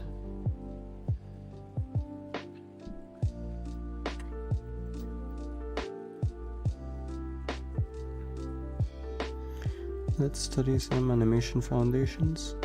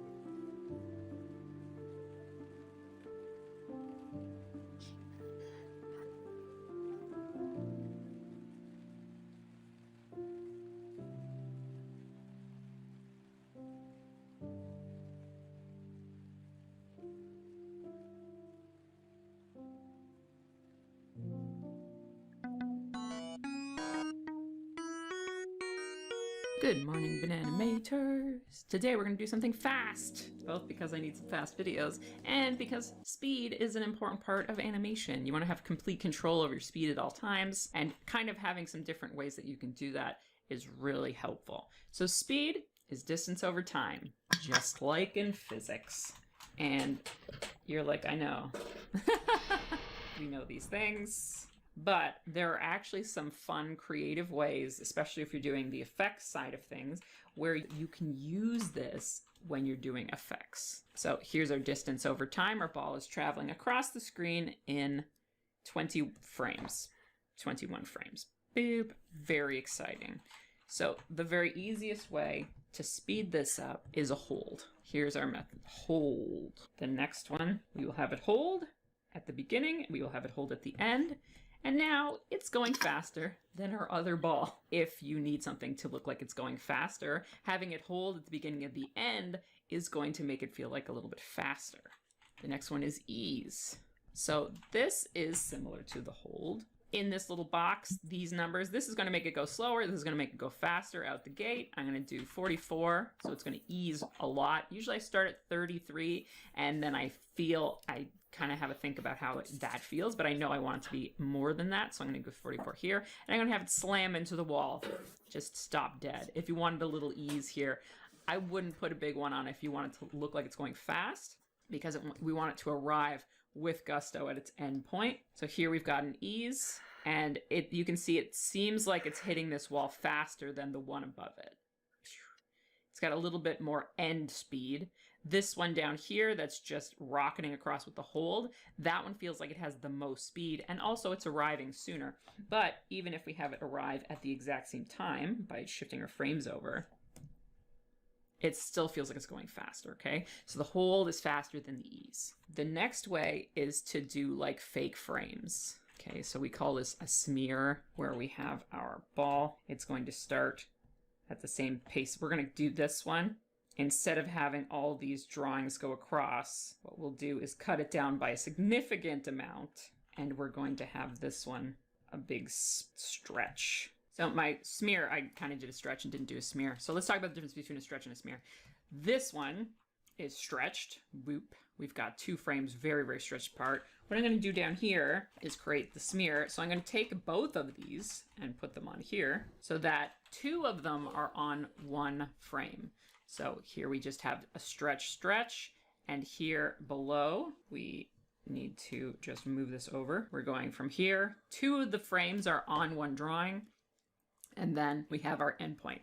A stretch, both of the stretches get their own frame and then slam in, and you can see the difference. It's not a huge visual difference, but the bottom one is going faster. It's got fewer frames, and 2 of them are being displayed on 1 frame. So this one is going at light speed now. It's got the absolute fewest frames. It's only 4 frames across, and it's stretching, which gives it a lot more punch. Even if we take the hold and we duplicate it, but in here we add a little bit of stretch, it feels like it's going faster than its friend above, okay? So that's not even a smear, that's just a stretch. And that, of course, comes with its buddy Squash. Squash and stretch. We should throw a little squash in here. So then when it hits this wall, let's give it a slam frame. Move. So we've added a squash to our stretch, and it, again, it feels like it's got more impact on that wall. Boop. This guy can have one too. So they feel like they're really slamming into the wall because they have a little bit of settle. And you can have as many layers of settle. You could have it go like wobble, wobble, wobble, depending on the actual substance that you're using, right? So this stuff also applies to rotation. The very fastest way is to just use as few frames as possible. Clunk. That's a fast stick. And it doesn't feel like it's moving. You probably need in-between for this particular stick. So one mistake juniors make is they will say, okay, here's the halfway of that thing. And so there's my in-between, but the stick is shortening greatly. So you always, when you're doing in-betweens, and with a stick, you probably know better, but when you're doing rotations, it's so helpful. Like, see, you can see how much I've already added to this one here. We're going to take that away. We're going to get the perfect length for our stick here. Use arcs, use circles like this to figure out the lengths. If you want it to be consistent, it's just the easiest ways to measure it. So now we have 3 frames like this. And that feels slower already than the 2 frames. It does feel like it's actually rotating, but it feels slow. So how do we fix this? Well, we can take a look at our methods. We want, we're already holding a whole lot. We can't ease over 3 frames. So we're going to look at squashing and stretching or smearing. Smearing seems like the best solution here. So we're going to do this. And again, if we are doing something like this, when you do smears, you do not want to do this back and forth like that. You want to consider the rotation of what you're doing. So if you need to draw a few guides for yourself like this, that's totally fine. And then you can bring this back. So it's the same drawing. We're going to use that circle. That's probably hard to see. Use a nicer rotation like this. This is the way that our stick is rotating. And then do these like swishy things like this. So swooshes are not random. That's an important note. They are describing the arc and the movement of whatever it is you're smearing.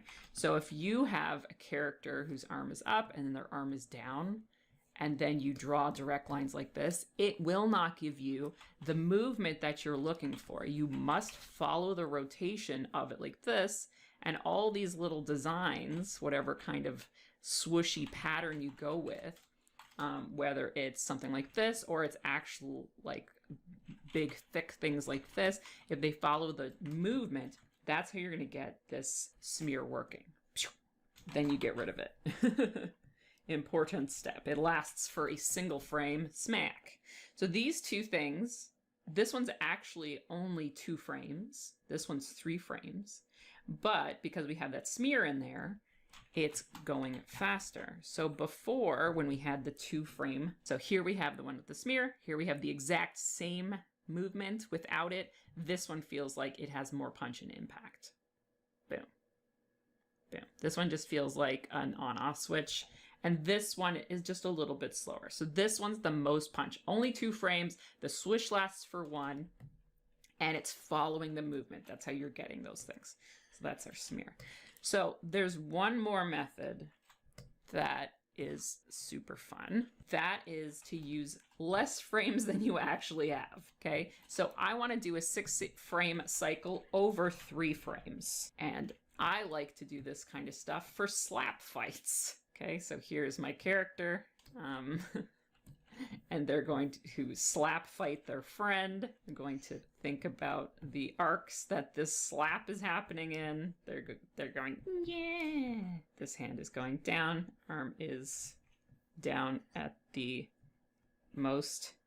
Then the arm is going to turn around and come back up. So I'm just going to draw another arm on top, and then it's going to flip. That's one arm. And then I'm going to do the next arm. So the next arm's coming down, the next arm's flipping up, then it's reached its maximum, then it's coming down again. So now I'm getting the slappiest slap fight, and I think I want this one to be even more up and slappy.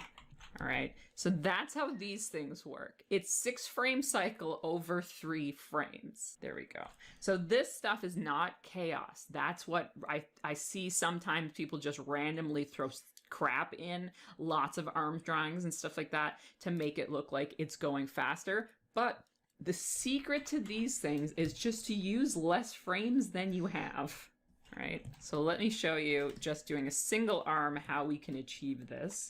Okay, let's have our body over 3 frames, not moving, right? So let's start at the very highest with the slap going up. The slap is going to come down, and then it's going to hit its lowest point like this. So simple, arm down. Then the arm is going to slap the hand this way, right? So depending on how much squash and stretch you want on your hands, you're going to do that. Okay, so let's draw some little thumbs on here. If we want a little bit more slap, the big snap is really what's going to sell it. And then even though there's a drawing here, we're going to draw the next hand coming up like this. Then the hand is up here. And then we have a hand just before the snap. Okay, so we're drawing our 3 frames up, our 3 frames down on the same drawing, and that's how you're going to get that slappy hand. Okay, if you want a little bit more coming around, you want the hand to come out this way a little bit, that's just a matter of drawing these frames with a little bit more roundness, and then having the hand come back in on these ones, kind of turning. No, it's not a guess. And here's the snap. So this goes from here to here. So we It's can have just a this start tutorial. coming around if we want. Also, hey Ali, welcome to the stream. To here. So this goes from here to here in your brain and then back out again. Slappy, slappy, slappy. So these hands feel a little bit more like there's extra movement going on. And if you feel like they're piled on top of each other a little bit too much, you can just adjust where they are. Try and get a little bit of spacing difference in these lines here so they're not overlapping too much. And that's how you're going to get slappy hands. So once you have 2 of those, he's going to have 2 hands the same side, which does not make any sense, but I just want to be lazy about it. And then we will just move our cycle back a frame. We can get a lot of slappiness like that. So it's a 6 frame cycle on 3 frames. You're using less frames than you're actually using and doubling everything up on the smaller cycle size. So that way is how you're going to get just the absolute most movement out of anything, is to just pile all your frames on top of each other over 3 frames. That's how this stuff happens. And then if you want to, you can add the smears on top of this doubling. You could just add those movement lines like this. The busyness of it, it's not chaos, it's following the movement. It's showing the arcs.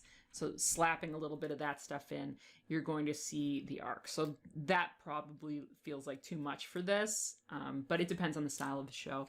And this is like, I'm gonna just flip you. There we go. We have this spectacular slap fight.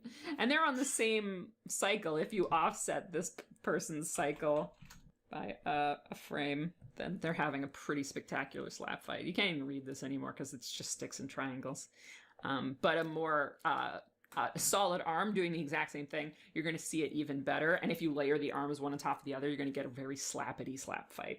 There you go. That's how swooshes and smears and stuff is going to lead to more impact. I'll do a little laser real fast. This is not fast. I was like, this is going to be a fast video, and then did like 1,000 things. Here's where my laser is going to start. You can't even see that. I'm going to build it up and build it up. Got a stronger like this. And the more build-up frames you have, again, it's about contrast. So if we slow this quite a bit, and then we have a blast off frame, I'm going to have it go the full length. What we usually see with lasers is something like this. Boop, boop, boop, boop. Something like that. But that's too many frames. We're gonna have one frame of long and then one frame of real thin. Okay, that's one way to do it. And if it doesn't feel like it's got enough impact, the best way to do it is to build up the strength using compositing, something like this, and maybe a big blast frame if it's appropriate. Have it fade out. And so you're left with an after image rather than adding more to the laser itself. Using compositing with just those two frames is going to give it more punch than having something happen with the laser. Like more frames of laser, interesting laser, things like that are not going to add as much punch as just something bloom and big in your face. You could even do a full screen, massive, depending on how powerful you want this to be. Adding something like this, a bloom frame, where that's going to make it feel much more powerful than adding frames. Like, frames are never the answer for something you want to be impactful. You want to add contrast by slowing things down at the beginning, have a very still, simple, calm into something moving. So then even the smallest movement is big when nothing's been moving at all. Or you want to throw in blooms and glows and something that's really going to like your face. Never, frames are never the answer. All right, that's it. Those are all the tricks I can think of that I use to make things go fast. Like, share, subscribe. All those things that people ask you to do, and I will is just a little bit slower. So this one, friend, I'm going to think about the arcs that this slap is happening in. They're going, yeah. This hand is going down. Arm is down at the most. Then the arm is going to turn around. This hand is going down. Arm is down at the most. Then the arm is going to turn on. Kind of stuff for slap fights. Okay, so here's my character. And they're going to slap fight their friend. I'm going to think about the arcs that this slap is happening in. They're going, yeah. This hand is going down. Arm is down at the most. Then the arm is going to turn around and come back up. So I'm just going to draw another arm on top. And then it's going to flip. That's one arm. And then I'm going to do the next arm. So the next arm's coming down. The next arm's flipping up. Then it's reached its maximum. Then it's coming down again. So now I'm getting the slappiest slap fight. And I think I want this one to be even more up and slappy. All right. So that's how these things work. Even more.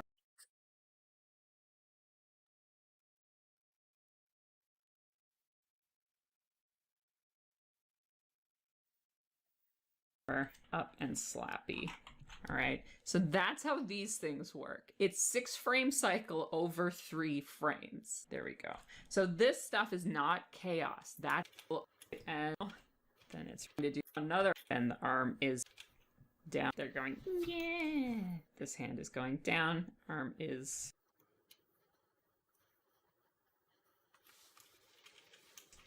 down at the, this hand is going down. Arm is down at the, this hand is going down. Arm is down at the most. Then the arm is going to turn around and come back up. So I'm just going to draw another arm on top. And then it's going to flip. That's one arm. And then I'm going to do the next arm. So the next arm's coming down. The next arm's flipping up. Then it's reached its maximum. Then it's coming down again. So now I'm getting the slappiest slap fight. And I think I want this one to be even more up and slappy. All right, so that's how these things work. It's 6 frame cycle over 3 frames. There we go. So this stuff is not chaos. That's what I see sometimes people just randomly throw crap in, lots of arm drawings and stuff like that to make it look like it's going faster. But the secret to these things is just to use less frames than you have. All right, so let me show you just doing a single arm how we can achieve this. Okay, let's have our body over 3 frames, not moving. All right, so let's start at the very highest with the slap going up. The slap is going to come down, and then it's going to hit its lowest point like this. So simple, arm down. Then the arm is going to slap the hand this way. Right, so depending on how much squash and stretch you want on your hands, you're going to do that. Okay, so let's draw some little thumbs on here. If we want a little bit more slap, the big snap is really what's going to sell. Squash and strap the hand down. Then the arm is going to slap the hand this way. Right, so depending on how much squash and stretch you want on your hands, you're going to do that. Okay, so let's draw some little thumbs on here. If we want a little bit more slap, the big snap is really what's going to sell it. And then even though there's a drawing here, we're going to draw the next hand coming up like this. Then the hand is up here. And then we have a hand just before the snap. Okay, so we're drawing our 3 frames up, our 3 frames down on the same drawing. And that's how you're going to get that slappy hand. Okay, if you want a little bit more coming around, you want the hand to come out this way a little bit. That's just a matter of drawing these frames with a little bit more roundness and then having the hand come back in on these ones, kind of turning. And here's the snap. So this goes from here to here. So we can have this start coming around if we wanted to here. So this goes from here to here in your brain and then back out again. Slappy, slappy, slappy. So these hands feel a little bit more like there's extra movement going on. And if you feel like they're piled on top of each other a little bit too much, you can just adjust where they are.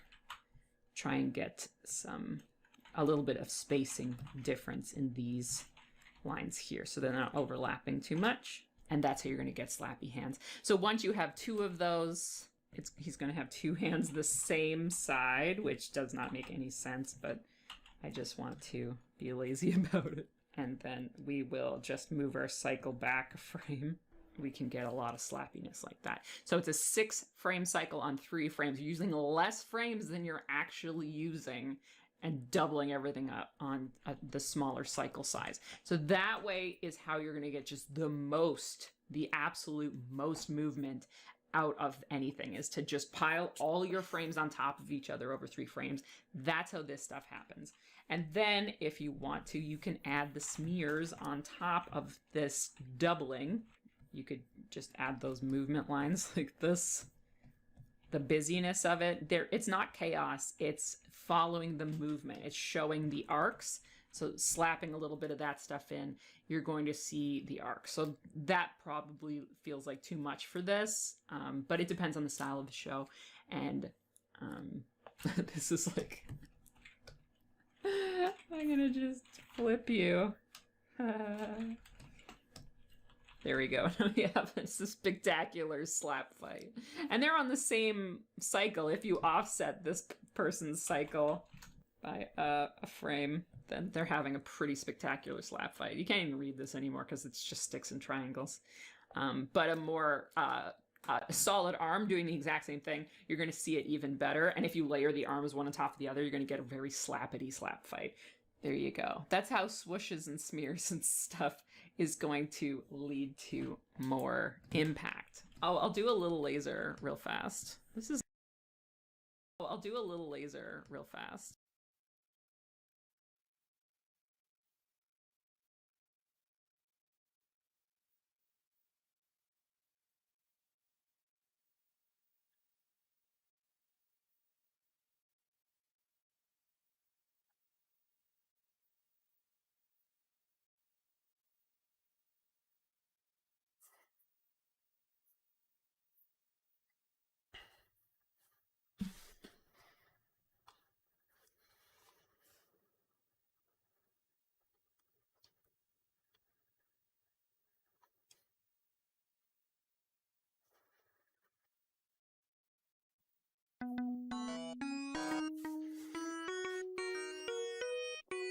Good morning, Bananimators. Just editing up this video. And if you want to watch a compressed version of me animating the cycle that I show, I'm going to just pop it in at the end, just like compress it down. It was 15 minutes compressed into 1 minute, so much slower than in real life. But you can see me just going straight ahead and animating that if you feel like it. Welcome to Stylus Rumble, effects time thing.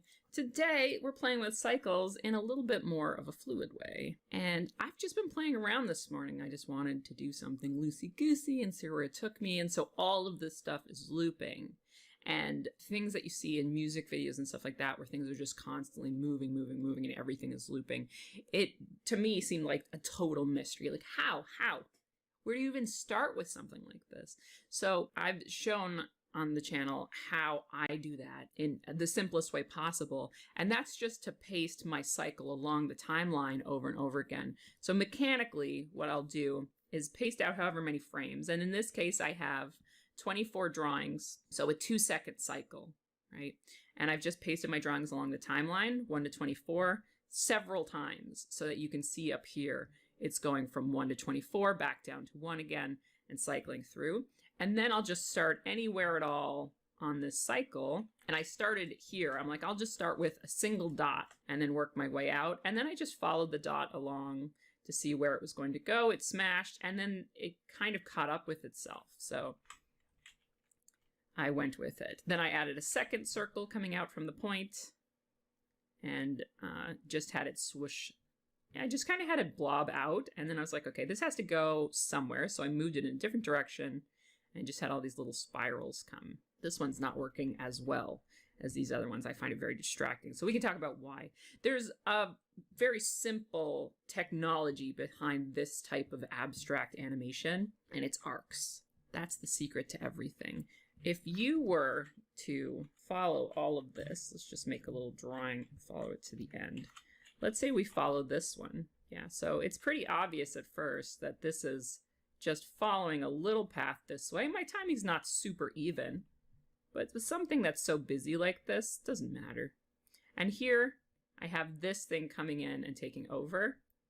So then our arc has turned around. Boop, boop, boop, boop. That's it. It's just arcs. Everything in here is arcs.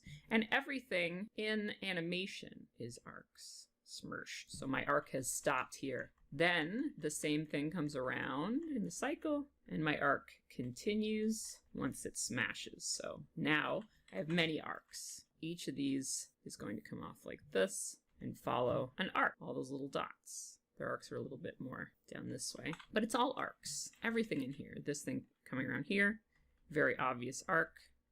It's breaking up into pieces, so now it's got 2 arcs. And then the arcs are just going to spiral around, whatever way that happens to be. So you can, like, at the end of the day, this is kind of what I've drawn. It's just spaced out over time, something like this. And you could even draw this ahead of time. Take busy little path this way. My timing's not super even, but with something that's so busy like this, doesn't matter. And here I have this thing coming in and taking over. So then our arc has turned around. Boop. Boop, boop, boop. That's it. It's just arcs. Everything in here is arcs.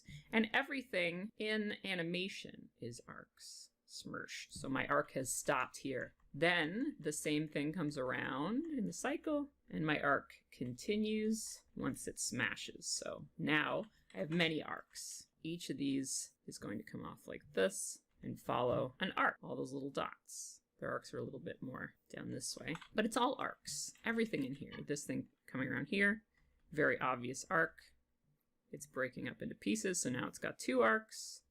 And then the arcs are just going to spiral around, whatever way that happens to be. So you can, like, at the end of the day, this is kind of what I've drawn. It's just spaced out over time, something like this. And you could even draw this ahead of time. You could draw your arcs. You could have a plan, especially if you can't see the arcs in your head. Like, I'm at a point now where even if I'm doing something a little bit more complicated, I'm able to see and track the arcs in my head.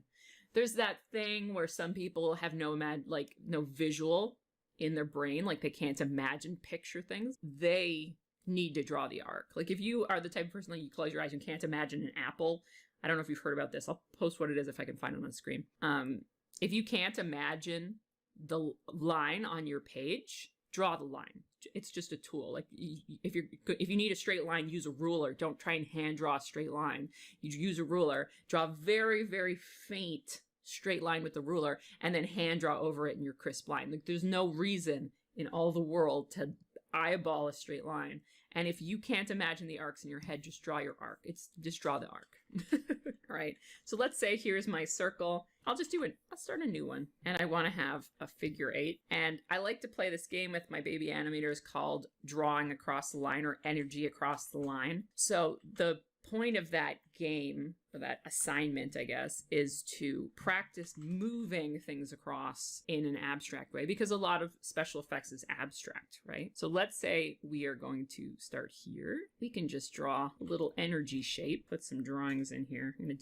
Let's do a 12-second cycle, and then we copy and paste it across the line, say 6 times, and then we just draw. So if you've drawn your arc, it's very simple to follow along where you need to go. And once we hit frame 12, we will get the beginning of our cycle back. So let's say around this turn, we want it to slow down.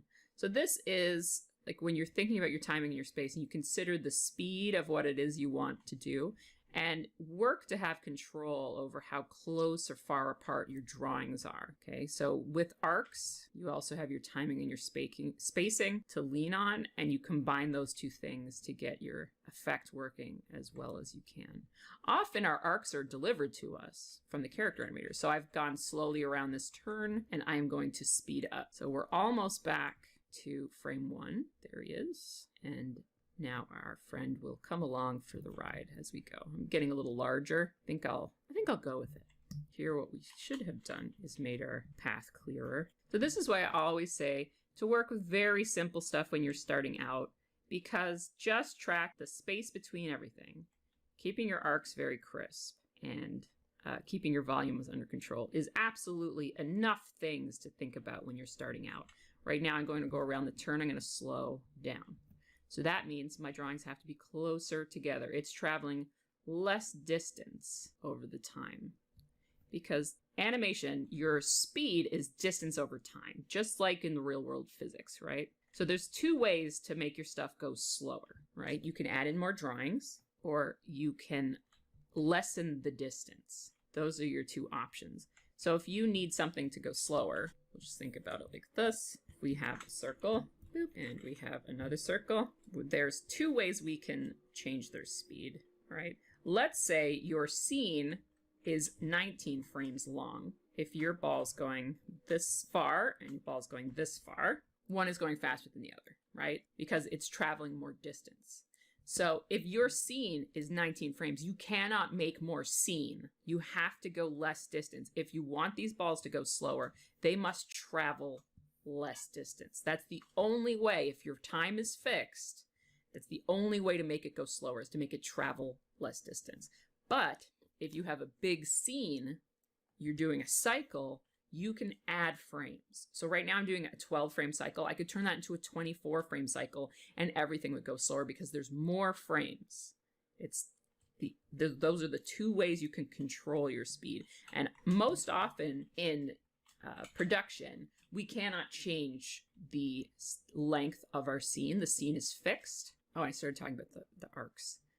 So we have to make more drawing. We can't add more drawings. We have to travel less distance. That's the only way we can do it in an episode.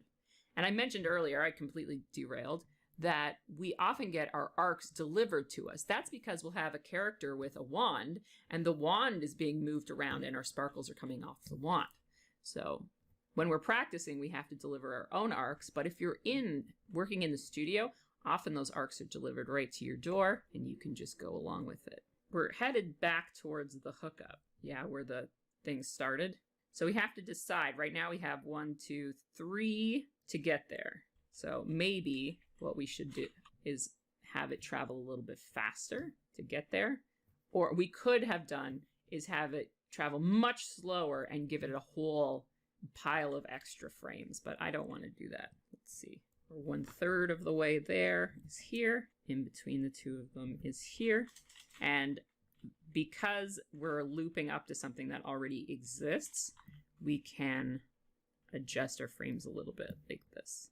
Now, what you could have done is had a circle or a shape on a layer and then interpolated it to get your timing down. So you could have followed that line or that little prop. There's no shame in doing that. But in this case, because I'm just going for completely free-handed stuff, I wanted the timing to be a little bit loosey-goosey. I didn't want it to be super strict. So some places it's going slow, some places going fast. So moving across the line is an excellent way to just practice your animation.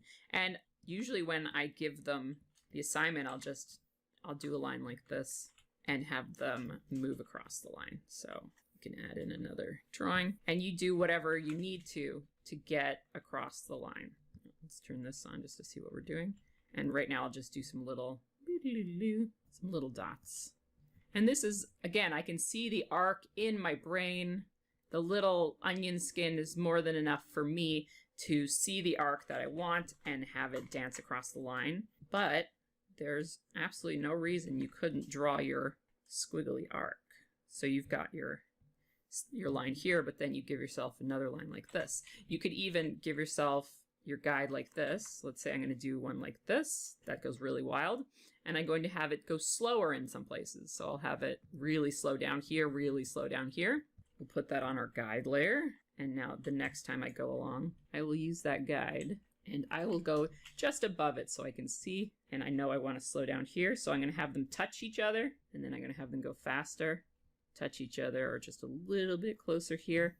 And then longer, farther apart down here. So we get something like this. And by working with these little dots, you can see huge difference in the first ones, which have even timing, and then the little like spacey dot that's kind of floating around. He has a lot more interest to the movement. It's like, okay, these two are the ones that are headed straight for school. Say they're little fish, those two are going to school, and the other one's taking its time. It's having a little bit more fun wandering on its way to get there. So you're getting a little bit more personality by playing around with your timing and spacing.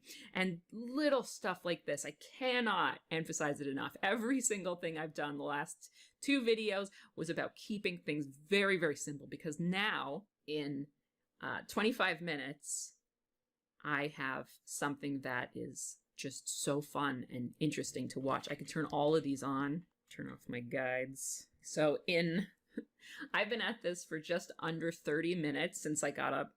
I just wanted to warm up, have a lot of fun, and I have this Kandinsky animation that took very little effort, but it feels good now to watch it back and just have a nice thing to play with. Little dots and circles and stars and diamonds, just play with it. Do 10-minute studies, okay?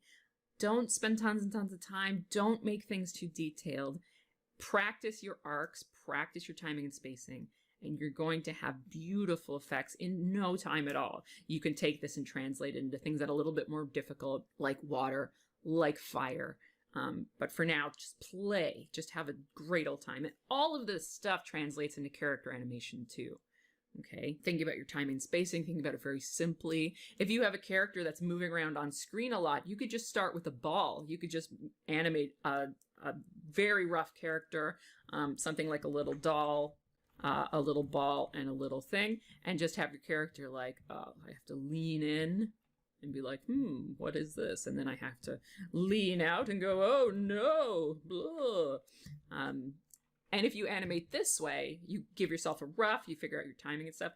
Once you get into the character, the difficult stuff, you're going to have something that has a lot more life to it. You can also think about how the arms would drag and then come up. The arms can be like a follow-through action as opposed to something that's actively moving. There's so much stuff you could do.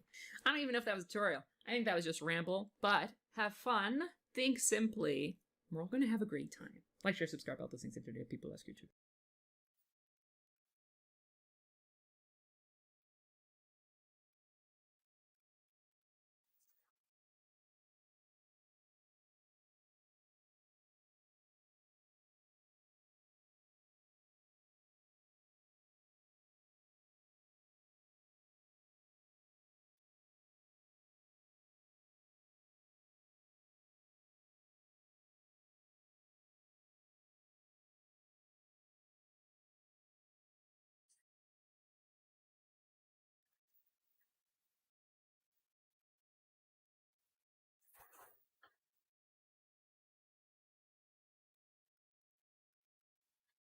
like a follow-through action as opposed to something that's actively moving. There's so much stuff you could do. I don't even know if that was a tutorial. I think that was just ramble, but have fun, think simply, we're all going to have a great time. Like, share, subscribe, all those things that do people ask you to.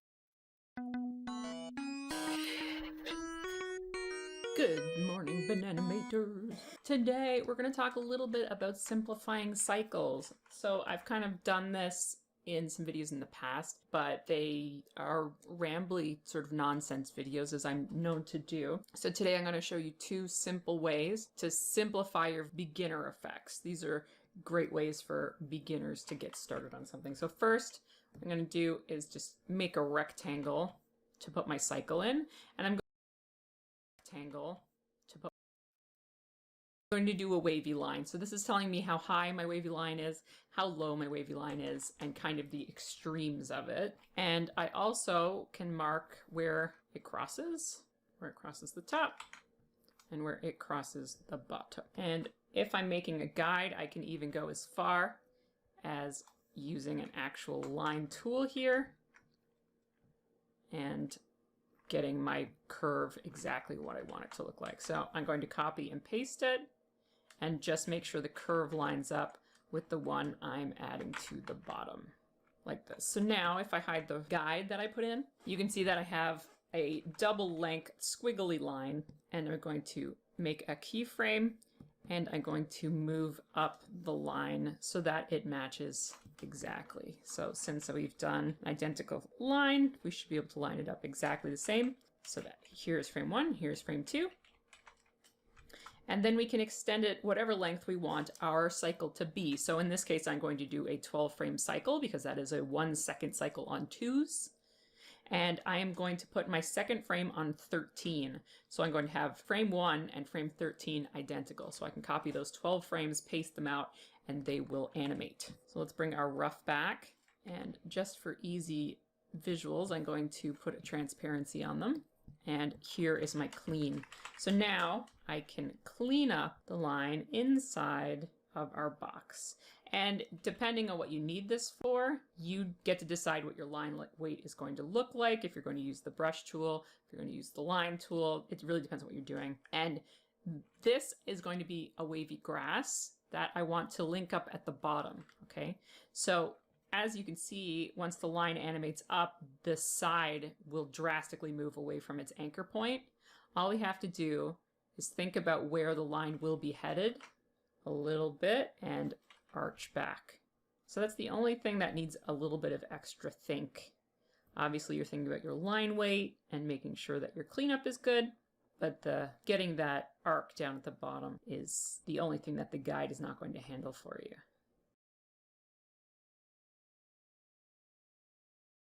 All right, so we've got the frame 12. Now we can pop and paste our frames. Copy them all and paste them, and we can play it through and just make sure it's looping. When you clean these up, the tip might not always work out exactly like you want it to, or the bottom might be a little bit too boily, or anything could go wrong when you're cleaning it up. But this to me is exactly what I want, and I would be playing it on 2, so I'm going to just put my frames per second down to 12 frames per second. So this is the same animation on 2s. I didn't bother keeping it super clean. There's some little boils in here because it's a demo, but you of course would make it as clean as you need to be. And then from here, if you were doing that waving grass, you could think about fattening up your line and really pay attention to the volume as you're doing this. As you would with anything, you're going to be very careful to make it look nice. Cleany, cleany, clean. And of course, I'm going to rush through my demo as always, but you take as long as you need. There we go. So we've got a cheap little blade of grass cleaned up very poorly in a relatively simple time. This is much faster than eyeballing it. You can do, of course. It still helps to have a guide. Let me just move my guide over. You would start with a small C that grows and climbs until it gets to the top like this. And because you have all your frames pasted along the timeline, they are going to follow along for the ride. Now I didn't go far enough out here. This side will be a little bit bigger. And it's a little bit harder to get this into exactly line up. You have to do a little bit more thinking. So using your guide and having your line pre-animated is just going to save you a little bit of thinking time. With this one, you get a little bit more of organic look. This one's a little bit more mechanical, but you can adjust your initial wiggle line like this. If you want it to be a little bit less strict, you can have it double down here. So it's got a little bit extra wiggle. So it's 3 wiggles instead of 2 wiggles. You could also make your line much longer. As long as the beginning matches up with the end, it's going to loop very easily. So no matter what kind of line you put here, the important thing is you just match your top and your bottom. So if you copy and paste it like this, then this line is going to be a real bump there. You might want to do something like this instead, round it out, figure out exactly how you want that transition to work, and then copy and paste it back up like that, just to smooth out your ends. But it can be as bananas as you want. The thing is, this type of cycling is going to give you something that's very clinical because the lines aren't moving at all. The next type, we can do the same thing where we're saying, let's do something a little bit rounder this time, something like this. And instead of lines, we're going to use circles. Here's my start, here's my end. Let's say we need 12 drawings. I'm going to fill it out until frame 12. You can exposure sequence fill, or you can create empty drawings like this. And then I'm going to copy and paste them along the timeline. So instead of pasting it when I'm done, I'm pasting it before I start. And then I just go along and animate a bubble. Like the last video where we spend lots of time planning out how our timing is going to be, this one as well, you can take as much or as little time as you want. The more time you spend, the better your plan is. Obviously, the more control you have over what's happening. So then down here, I'll add another bubble going up and along, and maybe it. And my only rule for this bubble is I'm going to keep it to the right of the previous bubble. But that's not something that you need to do. You can put your bubbles wherever you want. Okay, so I don't have a plan here. I'm just freehanding some stuff. I just want to show you that you can make different plans for your different bubbles, and it's going to give you different results. Keeping them all the same size will give you some looks, and growing and shrinking them will give you other things. So the more experience you have playing with these, the better you can decide what you're going to do. So I'm going to draw around this bubble and then around this side of that bubble. Doot, doot, doot, doot, doot, doot, doot, doot. And then I got another bubble. I'm going to stay on this side. So by using the bubbles, you're giving yourself landmarks that you can use to map all these curves. And that way you're not eyeballing stuff as much. You've got a little bit of an easier time tracking where each bump goes. So here I've already done some. We're going to take a look at, I did a pretty simple cycle of a single bubble going up. And then I duplicated it and offset that 6 frames rather than drawing the bubble again because I wanted them to be even. And then I duplicated it and flipped it. So now we have symmetrical bubbles slightly offset from one another. And when we clean them up, it's giving us, because our bubbles are very uniform, it's going to give us a very uniform line. Maybe this is like a sound thing, something going across the screen, very simple waveform type thing. If you take those same bubbles and you clean up around the outside, then you get this. So you can see the big, really wide oscillations don't seem as weird when you put something in the middle of it. It's a very enthusiastic flag. If we turn it this way, we have a very enthusiastic, almost a flag wave. The volume's not staying the same here. We're getting thin and thick bits, whereas a flag wouldn't do that. But you can see how this would start turning into a flag wave. Next, I took the exact same bubbles and I made one side larger. So I just scaled one side up. And then I kind of chose randomly which bubbles I was going to clean up around. And so you can see that this is giving me something that's much more abstract and fluid than this one, where I've cleaned up very religiously around them, even though they're coming from the same guide. And then this one, I did the same thing, but the outside. So you can see how using this very simple bubble method, you can come up with a wide variety of different shapes. This is an abstract, almost like a spooky outside. And this one, where I've cleaned up, this is giving me something that's much more. Next, I took, whereas a flag wouldn't do that. But you can see how this would start turning into a flag wave. Next, I took the exact same bubbles and I made one side larger. So I just scaled one side up. And then I kind of chose randomly which bubbles I was going to clean up around. And so you can see that this is giving me something that's much more abstract and fluid than this one, where I've cleaned up very religiously around them, even though they're coming from the same guide. And then this one, I did the same thing, but the outside. So you can see how using this very simple bubble method, you can come up with a wide variety of different shapes. This is an abstract, almost like a smoke. This is like a very enthusiastic flag, or like a seaweed, but the top is stuck. And I did that the same way as I did with the bottom, where I would clean up religiously to that fine point. So those are 2 methods for doing simple cycles. You could use bubbles, you could use lines. Hopefully you can see that with these very simple methods, you can extrapolate out a lot of different, very interesting forms. And you're going to save yourself a ton of time in the thinking phase, because that's the hardest thing with a cycle, is really getting that cycle looping in the first place. So if you start off with something simple and use that to aid you to get something more complex, then you could clean it up and put in the artistry, get the line thickness and get the movement down and adjust it in smaller ways. And that's going to be just so much easier, especially when we start getting into complex cycles, which is just a little step away from here. So that's it for this video. Thanks for dropping by. Like, share, subscribe, all those things internet people ask you to do. And if you do anything, I like look.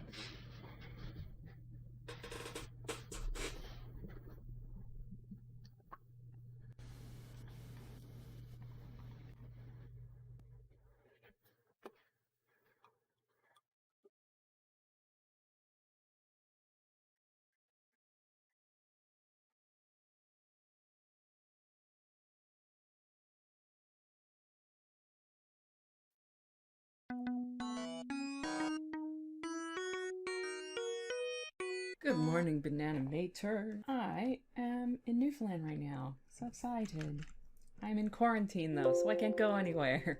Less exciting. While my husband is trying to find us a house to live in Nova Scotia, we are staying here in Newfoundland in quarantine for 14 days. So I should have a little bit of time to record videos. Or I have to make small talk with my mother-in-law. She's nice. She's Nice lady. So last week we were doing a little bit of perspective, and you're like, it was interesting. That was one of the videos I did that wasn't super specific to Harmony Premium animators particularly interested in special effects or compositing, and nobody watched it. It was one of my least popular videos in a long time, but it was important because today's episode is going to be about using perspective for your characters. I didn't want anybody who was a little bit less behind in their perspective to feel like they couldn't appreciate this lesson. So I thought that was an important thing to start with. So here's our character. Let's say we're in a 1-point perspective scene. This is very common. You get a lot of 1-point perspective scenes in animation. So let's say here is our pivot point. I'll do a little plus. Working on a smaller Cintiq, and I don't have a second monitor, so I hope I'm recording. I checked and I am. Usually I can see myself over here, which is why I'm like, I can see. So if we have blue and we have another character in the scene here, we want to be able to use a perspective. So I'm looking at the top of his head under his floof. We have a second character in the scene. We want him to be next to him in perspective. We use that vanishing point. So this is a very severe perspective. But if you have severe perspective in your scene, you want your characters to have severe perspective as well. If you have very chill perspective, then you want your characters to be chill, right? So we get a lot of revisions for animators for stuff like that. It's like, oh, he's walking towards you or away from you in the scene. How big should he be? How small should he be? This is how you're going to do it. You're going to use that vanishing point. You're going to be more careful than me. Look at this. That's a fail. Let's just...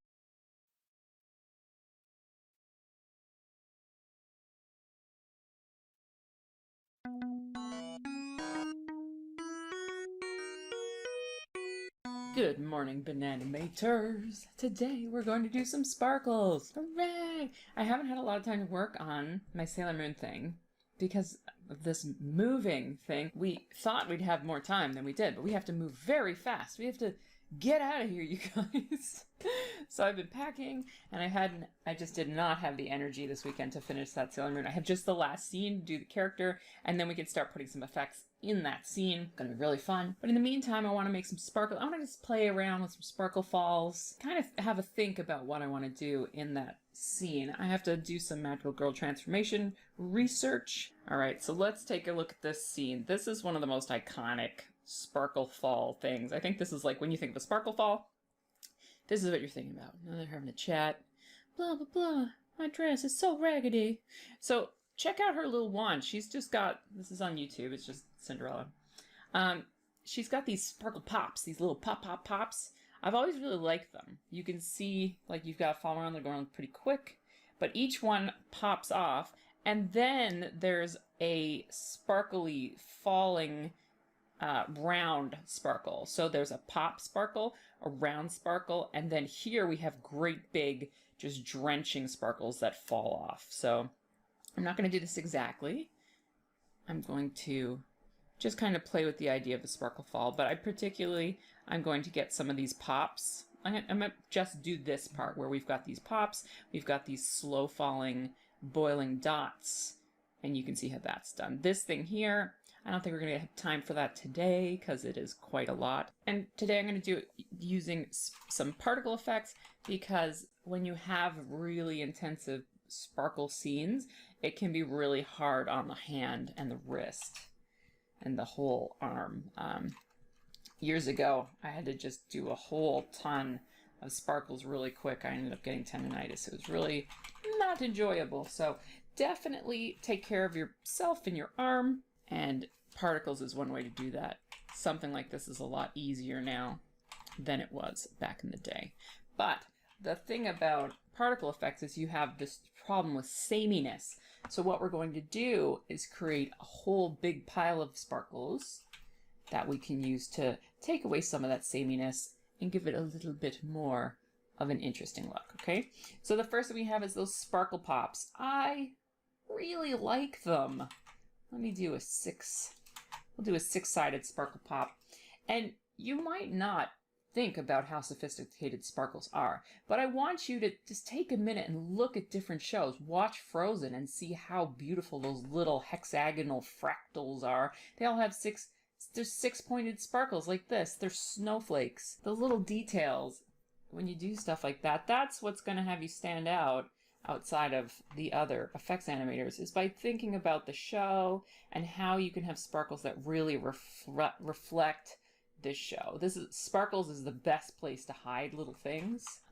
You never hide nasty things. You hide cute things. I like to hide little turtles and hearts and stars, but you never hide genitals in your sparkles. Don't do that. So for a sparkle pop, it's very simple. You just boop, boop, boop, boop, boop. You have your little shapes go out. You start with little lines, and you can shrink your lines off. Boop, boop. And you can go as fast as slow as you want. The Cinderella ones are actually quite slow. They have a little bit of time on scene in the screen so that you can enjoy them. And let me make these a little bit closer. So let's just take a look. So I'm going about here.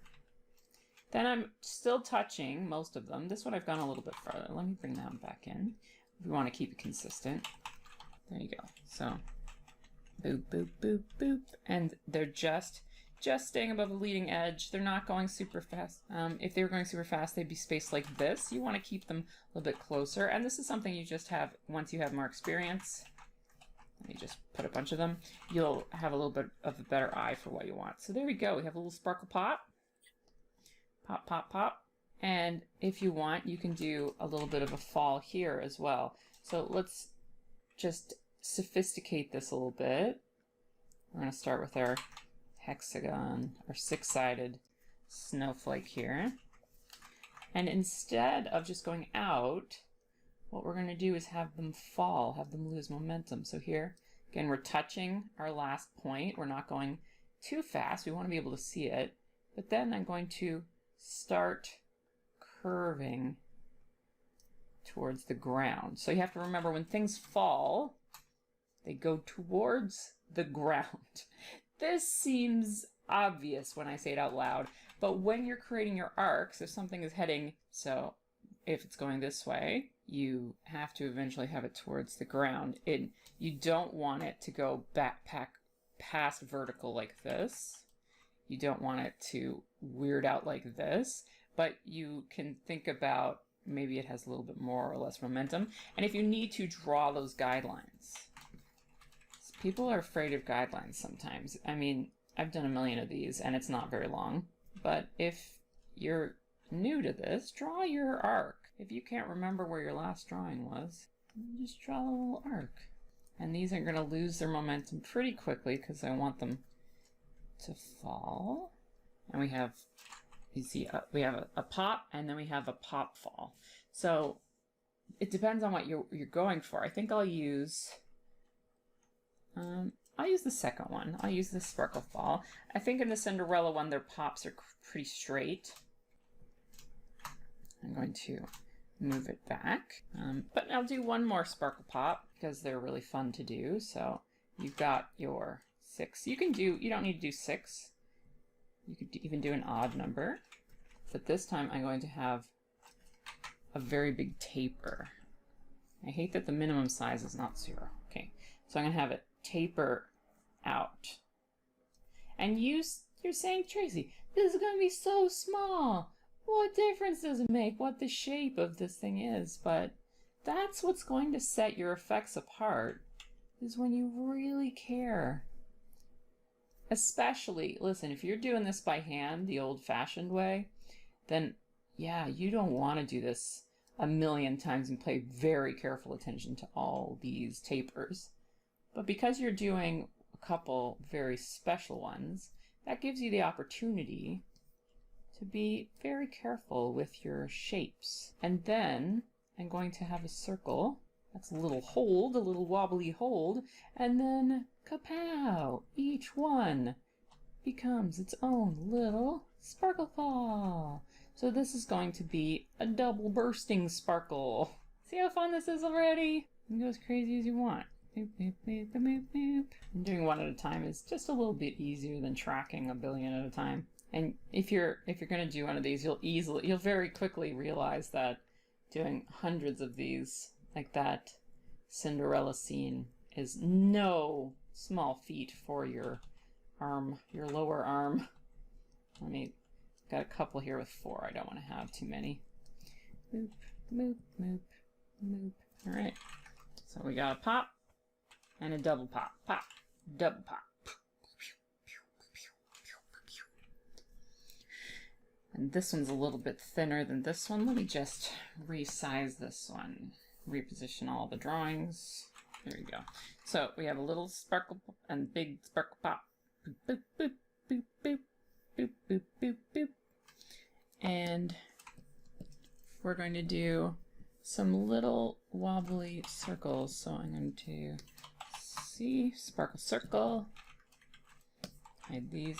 When you're using particle effects, I wasn't very careful in the first ones, but it really pays to center your stuff here. So we're going to have this start small and grow and shrink. Simple as that. We're going to do another one. And for our third one, we can start at the top. And we can have this one fall as it goes. It's going to have a gravity node on it, so it's going to fall as well. But now this one will fall faster than the other ones, and it'll give us an easy change in speed. So then we have a fall. We have a wobbly sort of circle. We have another wobbly sort of circle. We have our pew pew double sparkle pop and a single sparkle pop. Okay, so we have a whole bunch of little sparkles now doing their thing. And we're going to plug those into our particle situation. So let's see. Going to go through the particles. Basic. Okay, so when I start with sparkles, I've got a particle effects series. I think 4 videos that kind of go through the basics overall. So check that out if you have no idea how to use particles at all. I'll link it down below. But what we're going to do is just start with the gravity one, because gravity makes sense for what we're doing. I always start with the basic one. You get some triggers and stuff inside of your group, your outside group, which is really handy. But then also you get a bunch of stuff in here. So I always delete a bunch of stuff out first, and it's easier to delete a couple nodes than to add all these nodes together because you need a whole bunch of stuff to get this stuff working. We have a velocity. We'll hold on to, let's unplug it, but we'll keep it. I don't need a region for that. We have our sprite emitter, which we definitely need. 3D region, I think I'm going to switch that to a 2D region, a planar region. Because if we're using a wand, I like to use a little disc at the end of our wand. We can build a wand. Let's make a wand. Yeah, what a great idea. Wand. And we will make a purple wand. No, we will make a stick. Ta-da! There we go. This is why I'm not a designer. So here is my wand. I'm going to put my wand's doodle-daddle down there. What are those called? Pivot points? Let's call it a pivot point. And we want our sparkles to come from the tip, so we're going to use our planar region. This is going to follow the wand. If you want your planar region to animate around, you have to connect it. Boop, here it is. So now we're going to shift F11 to see our wand. We can put a little peg. Why not put a little peg? Put a little peg right here. And we are going to shrink it. And we want, you can get as precise as you want. You want everything coming from super duper close to center. There you go. Now you say, but these are not coming from the center. They actually are. They're just dropping down because of this gravity node is on a bazillion. And by a bazillion, I mean 1. So I'm going to put 0.1 in our speed. So this is how I do particles. You start with the overall. What's going to be the simplest thing? Usually I just start with gravity. Gravity's pretty, it's got most of the stuff you need to get started in a good way.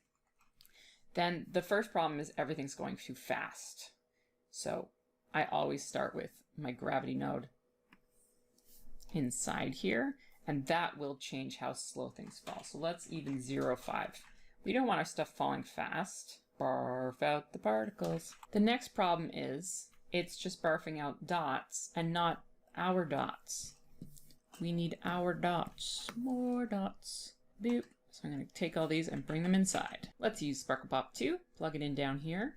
So let's go into our sprite emitter. What do we want? Okay, first of all, we want, instead of dots in our rendering tab, we wanted to use the H. And now you can see, blah, it is just barfing out these sparkle pops. And that's great. Okay, cool. Next problem, it's too many. It's like a crazy amount. So what we're going to do is lower them in our generation tab. We only want like 1 or 2 of these. Generation, maybe even less than that, maybe even 5. So we want 2 particles 5% of the time, and we want to apply the probability for each particle. That'll help break things up a little bit. And you can see our particles, let's see if we can get just one to pop out here. There we go. Our particles are falling in the weirdest possible way. They're turned 90 degrees. And that's partially because of the gravity. If we unplug the gravity, then pew, pa-da. But once we start this thing moving around, it starts doing some stuff. So that's our next problem. Everything's coming out sideways. What do? Back to our rendering tab, is we could realign the axis. So in this case, I think -y, pew. That's going to have our gravity make sense with our drawings. That's nice. But I don't think I want it to keep falling, so I'll just remove that and I'll unplug this gravity node. I think for our sparkle pops, we won't use gravity. So let's just save gravity for now. We'll have our sparkle pop. And if we want a little bit of movement, we could add a velocity, but for the pops, I think I'm going to leave it. So I like this. I'm going to bring the generation up just a little bit. Poof, poof, poof, too many times.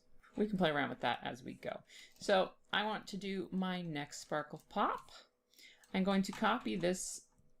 So what I can do, I can reuse this planar region. I will create a new sprite emitter because I need to input a new sprite. So here's my sparkles. Boop. I'm going to use the same planar region. Boop. And now, boop, boop, boop, boop, boop, boop, boop, boop. We have 2 different ones. So I kind of neglected the fact that this is off center. Boof, boof, boof. It's going over here. That's because when I created my initial drawings, I was not very careful about where I put them. They're over here. When this happens, you can reposition all your drawings, and you want to put the center, the very middle of where you want things to happen, in the center of this. Or of the grid. What is it called? Field guide. In the center of your field guide. We remember our classical animation school. Pew, pew, pew, pew. So now it's just popping out these sparkle falls from the center. Yay! So cute. Next we have our little maboobers, and we're going to want a gravity node for this. So what we're going to do is have to copy and paste special, or grab some new versions of these. You cannot have gravity on this some places and not other places. So we need a new particle composite.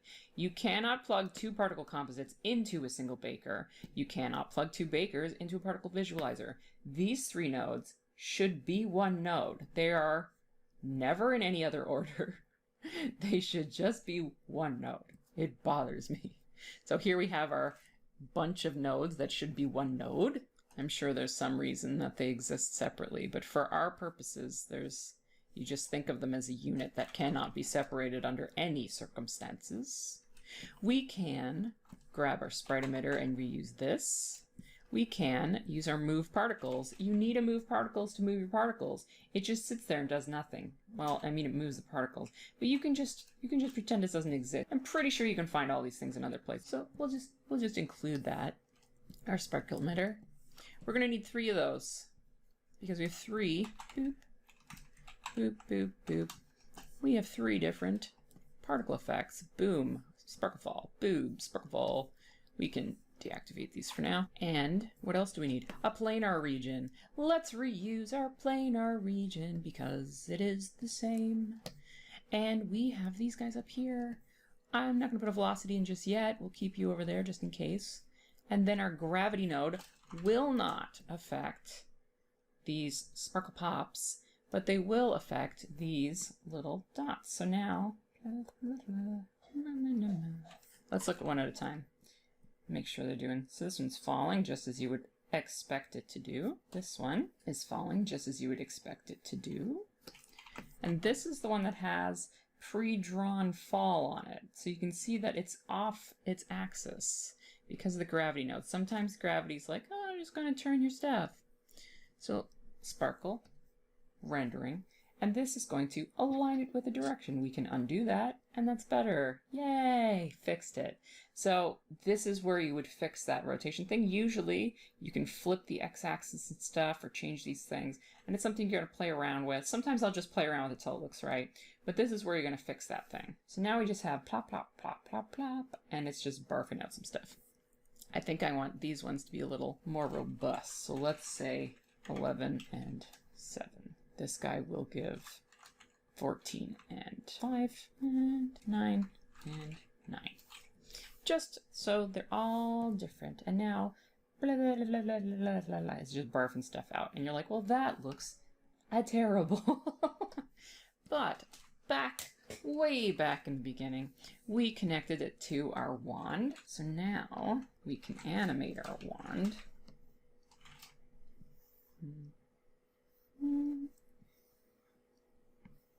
Whee.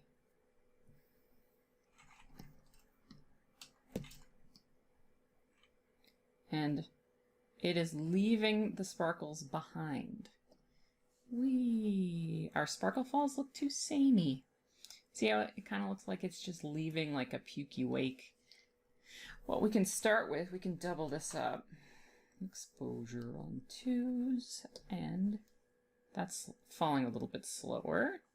My gravity, I'm going to calm down even more. These, sometimes you gotta put super tiny little increments on this. Let's try that. There we go. So now it's feeling a little bit more like a fall, but they're all being placed in a very, very similar position. So that's when this velocity node comes in. So what we can do is have random in all directions 2D. Oh dear. Oh, okay. Oh, let's calm that down. And so we just, again, we go into our speed. We want our minimum speed to be very, very, very small. Our maximum speed even to be smaller than that. And now our sparkle fall is a little bit more random and inconsistent. That's nice. It's not too bad. So this is starting to look pretty. We can play around with adding some more or less sparkles. So we can make this like much, much higher.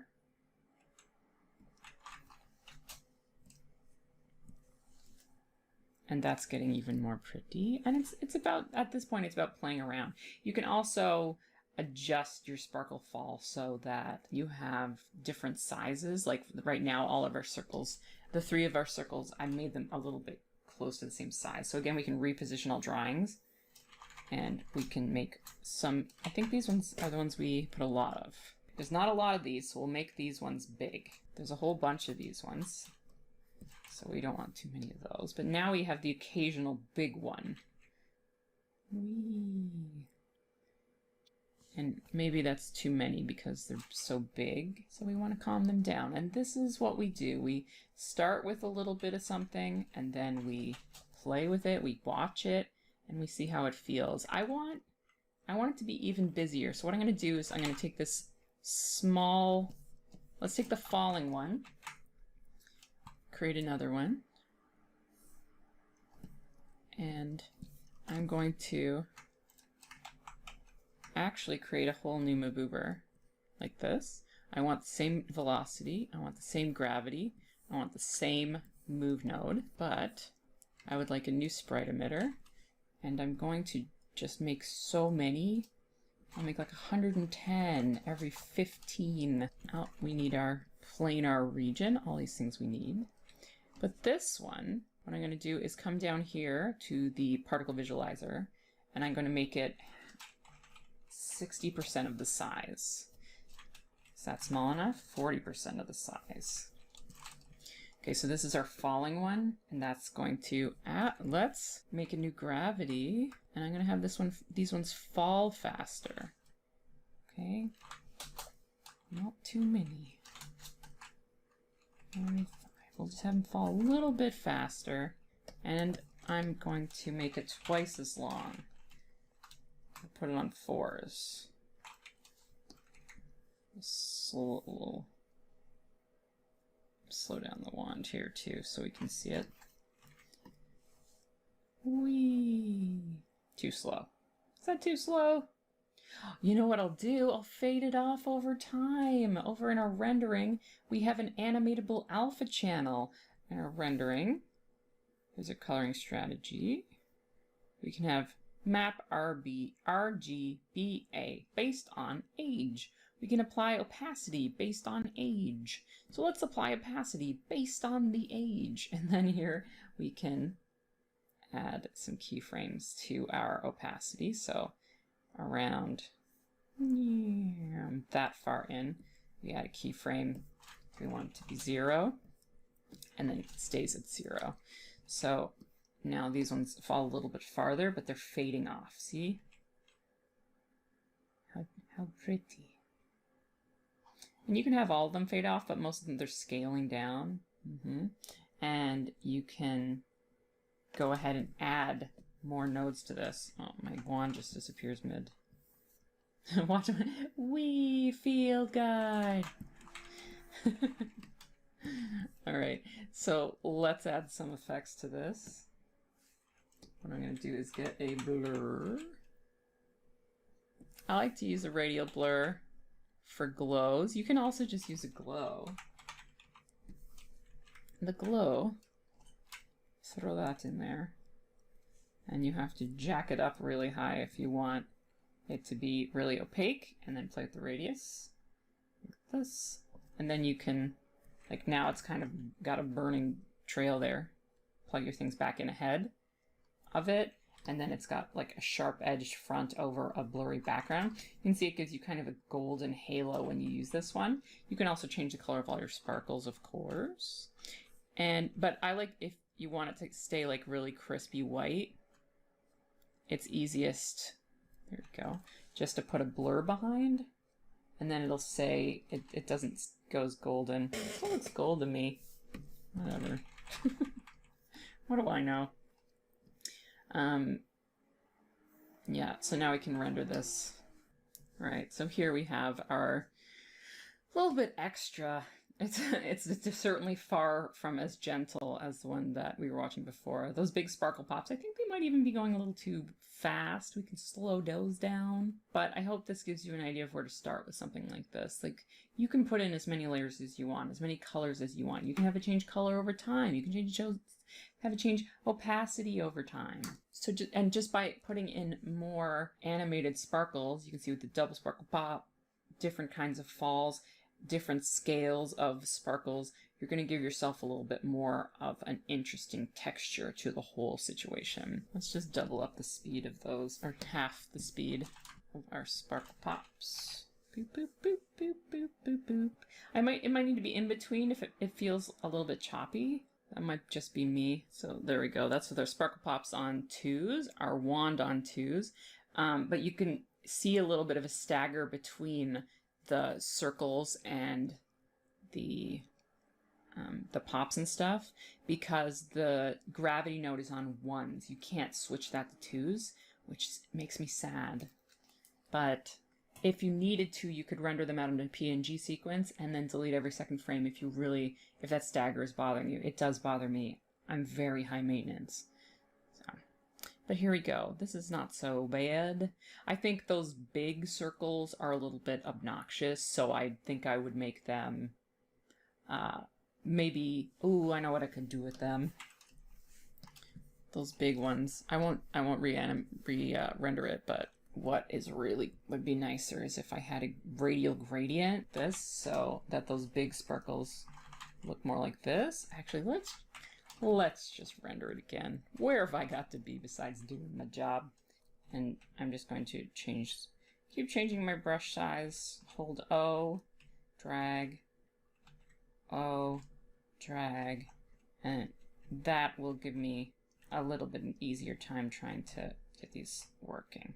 So I'm going to stop playing with this. Now I've got some gradients in there. I've got some sparkle pops, sparkle falls, some still things with a gravity node. There's just a whole bunch of stuff layered in to give you an interesting look. Hopefully you can see how you can... When did that fall? tape. There you go. Camera's held up by masking tape. It's a real ramshackle operation here, guys. So here's my end result for what I've been playing with.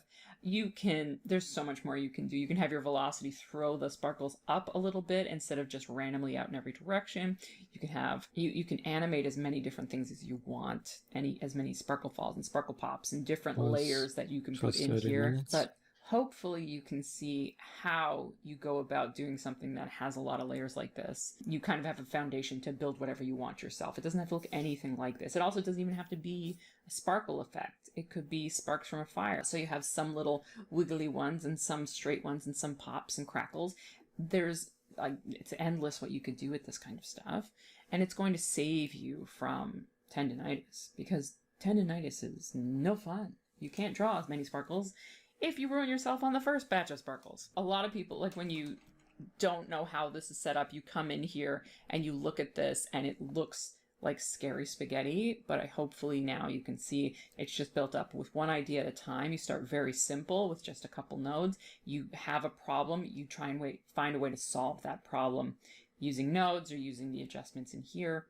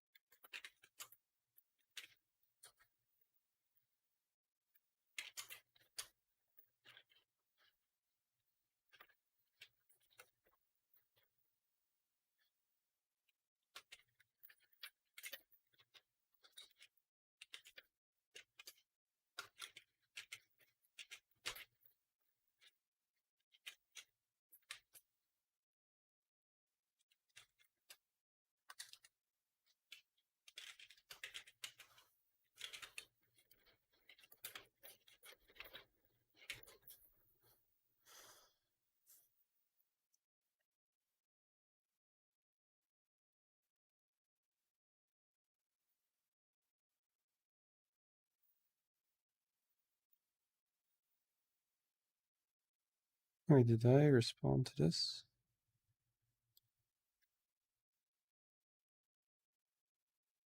Yeah, I did. Okay.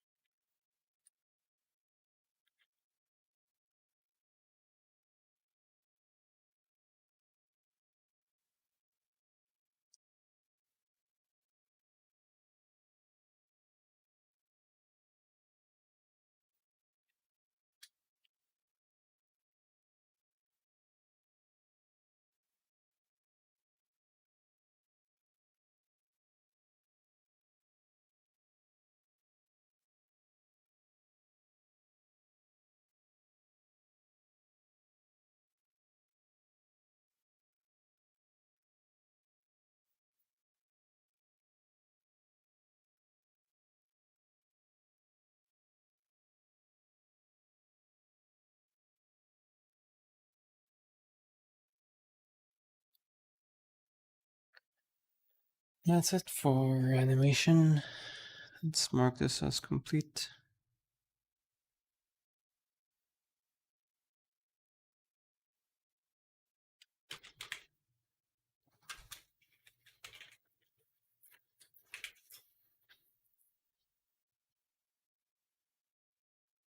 Let's study some drawing foundations.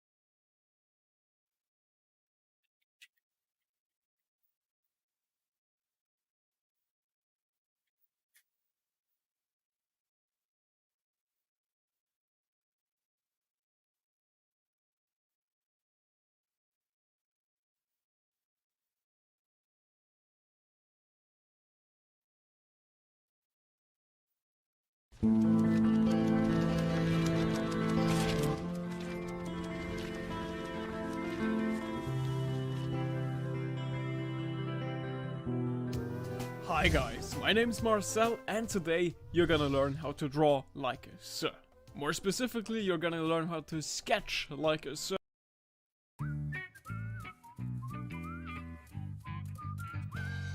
Alright, hey everyone, my name is Antonio Staparts and I'm a concept artist in the entertainment industry, primarily focusing on pre-production concept art or even like blue sky and sandbox stages.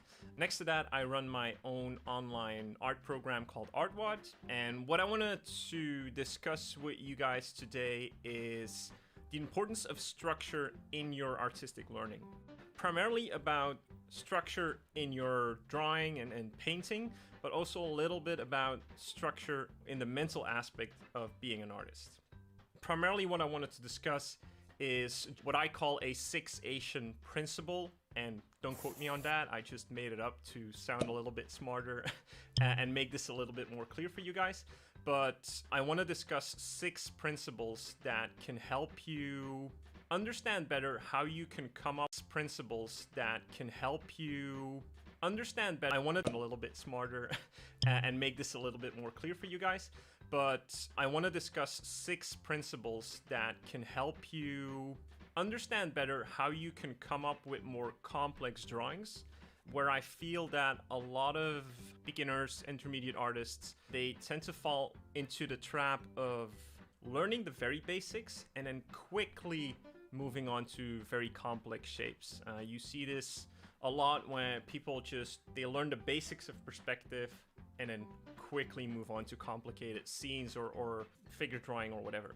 And now that is important, of course, challenging yourself, but I feel like there's a really nice setup that you can use, which I use in my program as well, that can help you better understand how you can come to these nice and complex results that you see from a lot of professionals, especially people drawing from imagination, because my focus is in that world of concept art and coming up with new ideas, interesting things, and design is a big part of it. And if you can internalize a lot of complex ideas, things that you see, into more rudimentary yet complex shapes or mannequins, it gives you a nice tool to create your own things. So the 6 process that I want to talk about today, the first one is structuralization, the second one is manipulation, and then observation, education, imitation, and lastly, imagination.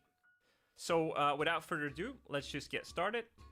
So when it comes to structuralization, this is the most straightforward for anyone. It is that very basic rudimentary aspect of just learning to draw the simple shapes. Cones, spheres, cylinders, boxes, and kind of creating that spatial awareness. Not only being able to draw a box in 1-point or 2-point or 3-point perspective, but also learning how to intuitively draw a box in space and draw multiple boxes grouped together, draw a cluster of primitive shapes together, and just learn how to do that intuitively. Now, of course, you do need to learn the rules of perspective, maybe even camera angles and how they relate to perspective to be able to do that. But I feel like that's a really good starting point just to draw simple shapes on paper and get a good sense of spatial awareness, because that's what it's all about in order to create anything believable, especially when you want to communicate something to further down the pipeline, especially in the concept art industry. It's all about communicating properly, and a lot of the times that means communicating your designs to the 3D modelers or the animators or environment artists or just the art directors in general. That sometimes or often requires that you create a good sense of believability in your designs and that everything feels readable as it should be. Now, that's the first step. It's pretty straightforward. Then moving on is one of the steps that I feel is very, very often overlooked. And this is what I call manipulation, and in broader terms, it's shape manipulation. And so there's a high number of ways that you can manipulate a shape. And a lot of you have probably seen excerpts of how it's done, but I feel like it's very often overlooked in people's artistic training. There's hundreds of ways to manipulate a shape, but I'm just going to go over a few of them. So one of the ways that you can manipulate a shape is by taking the primitives and then learning how to bend or twist them.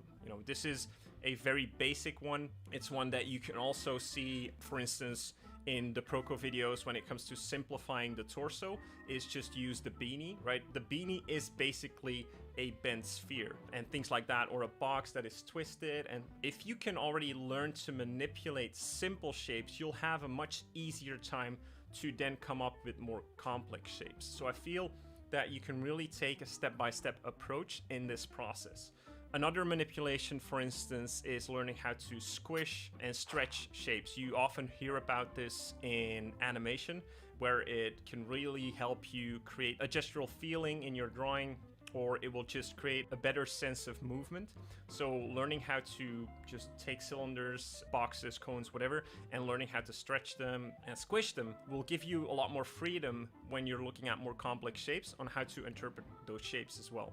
Another manipulation, for instance, is learning how to manipulate the contours. Now, this is something that I haven't seen too many times, or people, put in a different jacket or whatever, but learning to manipulate a contour will really, really help you when you're looking at more organic shapes.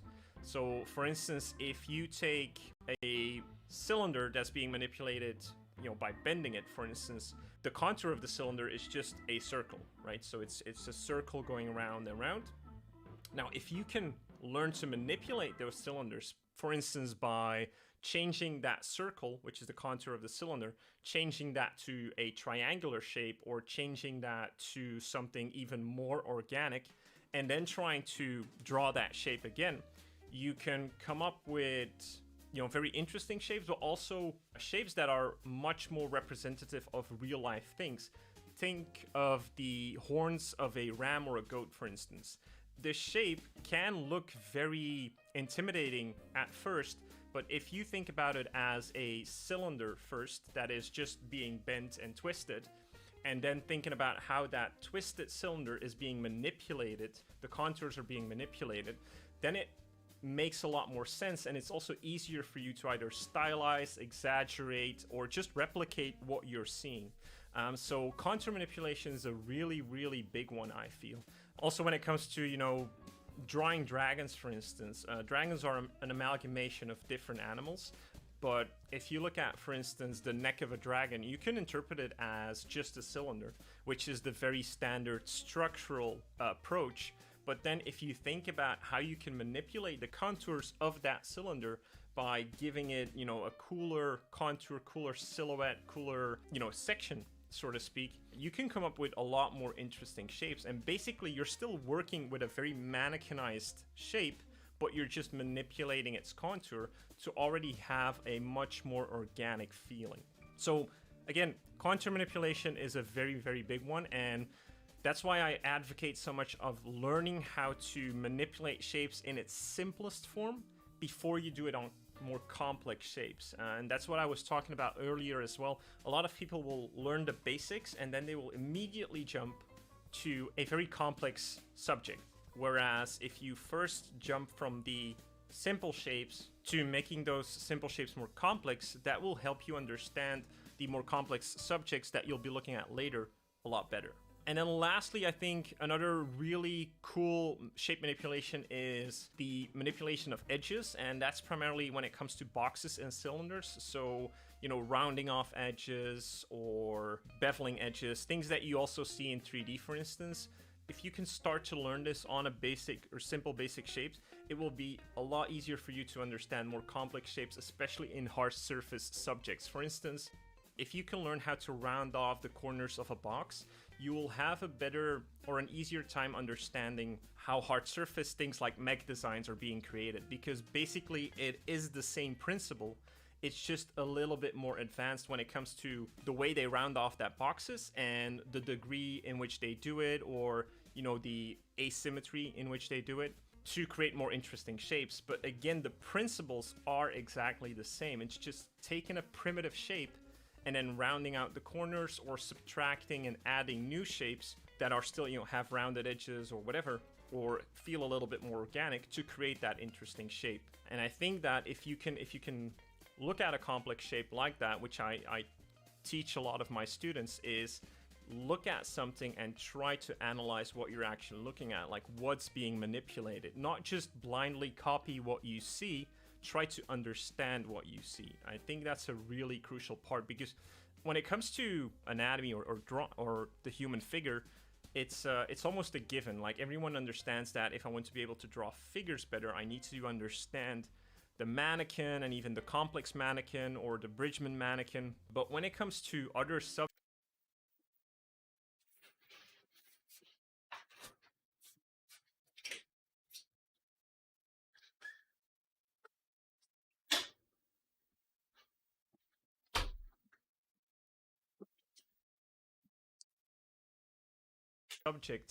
I feel like it often gets overlooked in terms of understanding what you're actually looking at.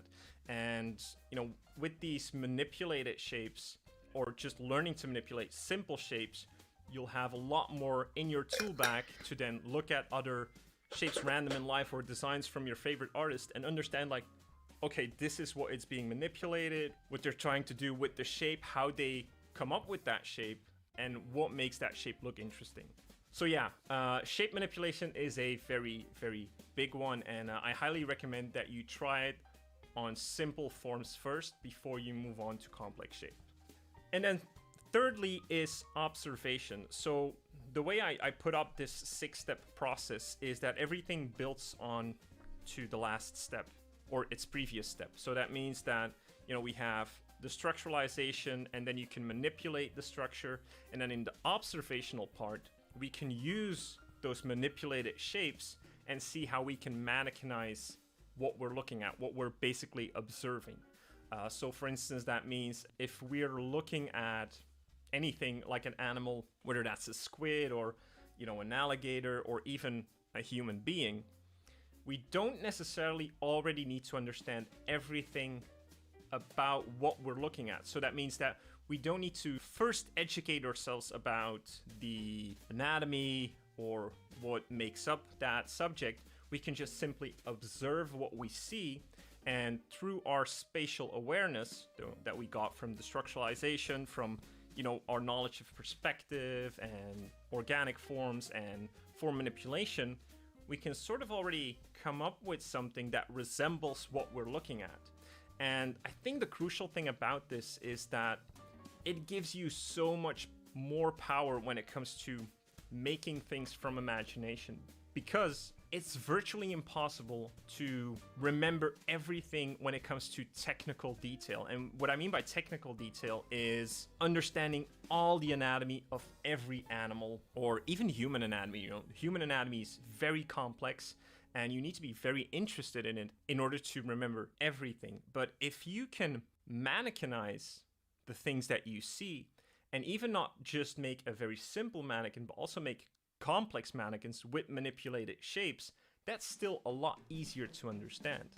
And I think a great example of this is an artist like Kim Young-ji, where I don't believe that all he does is intrinsically know the anatomy of every subject, but he does very much understand the complex manipulated mannequin of the subjects that he studies.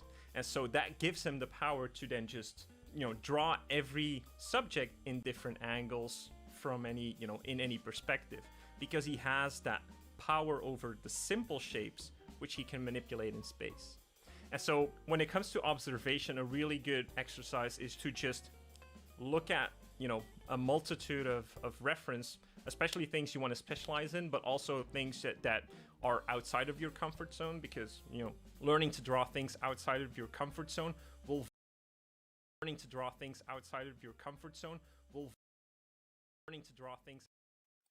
very, very much help you with things that interest you as well.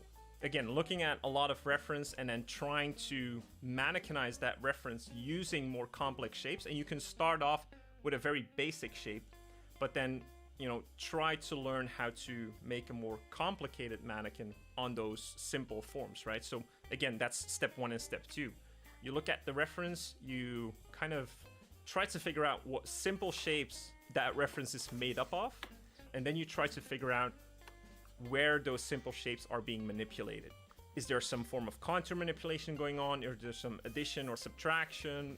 Are some of the simple shapes being twisted or bent? You know, all these things, or is it a combination of those, of course? All these things can help you understand that subject better. You know, if you have a good understanding of what you're looking at, then you can go into the next step, which is education. So with education, this is exactly what the word implies, is that we're trying to educate ourselves about the things we really want to know more about. And that's also a thing with these 6 steps, is that we kind of go from a broad sense to a more narrow sense, meaning that from step 1, step 2, step 3, this can be very general. This doesn't have to be your subject of interest per se. It's just something that will help you understand form and spatial awareness and drawing in volumes a lot better. Basically drawing with structure, right? However, with education, we usually tend to want to learn Seriously? more about the things that interest us. For me, for instance, that means studying more figures or studying more animals, creatures, insects, vehicles, things like that. The things that really interest me are the things I'm gonna want to learn more about. The cool thing is though that because I've been, learning from observation with simple manipulated shapes, now the things that I'm learning about, for instance, the anatomy of the human figure or the anatomy of a certain animal, can better inform those manipulated shapes that I was constructing earlier. So that doesn't mean that, we're completely reinventing the way that we draw a certain thing just because we're now looking at its anatomy. No, we can even better fine-tune the shapes that we were constructing before. Now we can have those shapes be informed by the anatomy that we're learning about. And that's why it's usually topics that are close to heart or things that really interest us, because now we're really going to fine-tune the things that we want to learn more about just to become much better at designing them. So, when it comes to education, we of course pick the subjects that really interest us, learn about them intensively, the anatomy or the packaging of a vehicle, what makes up a Whatever, man. It's just a stream.